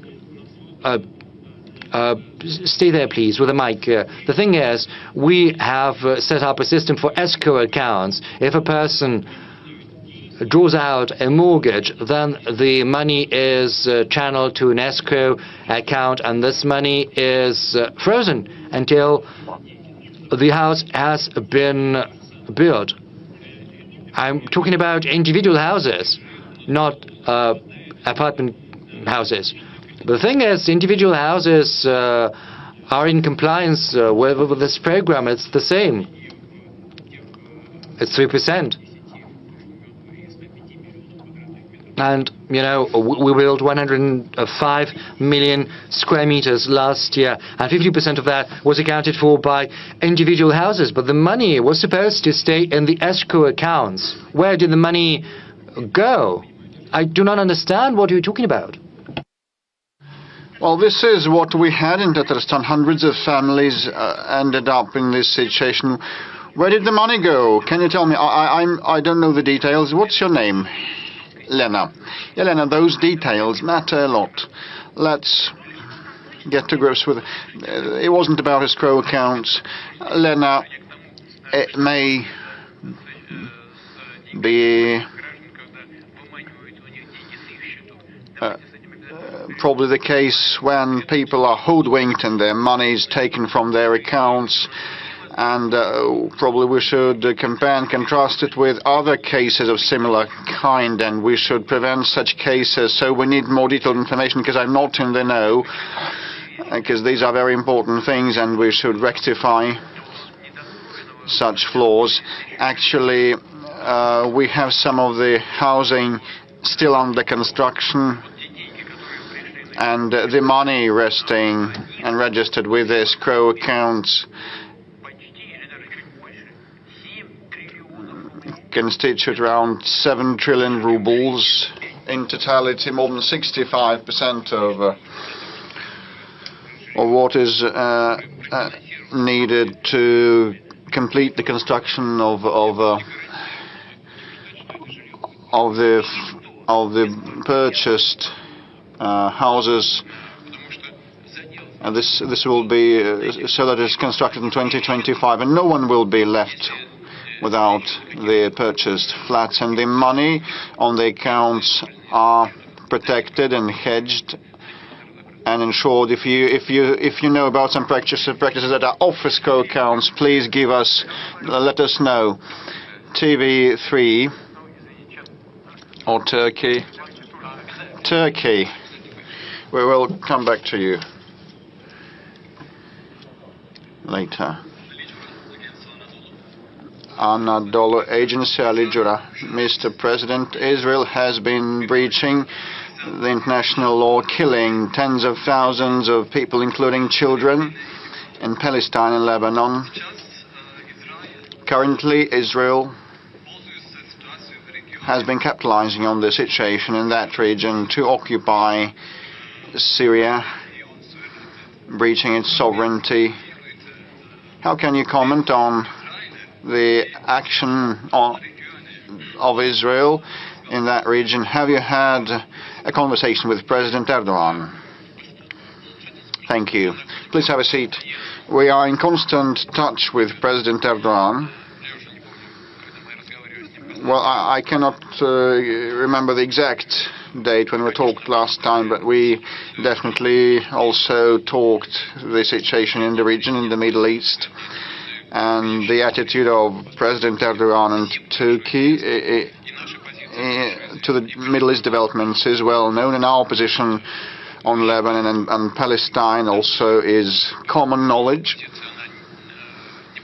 Our stance is not subject to political expedient situation, and we believe that the resolution of Palestine issue can be attained only with the help of removing the root causes. So the Security Council back in the past opted in favor of a two-state solution, Israel and Palestine. Israel was established, Palestine is yet to be established. This is the issue, this is the problem, and Israel has been continuing its unlawful settlement activities to date. I'm not sure what goals Israel pursues in Gaza, but you know, this merits only condemnation, and we did that on many occasions at all levels, including the public and civil level, and expressing our position in the Security Council of the United Nations. Nothing to add here. Same refers to Lebanon. As regards Syria, I believe, frankly speaking, Turkey has been trying to safeguard its safety on its southern frontiers and create conditions for the return of the refugees back home from its own territory to the Syrian land. And those territories are now under more or less control of actually Turkey. Probably they want to move away the Kurdish troops from the border. Probably those might be the goals and the outcomes, and may be attained, but the main beneficiary of this Syrian developments, I believe, is Israel. It's my personal belief. You may have any sort of attitude to what Israel has been doing. Russia has been condemning the seizure of any part of Syrian territory, but Israel has been trying to resolve its security issues. And, you know, the Golan Heights line is well known. And Israel has moved 62 to 64 kilometers on the front line, inserting around 25 kilometers into the other territory, the adversarial territory. It's similar to the Maginot line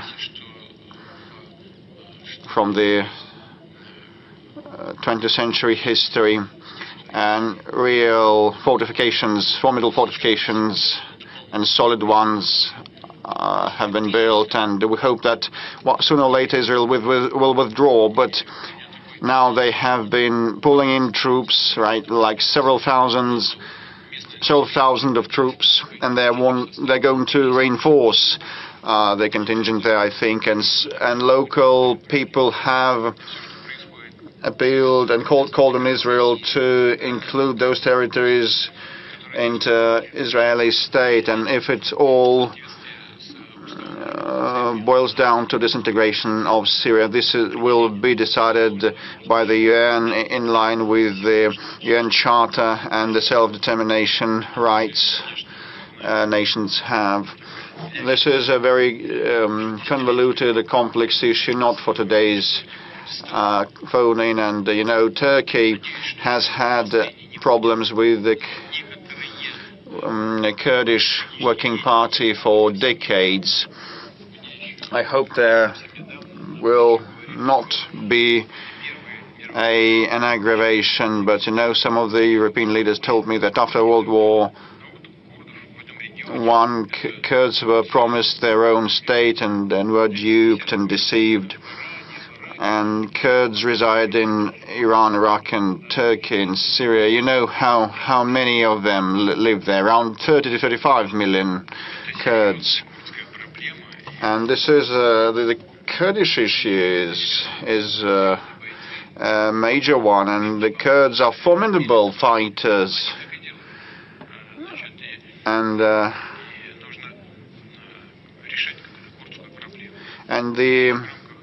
the Kurdish issue should be resolved, and it should have been done under President Assad, and it should be done with dealing with the current authorities in control of Syrian soil, and Turkey also needs to ensure its security. This is not for today's event, but there will be lots of issues to resolve. But we abide by the international law, and we believe that all nations, all stakeholders' interests should be safeguarded, including the current Syrian authorities. On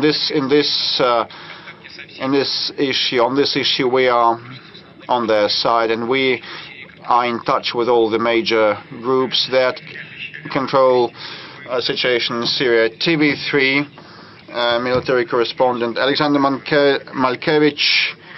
Just in a nutshell, the fighters asked to convey words of gratitude. Last week you met with Human Rights Council members and supported the idea of creating the Museum of Special Military Operation. This will be our media Oreshnik, so to say, and our legendary Leningrad regiment has been rendered the name of Guards Regiment, so gratitude for that. So, and what is your assessment of the fund on a scale of 10 points, and what are the main goals for the foundation for next year, and the main criterion of the efficiency of the foundation for? Have a seat. With respect to the work of the foundation, Defenders of the Fatherland, that was established in June. This foundation was established, after my meeting with the mothers of the special military operation participants, with the widows, and I figure that the regular support methods to back our servicemen and support the families of the fallen heroes are insufficient, and we need a special arrangement to be established, including for those who get out of touch with the army. So the Defenders of the Fatherland Foundation was established for this sake.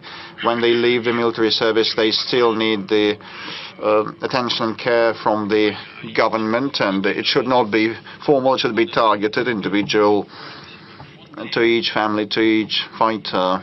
So this is the statutory goal of the foundation. It has to resolve social and welfare issues like allowances, payouts, receipt, prosthesis and artificial limbs, supply for those who need that, and they procure the entire service, not just the limb. And it is they have been carefully pre-selecting the prosthesis types and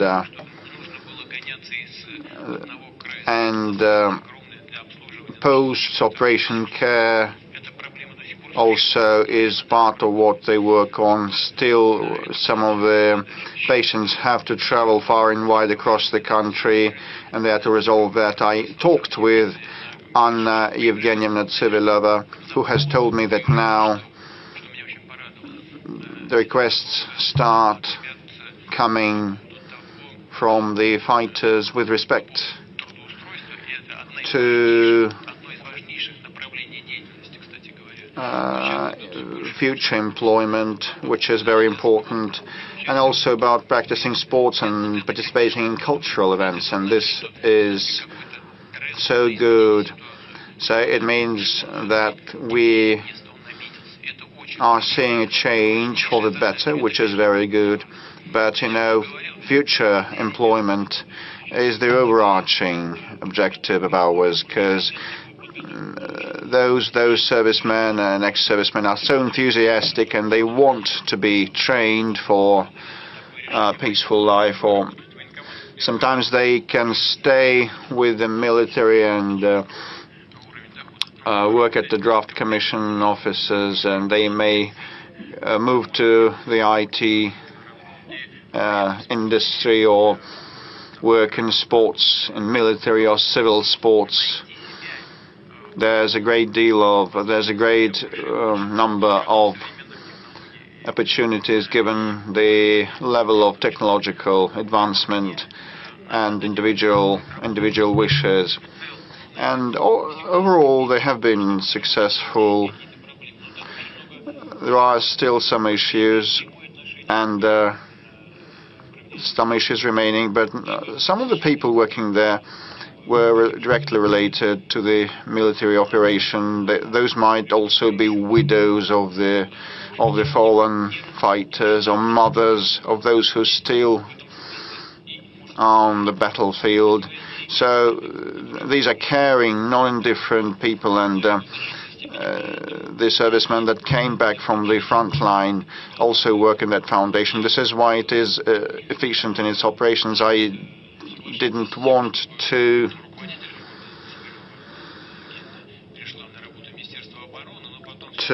allow the director of the foundation, Tsivilova, to become part of the defense ministry, but I ceded to the proposal of Belarus, of the defense minister, who said that he believed that for the sake of a seamless process that is needed, because part of the servicemen will be under the defense ministry. Some of them are on the front line and others have left the army, so we need this seamless mechanism. If I'm not mistaken, it was in summer when we established a special social center under the Ministry of Defense, together with the Defend of Fatherland Foundation. They work under a single window system, where people, those who remain in the Ministry of Defense and those who have left the pyramid of the ministry, get united and work on the two tracks. On the whole, there are lots of problems, but we try to fine-tune this work. As you know, they also participated in the elaboration and development of decisions. Previously, everyone received 3 million for small injuries, even for small scratches, and those who were severely injured, entailing a disability, also received the same amount of compensation. And fighters themselves requested that the system might be changed, and we started paying those severely injured 4 million rubles. But when I was receiving these reports, I saw that those soldiers who were severely injured and got disabled previously got 3 million people, and after that the changes were made, meaning that those who had been injured before were underpaid, and we fine-tuned the system, and those who were injured previously and earlier received 1 million more. I see that Ksenia raises her hand.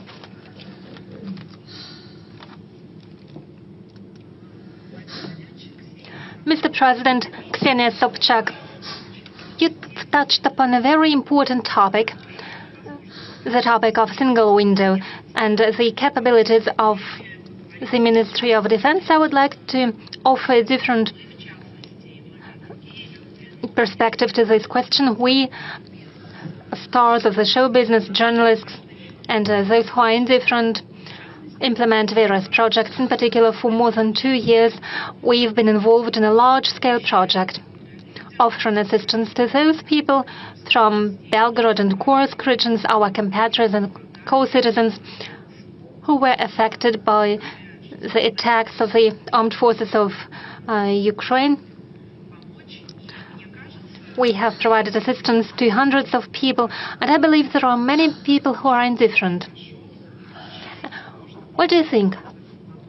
How could we provide assistance to those people and establish a single window in order to bring together the civil public initiatives and the state work of the state structures and bodies that already exist? I'm talking about voluntary work that could be provided via a single window system on all tracks, because we face difficulties with employment in the new regions, problems with receiving places in the kindergartens, and other problems that families with children are facing when they relocate. Would it be possible to establish a single window system for civil initiatives? Thank you. Well, first of all, thank you very much for all your efforts. It is a tremendously important thing when we provide assistance to very specific persons. Second, when volunteers provide such assistance, and I would like to thank all volunteers without any exception. They risk their lives. There are losses among volunteers, unfortunately. But when they work, they reach out to a specific person, and they have a better feeling of where the government succeeds and where something fails. So as I've already mentioned, with regards to the Kursk region, there is a program aimed at restoration of the Kursk region, and funds have already been allocated, and same happens in other borderline regions, in the Belgorod and Bryansk regions. No one be left unattended. But you probably have a better feeling for that, and I'll think about how to proceed on myself, and I'll request our bodies, the Ministry of Defense and the governor. I'll ask them how we can pool these efforts. We could establish a single window system, or think of a different instrument in order to coordinate the efforts. Thank you, Ksenia. I don't have an answer right now, but I agree with the problems that you've raised. The topic of special military operation, I suggest that we continue taking questions about the support measures for the family members of those fighters. There have been requests for assistance in finding those people who are missing now, people with whom any connection was lost, or with those people who, according to the information received by their relatives, were imprisoned. Would you give an instruction to collect information about those people? Could we fine-tune this system for informing the families of servants, military servants? It is a very sensitive issue for many people. It's one thing when a person is fighting on the battlefield. God save him. There are various types of payments. We are talking about big amounts of money. There are so-called travel expenses for those servants who were sent to the borderline regions, to the regions of the special military operation before the hostilities broke out there. So they were paid the so-called travel expenses. Since they receive allowances for participation in the hostilities on the front line, and there are small differences in these allowances. But as a person disappears, then we should provide assistance and support to their families. Ministry of Defense is aware of this problem, and at least two things need to be done on this track. First, what we need is to reduce the time for taking final decisions, when there is no information, when then families no longer receive the payments and the allowances, because there is no person, he doesn't participate in defensive or offensive campaigns and doesn't receive the respective allowances. So the family doesn't receive the financial support. And together with the government, the Ministry of Defense have to take a different decision. What could be done in order to provide at least some of an assistance to those families? Maybe some payments for children. And we should take the decision regarding the temporary measures, and we also need to accelerate the decision-making process, the process of making the final decision. I'm not going to go deep into details, but the Ministry of Defense is aware of this problem. We've been working for more than 3 hours. There are lots of questions. Shall we try with a small blitz? Yes. We'll start with the following question. When you conduct meetings, sometimes officials ask you instruction to initiate some work. Well, don't be angry with the officials. The decision-making process is a complicated one. And when they reach out to me, then normally it is about the problems or questions to which there are different attitudes. Some colleagues believe that it should be addressed from one perspective, others offer a different perspective, and instructions are needed in order to see which way to choose when there is a difference in opinions. Then colleagues come to me, and at a meeting they ask me to take the final decision. And they ask instruction to make sure that nothing is forgotten, that a clear final decision has been formulated.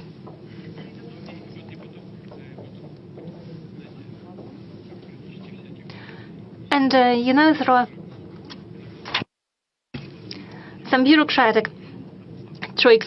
When everyone agrees, it needs to be enshrined on paper to make sure it is a regulatory document. A second question, with whom of those who have passed away already or those who still live today you would like to have a cup of tea? Well, from those living today, I would like to have more time to spend with my relatives, with members of my family and my friends. I would like to have more opportunities to drink a cup of tea with them. As for the world leaders who have passed away already,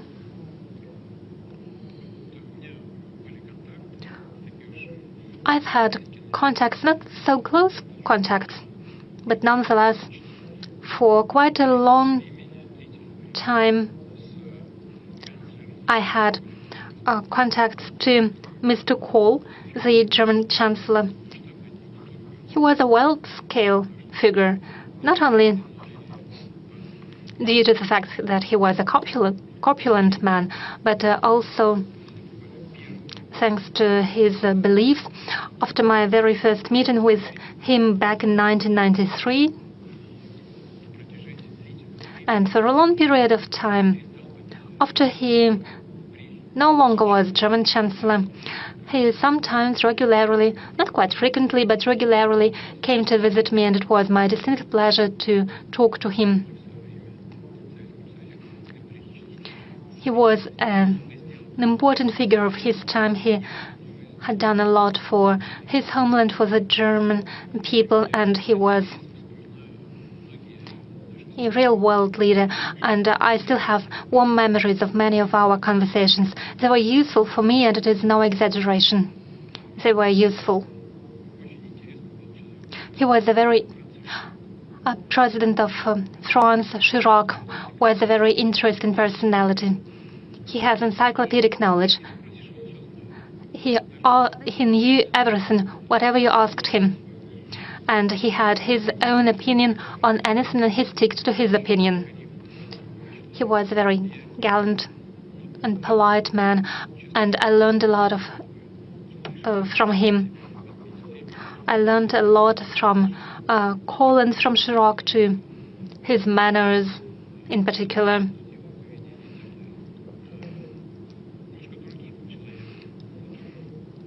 a bit different sort of personality, but nonetheless a very warm person, was Berlusconi. Just as Chirac, he accomplished a lot for development of Russian-Italian relations. Regardless of what's happening right now, we feel some affinity to Russia among the Italian population, just as we feel the same affinity to Italians. They've all made a large contribution to the development of our bilateral relations and to the world policy, and it was interesting to talk to them. They were true personalities. They had their own opinion, and they were focused on achieving best possible results for their own countries and strengthening the sovereignty of their countries. Even now, I have many friends in Asia. I've mentioned the friendly relation with China and India, and I have warm relations with Prime Minister of India. So I have people to talk to, but just as any human being, those are my family members who are most important to me, and I have some friends from my childhood. I have a semi-question or request for advice. Do you have any banking investments? If so, I used to have a deposit in Sberbank, but when Bank of Russia fell under sanctions, that was the first financial institution, I transferred my money there as an demonstrative act, and I put my salary there. So did Elvira Nabiullina tell you about the interest rate tomorrow? I think it's interesting not only for Valery Simonov, who wrote from Pskov region. No, she does not tell me the interest rate. She possibly does not know herself, because they're discussing it at a meeting of board of directors, their own party meeting, and during the discussion they take the final decision. However, I hope that will be a well-balanced decision that will be in line with the challenges of today. The forecasts of Vladimir Zhirinovsky for the situation in the Middle East and the Caucasus are coming true. Will other forecasts of Mr. Zhirinovsky come true? Naturally, I knew Mr. Zhirinovsky very closely. He was not a fortune teller, but he was a person that was larger than life. And he did it remarkably. He was a polymath. He was well-trained. He was actually a specialist trained in Middle Eastern studies. He was a true expert. So what he said is indeed coming true, because he said it based on analysis of what was happening in our country, in the world. So he was forecasting the situation. It is indeed coming true. However, this is a forecast based on true knowledge and the experience that he had as a specialist. I suggest we go back to the Q&A question. Yes, we can do that forever. And we have 200,000 questions. I don't see what's written on your paper, but you've been raising your hand for a while now. A man in mask? Okay, you'll be the next. Okay. May I? Yes, please. Svetlana Shevchenko, Novosibirsk region. We are an agrarian and industrial region. We create value-added products. We export goods, but we have an acute lack of talent, especially young people. Despite the agricultural mortgage and development of agricultural lands, we lack people. What measures should be taken in order to preserve those who are already living in the village and to attract new generations there? That is a very important question. Agriculture is one of key industries of Russian economy. As I have already mentioned, it shows good growth rate of 3% annually. We are very happy with what is happening in the agricultural sector. I have already given the example. If I'm not mixing anything up, I can tell you that in 1986, the Soviet Union bought 35 million tons of grain. Last year, we have exported 66 million tons. In 2000, we have already started to export grain. However, it stood at about 1.2 or 1.3 million tons, and now we have 66 million tons. It seems impossible, but it's true. Look, we are ranking as one of 3 major exporters of food in the world, and as for wheat, we are number 1.